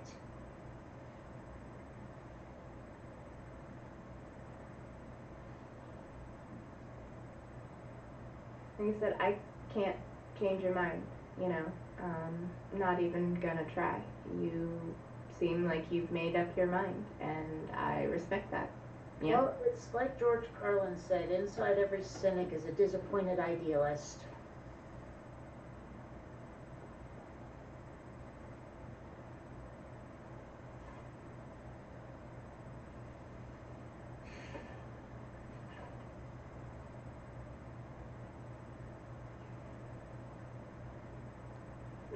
A cynic over here is gonna keep her mouth shut. I see as more voting isn't going to be enough to fix this.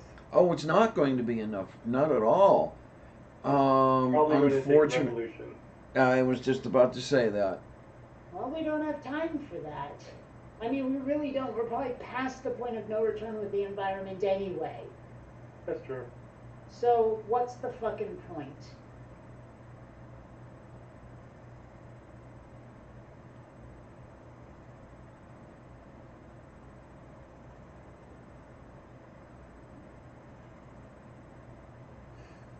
You can tell people their house is on fire all day long, but they won't put it out if they don't believe it.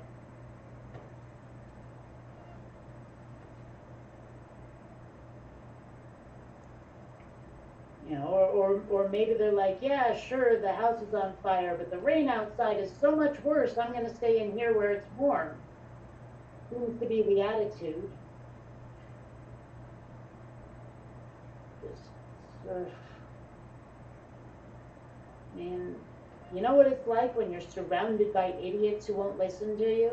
You know that comic I made for Headmeads about Phil? You know, are you a Phil, the one who's standing at the back of the room watching everyone make plans that you know aren't going to work, and you know they won't work, and you want to explain it to people, but when you try to say, guys, everyone says, shut up, Phil, and goes back to being wrong? Sort of like that Who's meme where, that comic? sort of like that meme where the one guy who's right gets thrown out the window. Yes, I've been feeling like that for about 10 years or more, and it's just, I'm sick of it.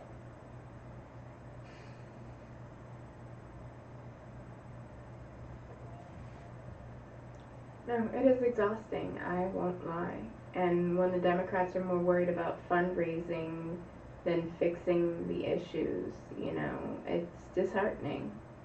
Well, but it's not even that. It's that the voters are fucking idiots, easily led sheep who have their fears preyed upon by their own side to keep them in power. I mean, this could be changed at the ballot box. It just requires people to have a little sense and a little courage to try something new. That's the part that's the most maddening, is that this could have happened. It could have been made better, but the voters were schmucks, and they voted against their own self-interest, all out of fear of the other side. It's just so much fucking bullshit, and I can't convince anybody that that's what happened, because all they say is, yeah, but Trump though, and that's it. That's it, end of conversation. And it's the same thing that the other side did with but her emails, you know? Like Hillary's emails really fucking mattered when democracy is on the line. Well, Hillary was a shit candidate anyway. She was just another member of the elite. We needed someone outside of the elite. It should have been Bernie. And it didn't help that we had a lot of feminists going, no, I won't vote for Bernie because he's an old white man. I don't care what he stands for. It's time for a vagina in the Oval Office. And I'm like, oh my gosh. Yeah, now is not the time for that. No, it's not the time for identity politics. We don't need Hillary's dusty cooch in there. We need somebody that's actually going to deliver for the people, not the powerful. Mm-hmm. But no one will listen because Trump.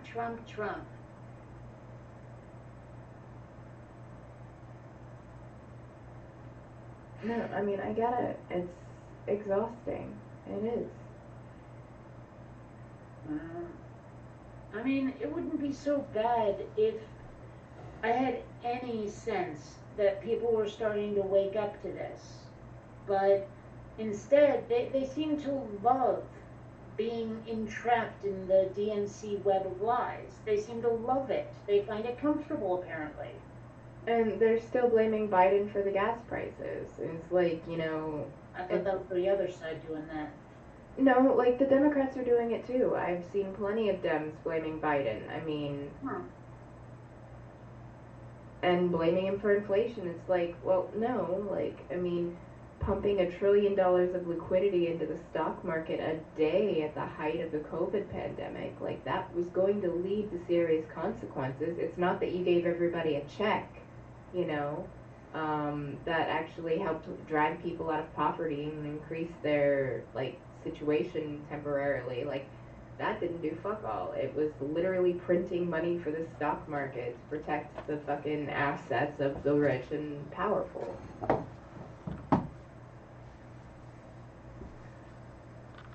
Well, on another note, it's less than an hour away from New Orville. Oh yeah. Costa de Orgo. Ugh, I have a feeling like, okay, I have this downstairs neighbor who's a complete cunt who really hates like any noise whatsoever. So I'm gonna wait until the morning when she can't bitch, because there are some noise ordinances here where it's like, I think it's 10 to 7, you gotta be quiet. So I'm gonna watch it in the morning. Besides, I will be in no mood anyway. So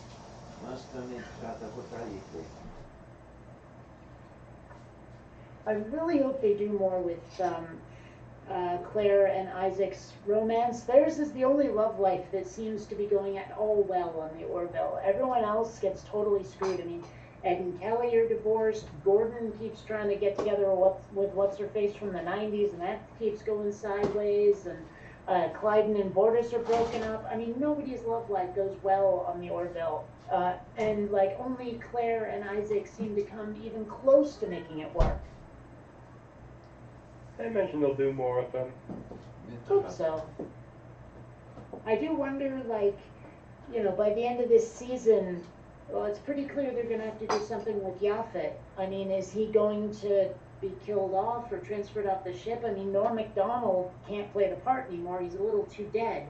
I'm thinking they could probably just divide him up, you know, have him basically spawn and just do a different voice actor. Maybe. Or who knows? Maybe they'll try to find someone who can do a decent Norm Macdonald impression. I don't know. I mean, it won't be the first time a sci-fi show is recast.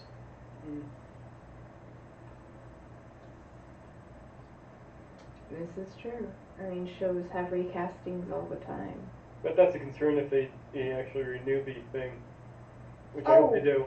I thought for sure they already said yes. I know Seth MacFarlane says he's totally down with another season at least. I haven't heard anything, though there has been some rumblings and rumors that they're going to announce another season. Well, certainly the Twitterverse has made the hashtag Renew the Orville pretty ubiquitous at this point. I think Hulu will get the impression that there's certainly a market out there. And honestly, I have never seen a fan base quite like that of the Orville. I mean, I've been a sci-fi geekatron for ages, and honestly, with the Orville, it's like there's this weird bond or camaraderie among the fans that I've never seen before, not even with Firefly. Like it seems, it's almost the way a lot of 80s kids can be about their decade. You know, there's just this sort of unspoken, ineffable connection between the fans that doesn't even exist for like Star Wars or Star Trek. It's like, I don't know how to describe it. There's a vibe and energy to fans of the Orville that I don't see anywhere else. Yeah, it does seem to have a pretty nice fan base. I have to object to that because if Star Trek didn't have a fan base like that long before the internet was a thing, science fiction conventions as you know them would not exist. Disagree. Because it's one thing to have a mutual interest, but it's another thing where, like, I don't know exactly how to explain it. There is definitely a different vibe, a different energy to the fan base of the Orville. It's like every fan post and all the replies read like the happiest family reunion you ever saw. It's like I've watched the way Trekkies interact, and it's not the same. It's absolutely not. It's Well, found the, it's what I'm found the, saying is that with so many incarnations of Star Trek now, the fan base has split into factions. But if you saw what the Star Trek fan base was before Next Generation came out, it was like that. well, it's found the bridge between Star Trek and Star Wars. Yeah, I mean, that is one of the best things about the Orville is there is something there for everybody, and it doesn't even feel forced. Now, I was saying a long time ago how much I would love a show with Star Trek's premise, but with Star Wars style tech. And the Orville has managed it. I mean, did you see that fighter Gordon was piloting? Yeah, I'm still waiting for them to do something with that. I mean, there is so much cross appeal for this thing, and I've just never seen anything like it. And believe me, I saw Trekkies before TNG, and it was not the same as the Orville. It's like I said, they've managed to combine the things that, well, a lot of things I like in Star Trek and a lot of things I like in Star Wars. And they even have like a pretty decent plot arc going, sort of Babylon 5 style. You know, I mean, Sure. I don't know what they're going to be doing with the war with the Krill and the Kalon, but it's going to get interesting. It's true. I mean, each episode can have be standalone, but they also have that overarching story plot going on. Yeah, I mean, it's like, I don't know what Seth MacFarlane intended when he started this, but what he's created is something that's, like, it manages to be unique and typical at the same time. It's crazy, and I love it. Well, it's got you and I as fans, so it couldn't be all that bad. There you go. I just need to get money again so I can get a decent Orville tattoo to go with all of my other sci-fi ink. Also, I do still want to get fuck 'em if they can't take a joke tattooed on my ass. Well, more like my right hip, but still.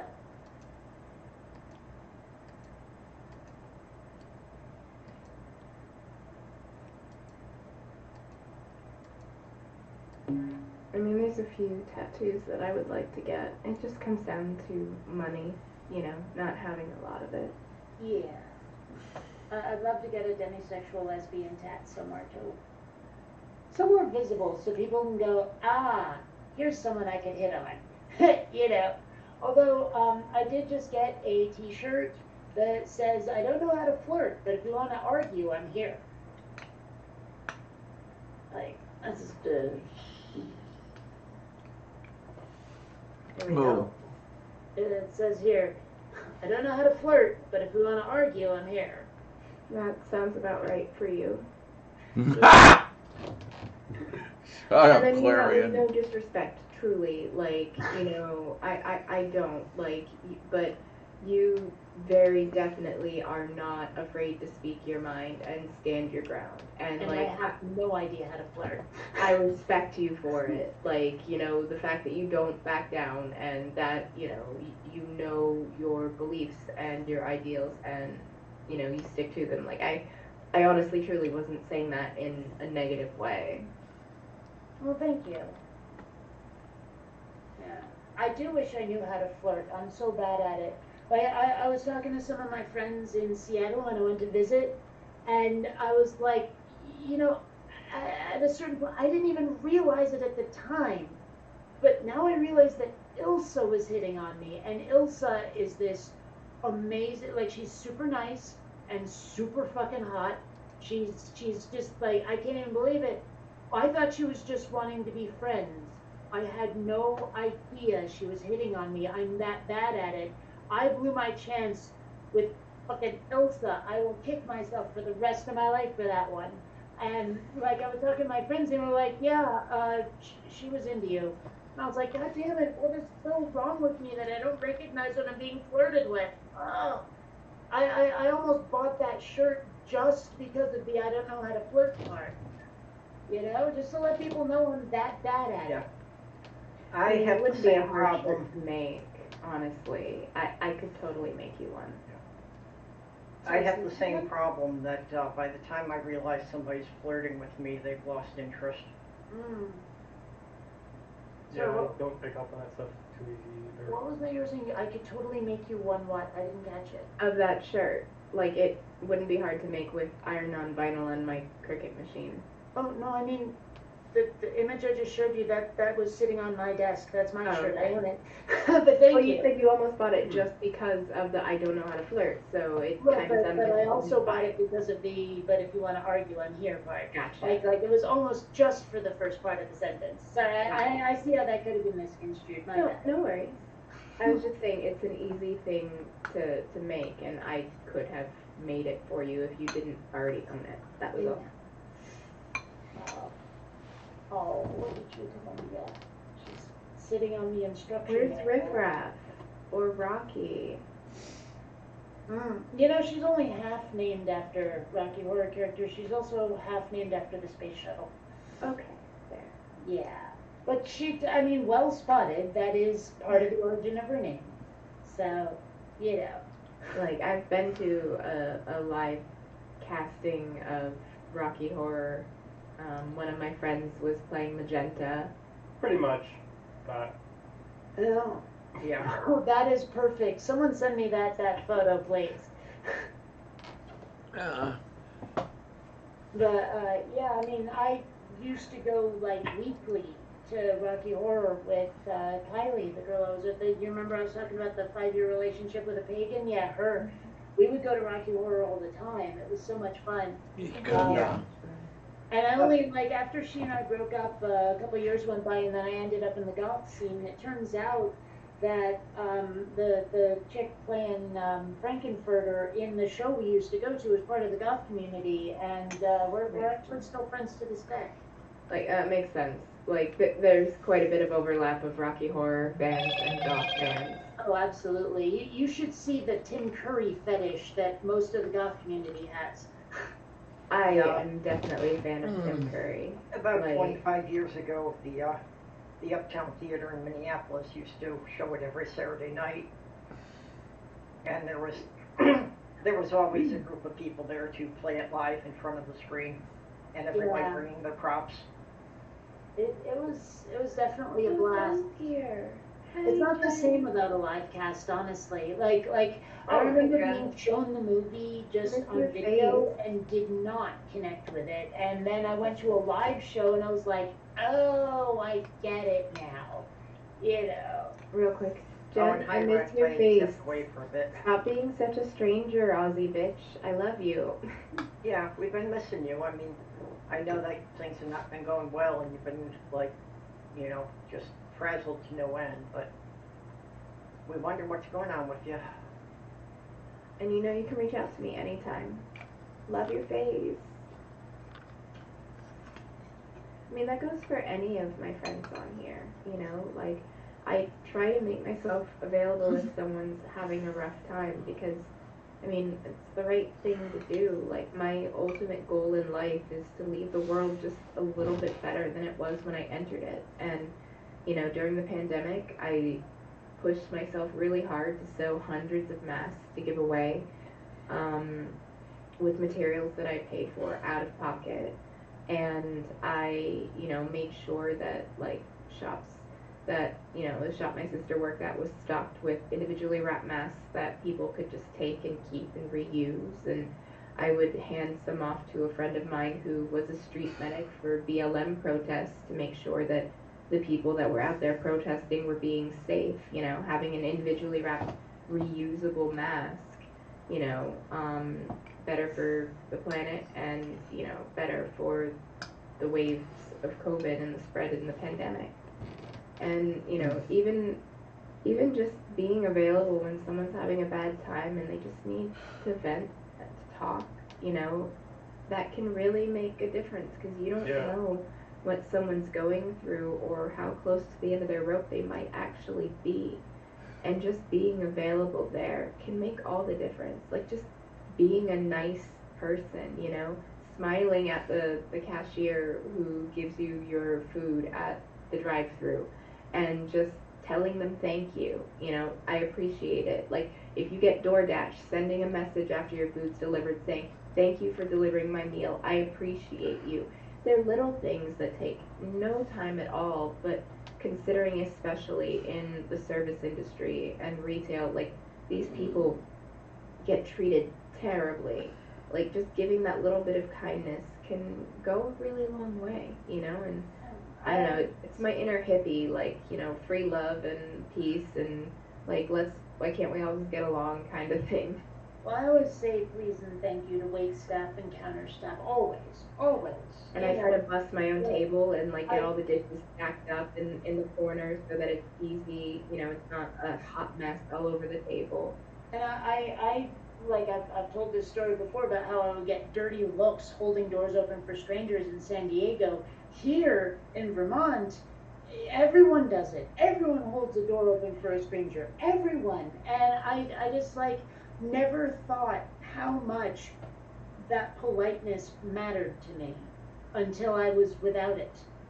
You know? And so now I'm that's one of the reasons I'm so glad to be back here, my old childhood home, is because I feel comfortable now holding the door open for a stranger or having it held open for me, or, you know, like standing to the right on the sidewalk so that other people can get by, or you know, any of these just little tiny polite little things that just never really seemed to be a thing at all in the other places I've lived. I'm so glad to be around people who are considerate. I'm not even sure how polite is the right word, but considerate is so nice. It Like really is. I have a more egalitarian, like collectivist mindset, you know, in that like I believe in like liberty and freedom and bodily autonomy. Do whatever you want with your own body as long as it's not impacting others. Like I believe in mandatory vaccinations because it is not just you're putting at risk if you don't vaccinate. And, you know, it's no different to me than getting behind the wheel of a car when you've been drinking. Like, you could make it home safely, or you could lead to the death of an innocent child. And it's just a negligent choice, but that's just me because I try to look at the bigger picture. But I also want a system that is more egalitarian, meaning we're going to have to lift those at the bottom up higher in order to even out the playing field. Because right now, if you are a person of color, if you grew up in poverty, if you have a disability, it's like trying to run a marathon when you've been crippled and you're starting a mile or two behind the starting line. And then you have people, you're always going to have people that are starting 5 feet from the finish line with, you know, generational wealth and so on. But we can at least try to even it out for, you know, the collective whole, and as a species try to do what's right to, you know, promote the most good and minimize the most harm. Hi, Jan. How you doing? You're Hello. muted. You muted, babe. Yeah, you're very muted. I think you're muted. Yeah. Is that better? Yes. Good. Perfect. There we go. Brilliant. Well, you're unmuted. I'll reserve judgment on whether it's better. Hi, everyone. How are you? Honestly, Long time no see. Kate's got an Aussie, fucking UK, like, fucking dry, snarky, kind of mean sense of humor, and I kind of love her for it. Daju korostu. Well, you know, That's just beautiful. it's funny because, like, there was someone once said to me that, oh, yeah, we Brits are more rude than you Americans. I'm like, really? Because everyone tells me that when we go on vacation, we're royal assholes. And he's like, yeah, not what I meant. Yeah, there's a difference between being blunt and having a dry sense of humor and just being an inconsiderate American, and I think, like, that's what they mean, you know? Like, Americans that feel like everything should be catered to them, the kind that will complain about their taxi cab driver speaking Spanish when they're vacationing in Spain. It's like Oh, they didn't Lord, speak English. It's like, fuck you, you're in their country. Yeah, I mean, like, granted, I'm not the biggest fan of having to select English at the ATM, but it's not a burden, so I don't bitch about it. But if you're in someone else's goddamn country and they're speaking their language at you, oh my gosh, you don't get to complain. I literally no. I saw people, like, someone had, like, pulled up a bunch of these tweets and, like, bad reviews and stuff, like, for, like, travel agencies and for, like, taxi services, where these entitled twat Americans are, like, oh, they, they weren't speaking English, or, it wasn't a white person driving me. It's like, bitch, you are not in your own country, and that shouldn't fly here, let alone, you go to a country where they have a different native tongue. You are the guest. You do not get to call the shots there.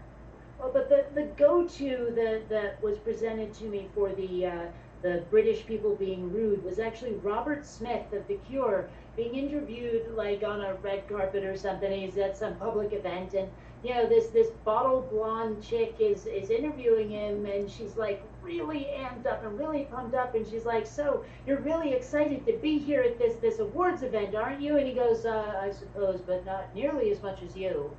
Like that, where it was just this sort of, she didn't even seem to realize he was dissing her. There's some people that you just don't see that, sometimes social clues are difficult for all of us. But I mean, if you're autistic or ADHD or got other things going on, sometimes picking up those social clues are even harder to do. So, well, especially if you've got autism. Yeah. But it still affects people with ADHD as well, that you will miss social cues as well. So. Yeah, well, it goes back to what we were just talking about not realizing people are flirting with us. Yeah. Although that's not just an autism thing. I'm in a lesbian group on Facebook called Just Gals Being Pals, and the main theme is like two friends who are totally into each other, but every time the subject comes up, they insist it's platonic. It's that sort of thing where it's one of the most difficult things to do, honestly, is to risk losing a friend because you might hit on them and it might go badly, and you don't want to lose the friendship, but that could make it awkward. Well, multiply that by at least 3 in the lesbian community. So, fun fact, my partner Michael, he's my son's father. When I first met him, I was actually terrified to approach him because he was helping someone who's now a dear friend of mine as well. And her name's Lena, and she's a stripper, and she has like the perfect body, and she is just fucking supermodel gorgeous. So I'm like, oh yeah, he's got to be dating her. Like, there's no way I can compare to this. But like, Lena's one of the dudes. Like, she fucking loves really going to kidding? conventions. I mean, I consider you pretty gorgeous. So I mean. Oh, thank you. I love your face too. But no, like, I mean, like, if you think that I am attractive, like, Ray, I know what you mean.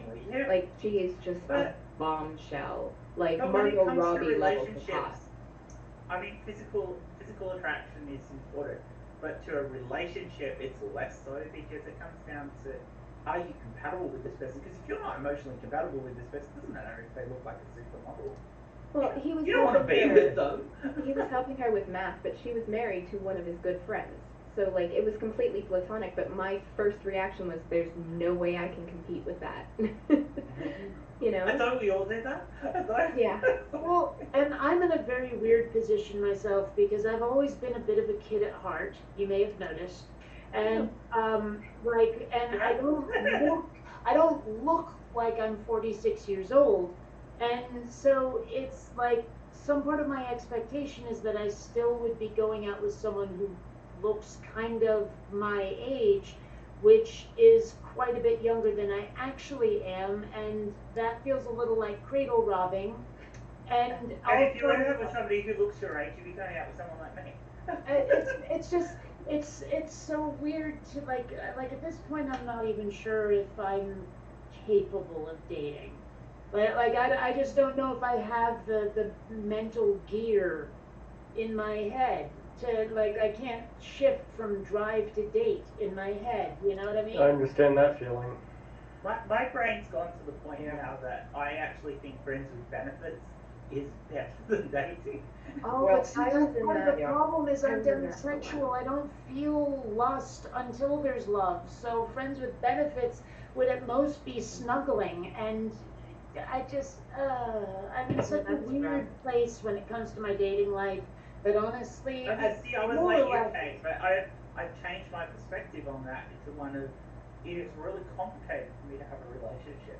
But if I've got a close friend who I'm happy to have a physical relationship with as well without it and having to mean anything over and above, hey, this is a bit of fun just to clean out our clocks, But then I think that's feel awesome. that. But I don't feel that. That's the problem. Is this Yeah. sexual drive just isn't Well- there until the relationship is. I just at this point I should just. Yeah, it's a difficult one because I thought I could never think like that myself, but I've changed. I haven't, Yeah. and it's just from the fact that dating is so complicated. I've had Life such bad experience. history with it, Yeah, and I'm like, bad it's experiences. not worth it. And I've got lots of nice friends who would be interested in doing something. And if I have sex a couple of times a year, I'm pretty much kept happy as far as that goes. So I'm like, this works for me. Pretty much every dating experience I've had has ended up with disappointment or bad things. Well, and it doesn't help that, like, I mean, you know the old joke, what does a lesbian bring on a second date? A U-Haul. I hate to Yeah. say I've fallen into the, one date and all of a sudden we're in a committed Oh, you're in relationship. love, yeah. I do that too much. I don't know. I mean, honestly, I'm just not sure I'm built for a romantic life. I've I'm never the known opposite. how to date. There's too much of it I don't understand. The Well- only successful relationships I've ever had were people that we just hooked up to have sex and promised there would be nothing else to it, and several months down the line, it's kind of like, yeah, it's something more. Yeah, see, I would be fine with that. If I was having a friends with benefits and then we did lots of social things together and go, well, hang on, this has become a bit more than that. That's fine because it's developed naturally. But I'm okay if it didn't. I got to that point where I don't care. And my life is complicated. I mean, I'm not even doing my streaming and my Yeah. videos and stuff like that at the moment because my life is too complicated at the moment to actually find the time usually to do it. And generally speaking, I'm busy during the day. The only reason I'm at home at the moment is because there's some specials coming to see Rob here. And I'm like, well, I've got time to kill until they get here.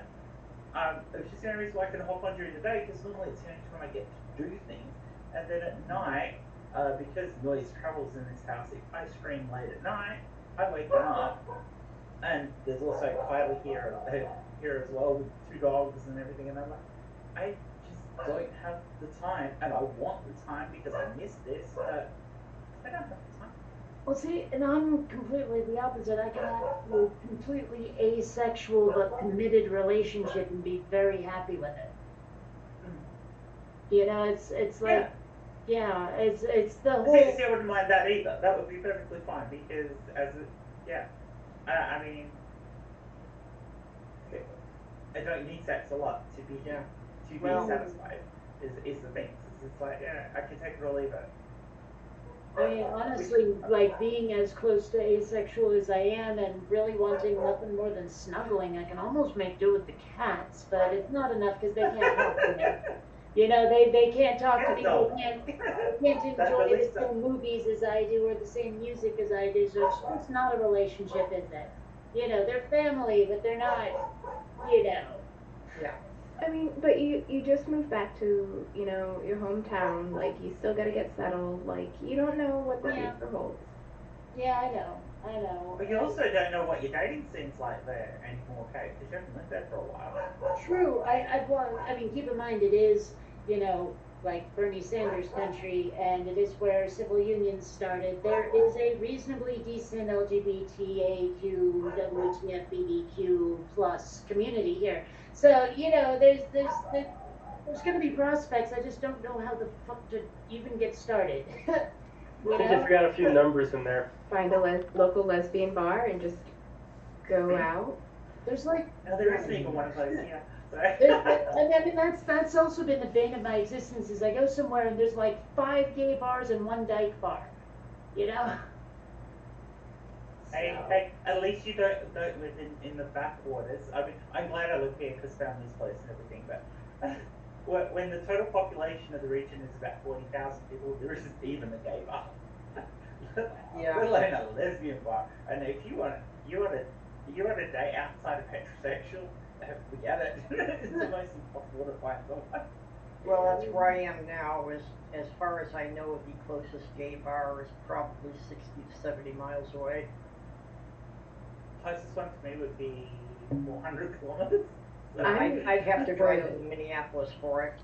I'm spoiled in that way because, I mean, well, granted, Pulse nightclub doesn't exist anymore after the tragedy that happened, but it wasn't the only gay bar in Orlando. Like, there are gay and lesbian bars, you know, in how's Orlando. that going to go with all the political wrangling over there to basically outlaw LGBT? I don't know. It's complicated. Terrifying what you It guys is are terrifying. If this is something that I don't quite, like, I haven't heard anyone speak on this one.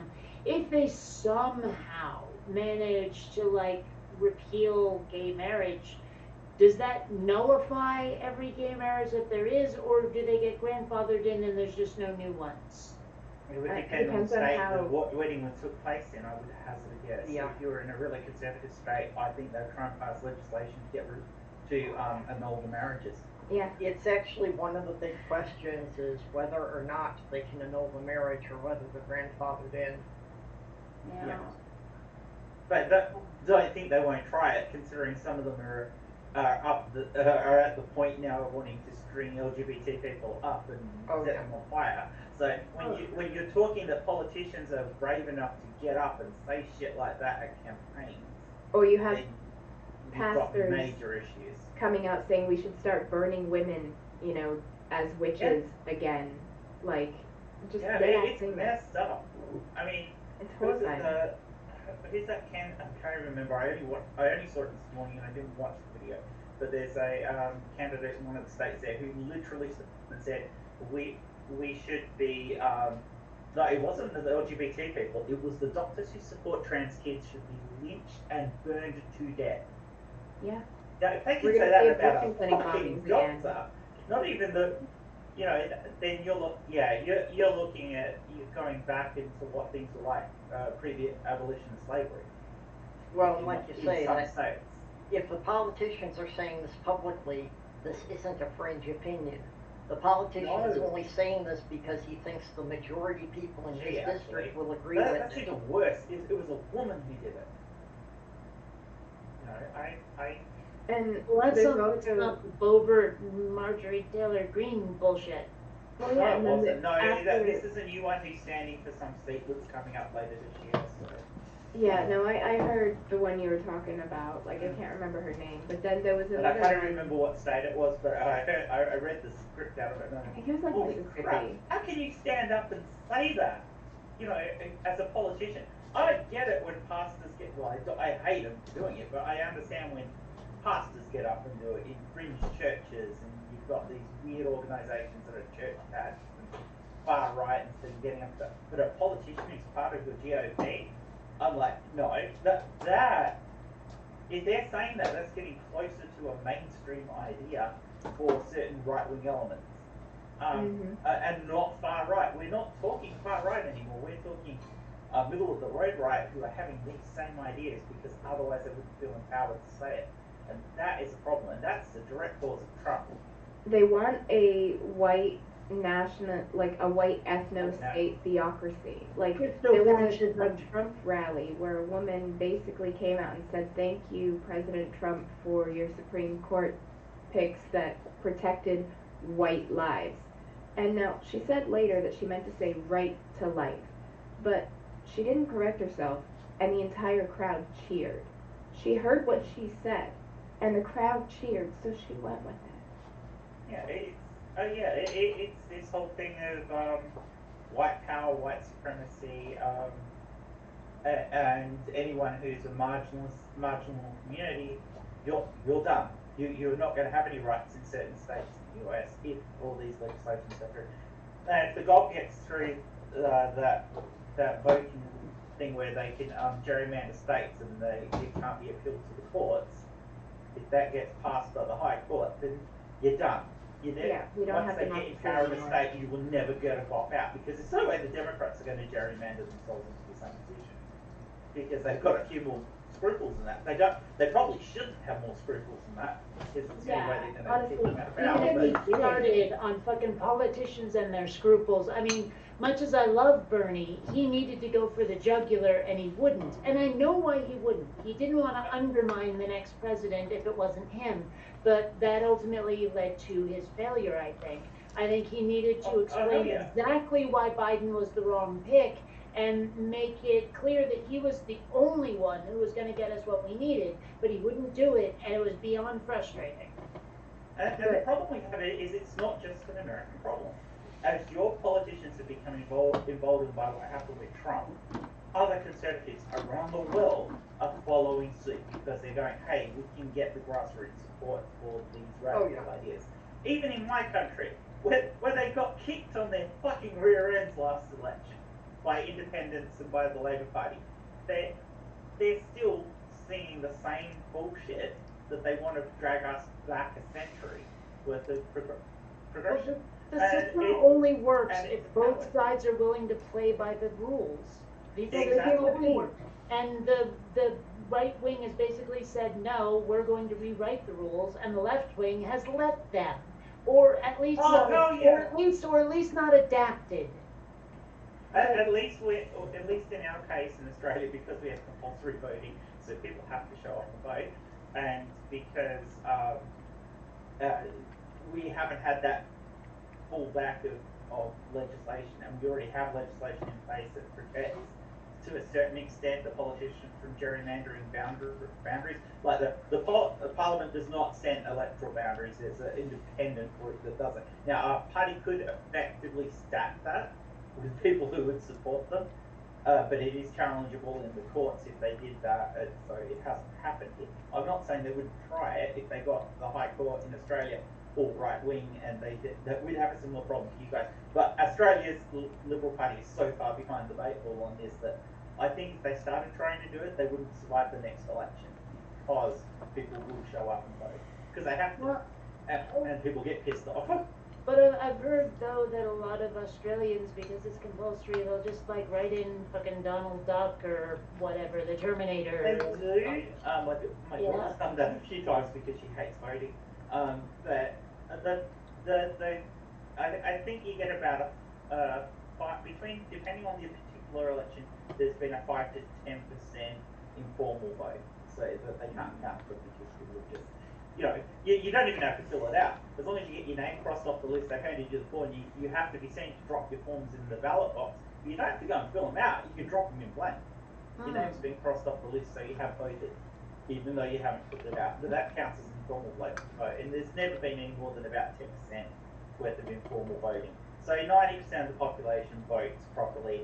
And even though we have an electoral system where you have to tick all the boxes, etc., that everyone gets a vote because it's preferential voting. If it's clear that you've marked your first preference will count, even if you don't put any others in. Because I've been in the scrutineer's box when we've been scrutineering elections. I know that's how it works. So as long as there's a clear indication of who the person was voting for, that vote will count. It's just you don't get any preference count. That is a bigger problem, that people think we vote like you do in the US, and people only put their first preference in. That's a lack of education. We're starting to have a similar problem here with a lack of education, and I can see us, if we don't do something about it, ending up 10 or 15 years down the track, down the same road that you guys are at the moment. And that's, in terms of political history, that's not very long. That's a concern for us. And the UK is like only, 4 or 5 years behind you guys in running down the wrong road. Yeah, well, the Tories in the UK have just been taking notes all along, so. Oh, they have, and they've been following it straight down the line. Yeah, the Tories are just like, hold my lager, mate. They're trying to outdo you. Like Boris, though? I mean, what about that? Well, sure, they got rid of Boris, but the fact of the matter is, like, the Tories, like, they see what happened here with Roe v. Wade, and they, they have protections in the UK, for, like, civil rights and, civil rights laws, and they're like, we should tweak these. Like, that's what they're going for. Rather than going for a specific thing, they want to just tweak all the civil rights laws. Yeah, It's one of the reasons why they wanted Brexit in the first place. Because whilst they were signed up to the EU, the UK had the backup of the EU humanitarian laws. So if you failed it and what the laws were in the UK, you could appeal to the EU, and then the UK had to do something about it if they were fucked up. But now they don't have that backup of being part of the EU anymore. So with the Brexit stuff, That was step the one. Tories are in a better position that they can just rewrite laws. And like our problem here, there is no statute of rights in Australia. There is no statute of rights in the UK. A political party can just straight up change your rights if they've got the numbers. Which is a major problem for us here in Australia. It's happened a few times. There is one exception to that. If the rights went through by a referendum and a government tried to, if a set of rights were written up because of a referendum, then government at the time would then be legally challengeable by the high courts if they tried to change the law away from what was put in place in a referendum. Even that's just because of the way our constitution's written. However, gay marriage in Australia was not decided on by a referendum. We had a plebiscite which was voted on, but it wasn't compulsory, and it wasn't done as a proper referendum. So there was no referendum on it. It was just basically gauging the opinion of the populace. And it was actually the Conservative Party that put the gay marriage legislation through, but they can remove it because there's nothing there, and they can backdate it too because I don't know that would actually happen here. I think that'd have a great deal of difficulty. Australia's got to the point now where we're really wary of our major political parties, and people tend to vote a lot for the independent parties in the upper house, which means balance of power doesn't sit with the major parties, so they can't get legislation through without support of the smaller parties, and most of the smaller parties support LGBT rights. So Because everything I that's know a safe about aspect for us. everything I know about gay marriage in Australia, aside from what you just said, comes from a Jim Jeffries routine about his dad voting for gay marriage. Yeah, I love Jim Jeffries' thing on gay marriage. I also love his thing on gun control. Oh well, yeah. We've only got one argument about having a gun. Oh, I like guns. Right. That's it.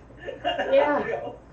I mean, yeah, he does a fair amount of misogynistic material, and for some reason, every routine he does involves poop.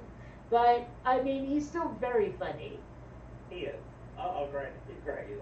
He's milder too. If you watch his later stuff compared to his earlier stuff, he's toned down a lot of his really over the top stuff.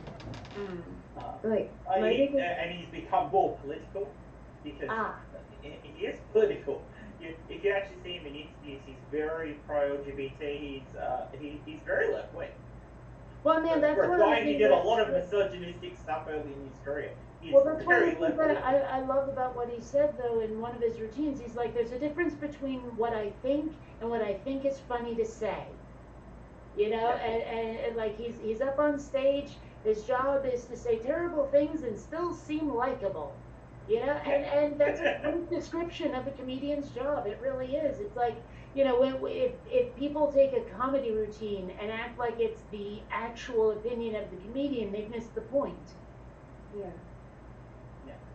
But my biggest issue with what's happening in the United States is if the GOP does go through with, you know, their gerrymandering, it's not even a question of whether or not the Democrats will play as dirty. If the GOP solidify their power, you won't get any Democrats elected to higher office, even in, you know, places like Austin, Texas, which is one of the bluest parts of Texas. Any state that is currently got control will immediately gerrymander all its things, and you'll never get the Democrats back.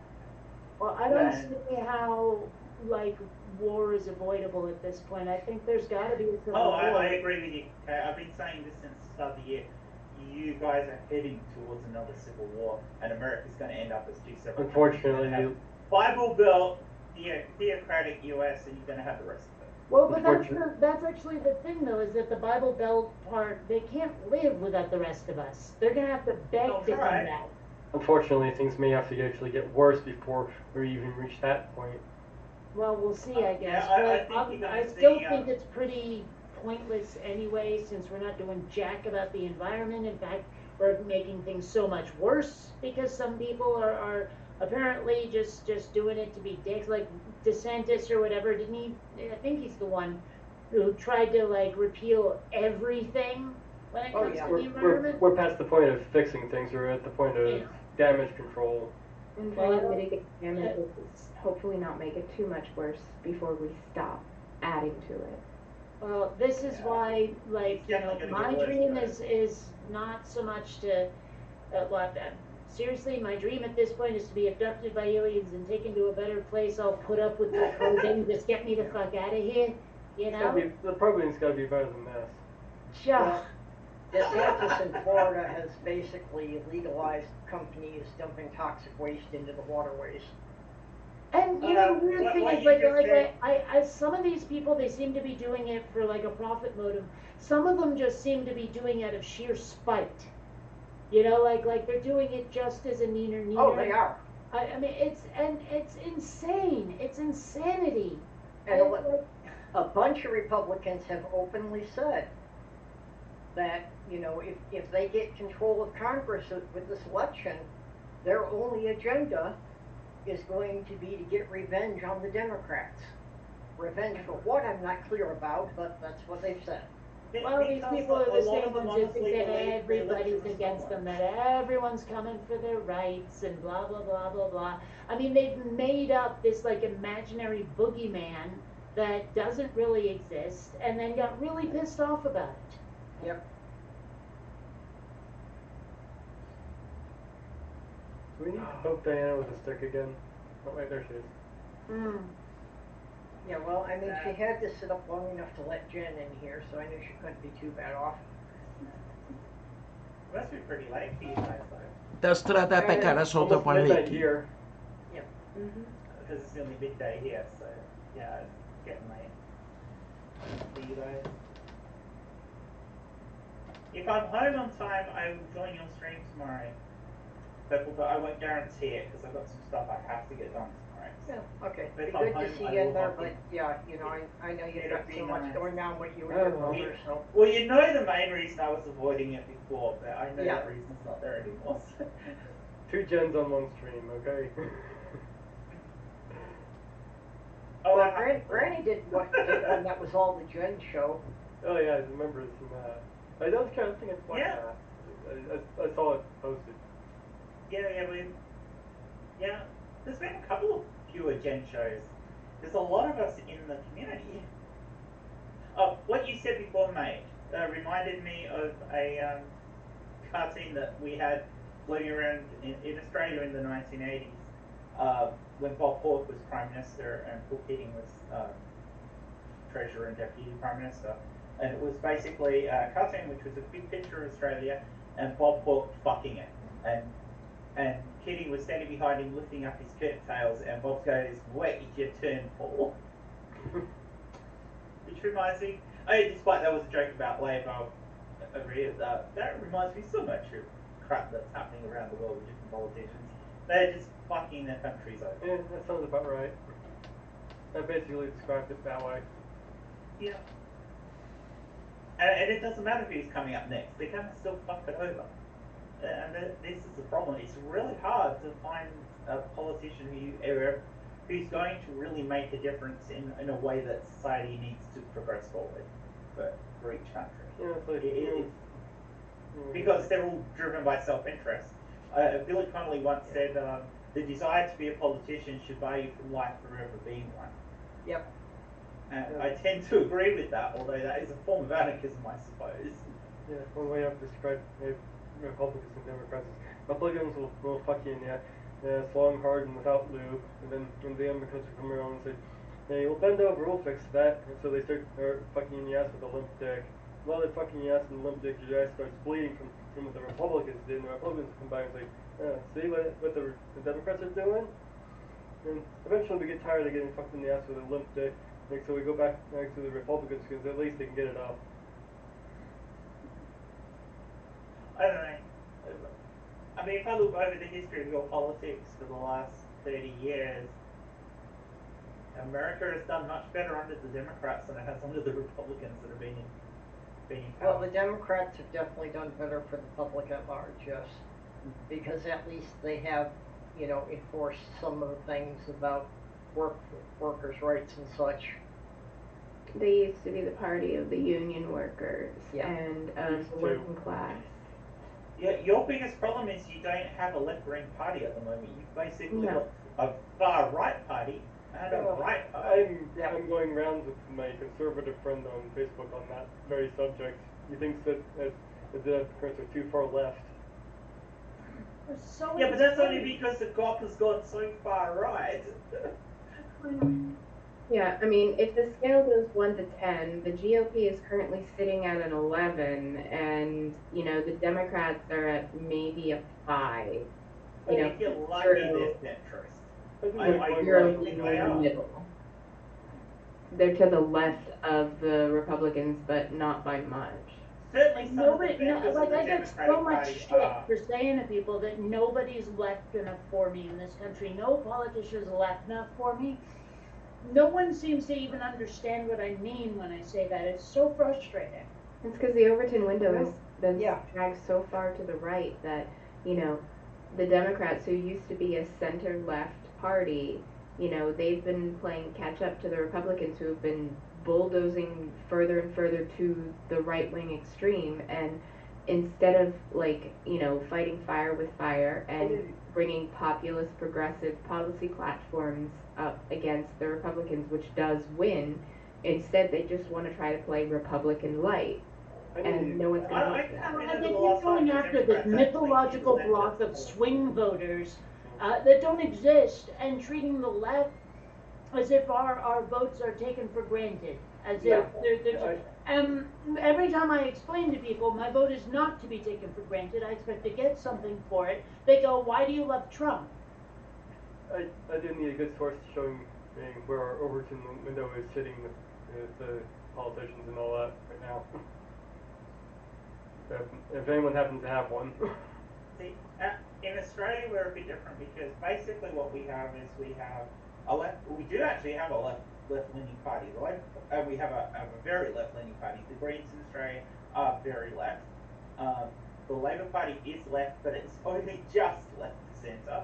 And then you've got the Liberal Party, which is your right-leaning party, but it's not far right. It's got members in it that are far right, but mostly it's not far right. And then you do have the Christian far right parties as well, but they don't get very far. And then you've got all these independents, which are more or less centrist, but with left-leanings. So there's a fair amount of both, but a lot of the politics of Australia is very centrist, which is not necessarily good because it makes it very easy for far right politics to get a voice. You really need that strong leftist voice to counteract that, and we only really have that in the Greens, and they don't have a lot to say. So, no, at least we're not as bad as you are. We do actually have some left representation here. We really don't. We might have a handful of politicians that are more leftists, but as far as politicians in places of political power on special committees, or the powerful committees, or running things like the DNC, or even getting backing from the DNC, it's in the same breath that Nancy Pelosi is reading a poem and sending out fucking fundraising emails about Roe v. Wade, there was an anti-choice Democrat, one of the last anti-choice Democrats in the House running, and Pelosi and the DNC backed them over the progressive in that race that was pro-choice. It's like the Democrats are trying to make themselves even more right, which they can't be. They need to balance the right that's already in your poll. Well, they need the to go more left. DNC They need to be more progressive. The DNC keeps working with the theory that they're going to get some of the Republicans to vote Democrats, and that's effectively, for each of those, is a 2-vote swing. So they think that's easier than reaching out to the left to get people who are just given up on voting. Yeah, I can't agree with that. I think there is enough voting. There's enough people out there who would vote left if they push their policies correctly. All they have to do is offer something, actually do Yeah. something. it's definitely not working. And they need to do it now whilst they're in power. Yes. Even if it is only presidential decrees to try and overcome some of the crap that's going on, they need to be shown to be doing something. But instead we have that's things positive. instead we have things going on like in North Carolina where the Green Party, you had a petition that to get them on the ballot, they managed, but they were denied due to shenanigans by the Democrats. It's crazy. I mean, somebody looking from the outside, it's really hard to say that the Biden administration is doing anything for your country at all. It seems as not. I mean, it's not doing the bad things, but it's not doing the good things it needs to do. Nothing fundamentally will change. That is what Biden promised. And honestly, What it's was true. the point in them, aside from the fact that it stopped the rot? But It you didn't can't, stop the rot. you don't stop the rot by not doing bad things. You stop the rot by fixing the fucking leaks and replacing the rotted planks. Yeah. If you don't do that, the ship of state still fucking sinks. And this is your problem. You are in a leaky ship of state that is going to sink, and when it does, that's when you get civil war. That's when you get massive amounts of public unrest, and that's when if you're going to have people getting killed on the streets by far right people with guns, by cops. I mean, it already happens occasionally there, but your every week mass shooting is going to be an everyday occurrence over the next couple of years, and that's terrifying. That really is terrifying. I'm happy to keep talking about this, but should we get Diana awake again so she can turn on the screen? Oh, well. Hi Diana. How's your birthday been? Yeah. Did you have a good birthday hanging out with all of us schmucks? Moo. Yeah, we got to see a few minutes left here. I don't know if you want to end your stream, Diana. Just in case you fall asleep. Well, I'm going to have to go to bed pretty soon anyway. Tomorrow's a dialysis day, and I get up early on dialysis days, and all that happy garbage. Come to Australia where it's all free. Oh, wouldn't that be Honestly, nice? I tell you what, Go. You guys don't want me. Nobody wants me. I'm old. That's a good That's a example of how our algorithm window is moved. I'm I old. I'm honestly poor. I'm sick. We need to, I mean, things are getting really bad for queer people and trans people.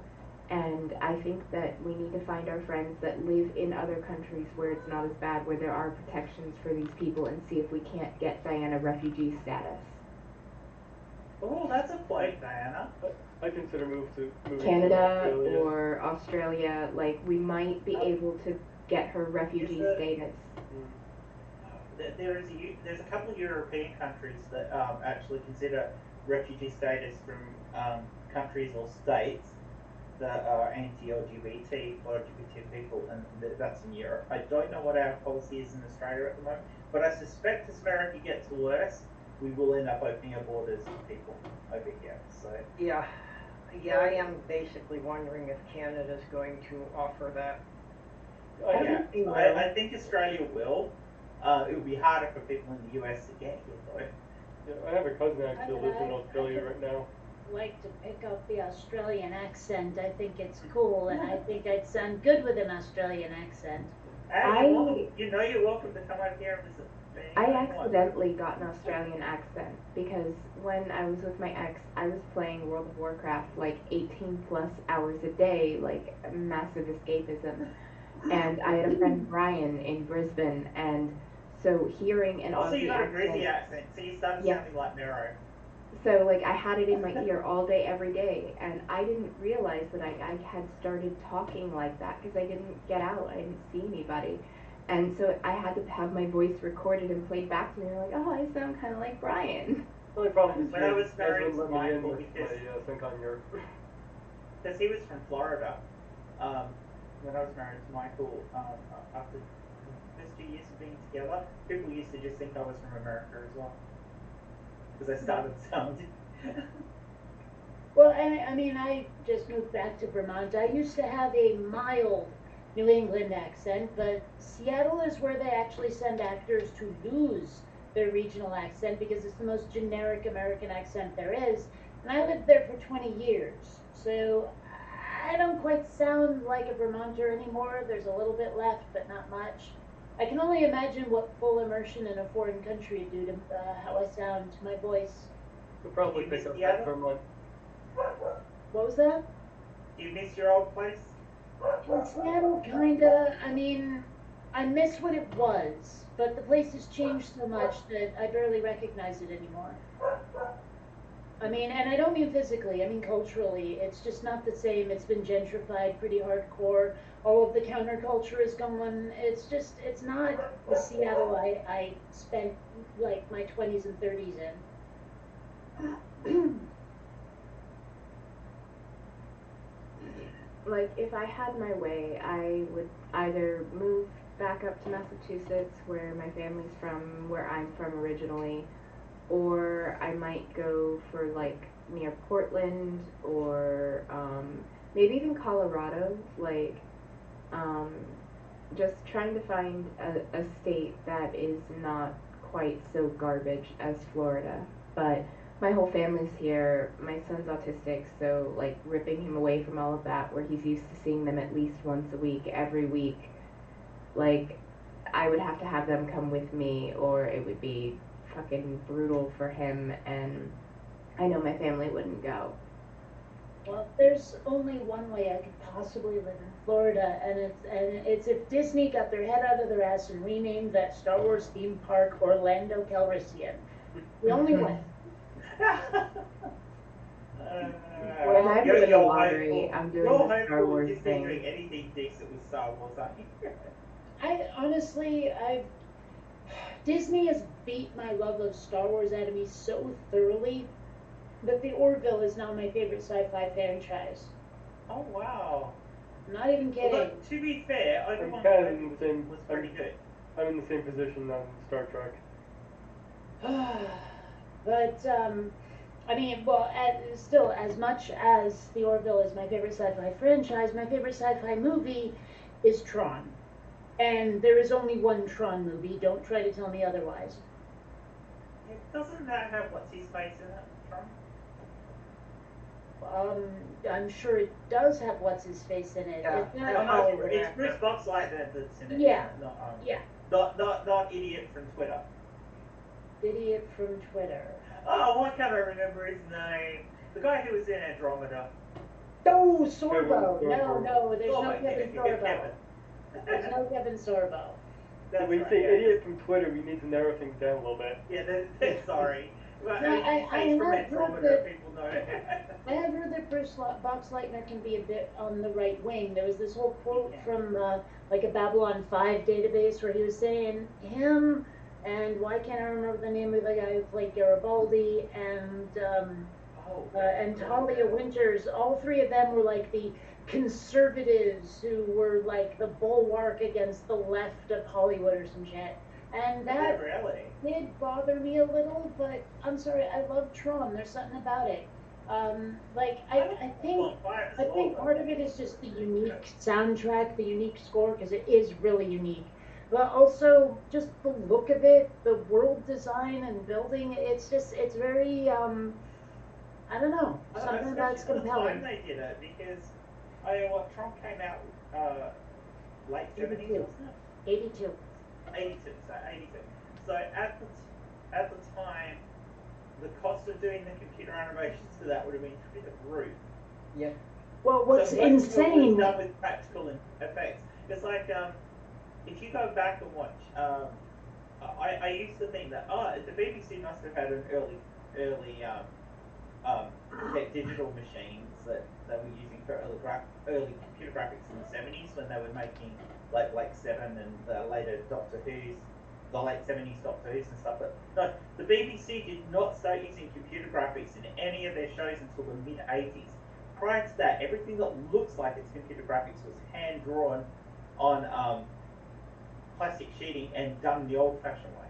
Well, I mean, number one, what's insane to me is that Tron did use some CGI and was disqualified by the Academy because they thought computers were cheating. Not even kidding. They were denied Well, nomination. what would the Academy? That's true. What would the Academy people from back then think of now? Now, another thing is, like, I've not watched a lot of Blake 7, but what I did see, the spaceships, I swear, were like Xerox copies of a picture that were colored in. Yeah, with, that's like, pretty much what they did.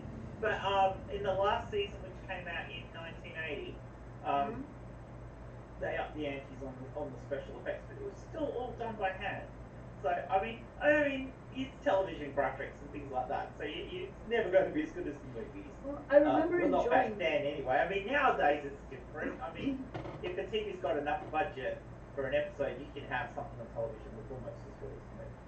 I remember enjoying because what it's so much little easier. I saw of Blake 7. I kind of want to see more, but.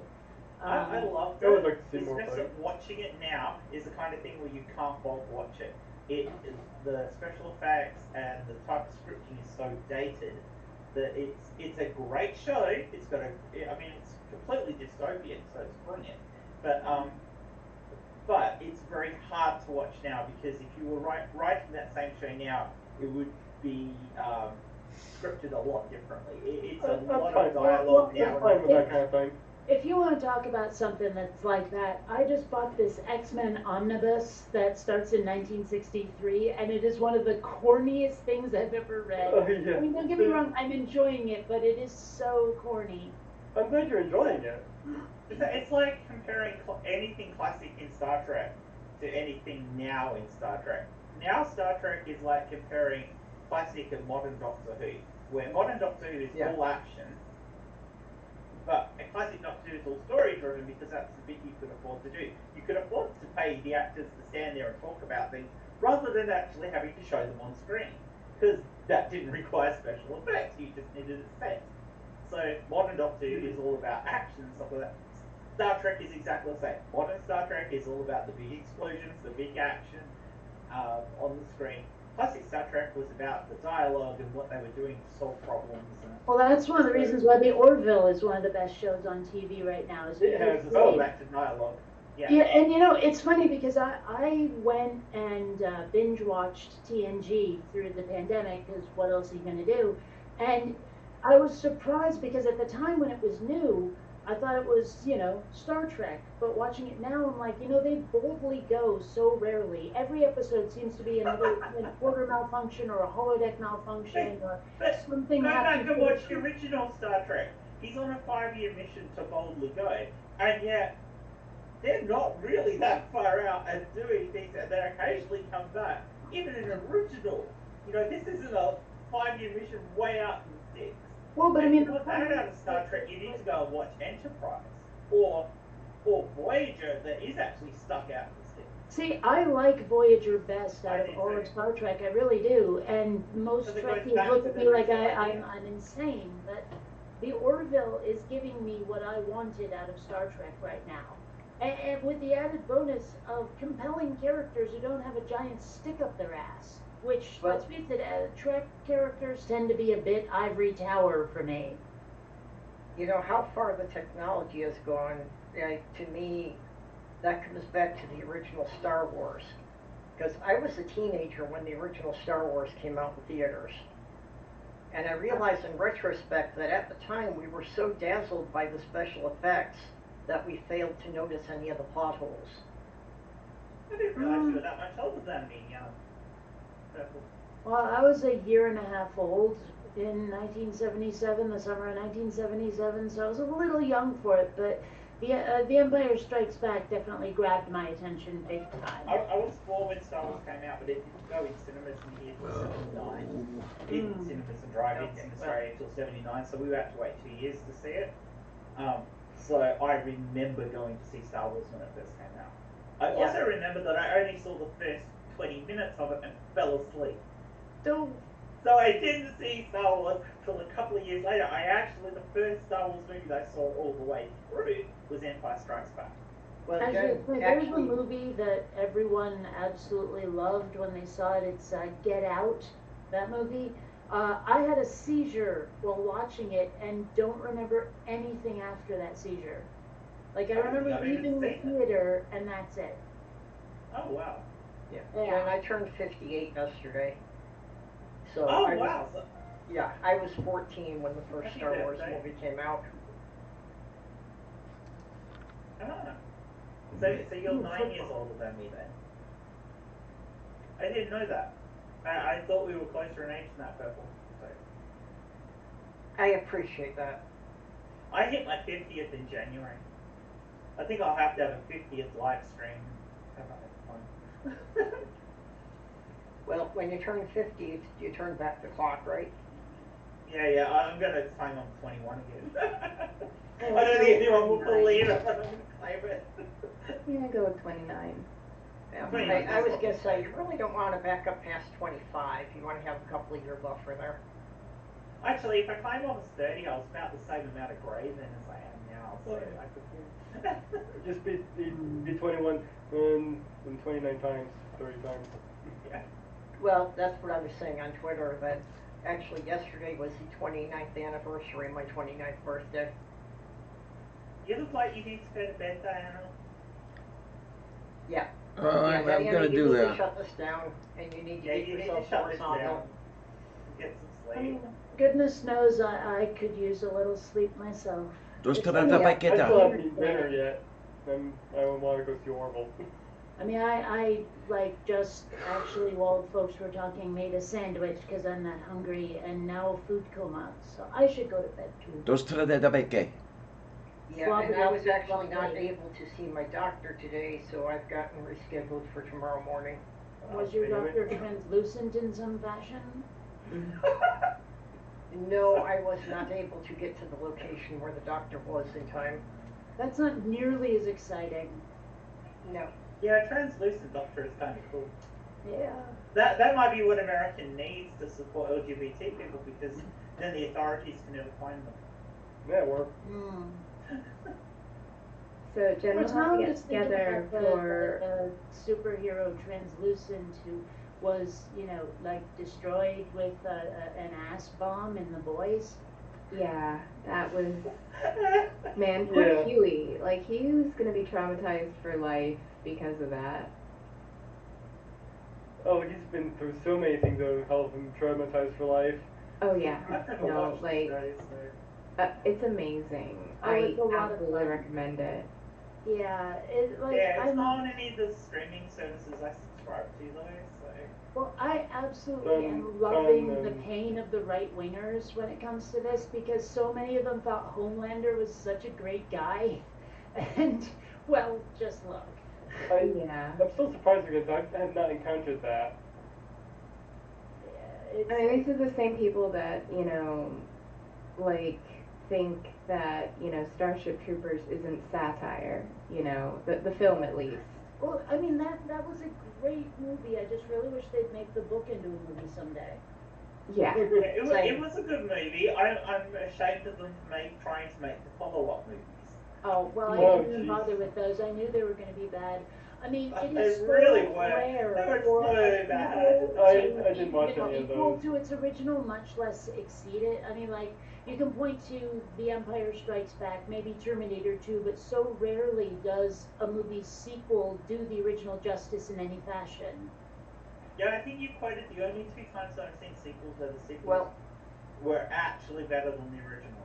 if you The want to Empire see Strikes something Back actually, and Actually, Return. Aliens. I know a lot of people get on my case about this because they think Aliens is just an action movie. It's not. It's actually a zombie movie with xenomorphs instead of zombies.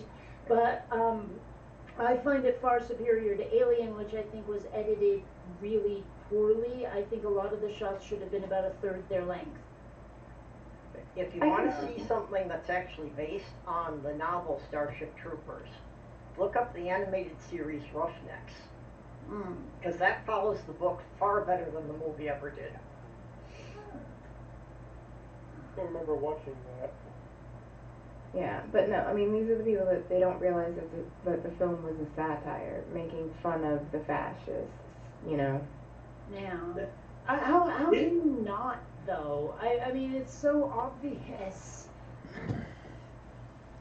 Although another movie that one of the sequels was better than the original is Star Trek, because the original Star Trek movie was crap, and but Ruther Khan was amazing. Well, as I Yeah. understand it, Terminator 2. like a lot of the reason the motion picture failed, it wasn't their fault.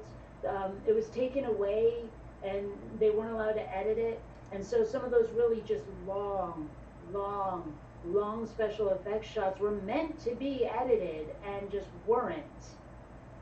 It was so bad. Well, like, still not as bad as the episode where they meet God. The movie where they meet God. That's gets a bad rep. Even though it's one of the bad movies, it has some of the best quotes in it. Really, you think? I don't. Yes, I don't agree. definitely. What does this guy need with the starship? And also, there's also the perspective that if you look at it from the perspective that it's actually all Kirk's dream taking place, it actually makes a lot more sense. Well, what knocked me out was actually going, like, somehow I ended up seeing Generations in the theater, you know, the one where Kirk dies, and I don't know, I couldn't help but laughing at all of the people in the theater who were sniffling and crying at his death. I don't know why, it just made me laugh. Well, I wouldn't have cried at that, but I have cried watching Star Trek before. Okay, fair enough. I feel But that I watching pretty much wear my emotions on my sleeve. But I wouldn't have cried at that because I do not like William Shatner. I think he's a piece of shit. Yeah, he's kind of Before he destroys us all, of course. You know how I feel about Shatner. Oh yeah, you know I feel exactly the same. The man's a piece of shit, and he's a bad actor. I'm sorry, you can all argue with me about that as much as you like, but you're never going to convince me of anything. And also, he's French Canadian. Ugh. Well, I won't hold that against him, but I'll hold the rest of it against him. Yeah, I was gonna say I've got like distant relatives in Quebec, so I don't know. Maybe it's just because I lived within screaming distance of the Quebec border through my whole childhood, but and also, I don't know why, maybe it's just an autism thing, I don't know, but the sound of French being spoken goes right up my spine, I can't stand it, it just like, ugh. So, I mean, you know, just it all congeals, conglomerates, whatever the fuck into this, just, I'm not a fan. So interestingly enough, Yeah. even Shatner had things was saying it was a dark day when Roe versus Wade was repealed. Well, a broken clock is right twice a day. Okay, I found it. I'm Unless amazed it's that you visual, in would have which said case that. it's never right. No, I'm not amazed you said that. But if gay marriage gets repealed, I bet he'll support that because he hates LGBT people.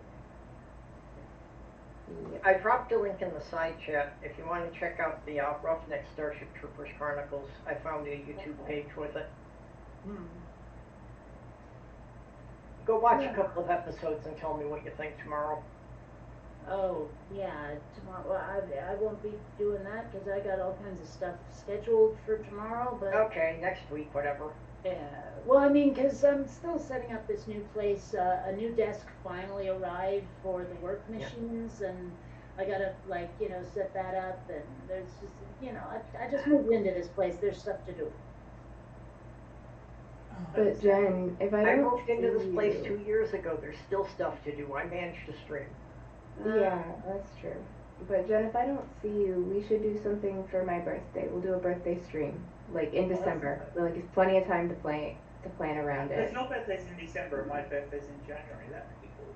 Yeah, we can do like a joint stream, like between our Yeah, two that sounds like birthdays. fun. Well, we should, but I would like You're to. in Australia, don't the months go in the other direction? No, not only the seasons. Yeah, it's summer for her. I mean, then again, I'm in Florida, It's winter so for me now.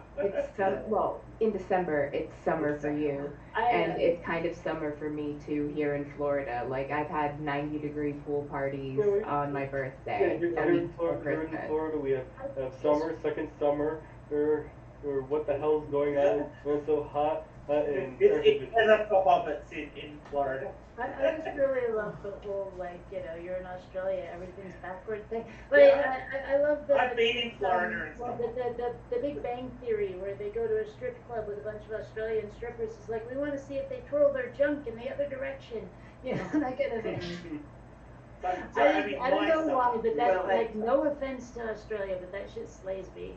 Australia has that July and Christmas thing. July. I don't think Well, Logan July and spoke Christmas, that one. I Christmas. think that was deliberate. Alright. Anyway, it is wrap this really up. like quite It a is Yes, task. absolutely Diana, right. you haven't answered the string yet. I'm gonna make Diana, like a you baby still there? and head out because I with the sleep Diana? and go tired nowing. So Sounds Yeah. good. Okay. Still there? all Good right. night. Well, happy later. Bye. Good night, Kate. Bye, Hey, Diana. Diana. Di, you okay, babe? I going, Betty, bye. Okay, Yep, you we'll want let to you change your swing screen? Before you go to bed. Yep, shut the stream down. Just a bit of Hano Kopali. Yep. Have a good night, everyone. Thanks. Tell for everybody on coming. YouTube good night. Moo. I will try and be around to at least catch some of your streams tomorrow. Yay. Hopefully I can do that. Yeah, There's yeah, the bit that I out there. understand why you haven't been around. Oh yeah, it's, You know. it's been really hard, but I really want to get on a few streams. Like even if I don't manage to, I'm like, I want to do. Yeah. I want Oh. to go back and do a couple of things we were planning, Kitty. For example, Survivors. Because Yeah. I think it's something worthwhile doing. But it's just I haven't had a chance. But I think it's something. If I'm going to do some more streams again, I'd like to do that. And Bree and Matt want to do a few more things where we talk about misconceptions in science and maths and stuff like that. So, Yeah, we've so I missed will you, probably babe. do a couple of streams of that. Yeah. Well, I Yeah. also had, that I've been wanting to do a couple of streams that, deal with some trans issues that I would like to have you around for.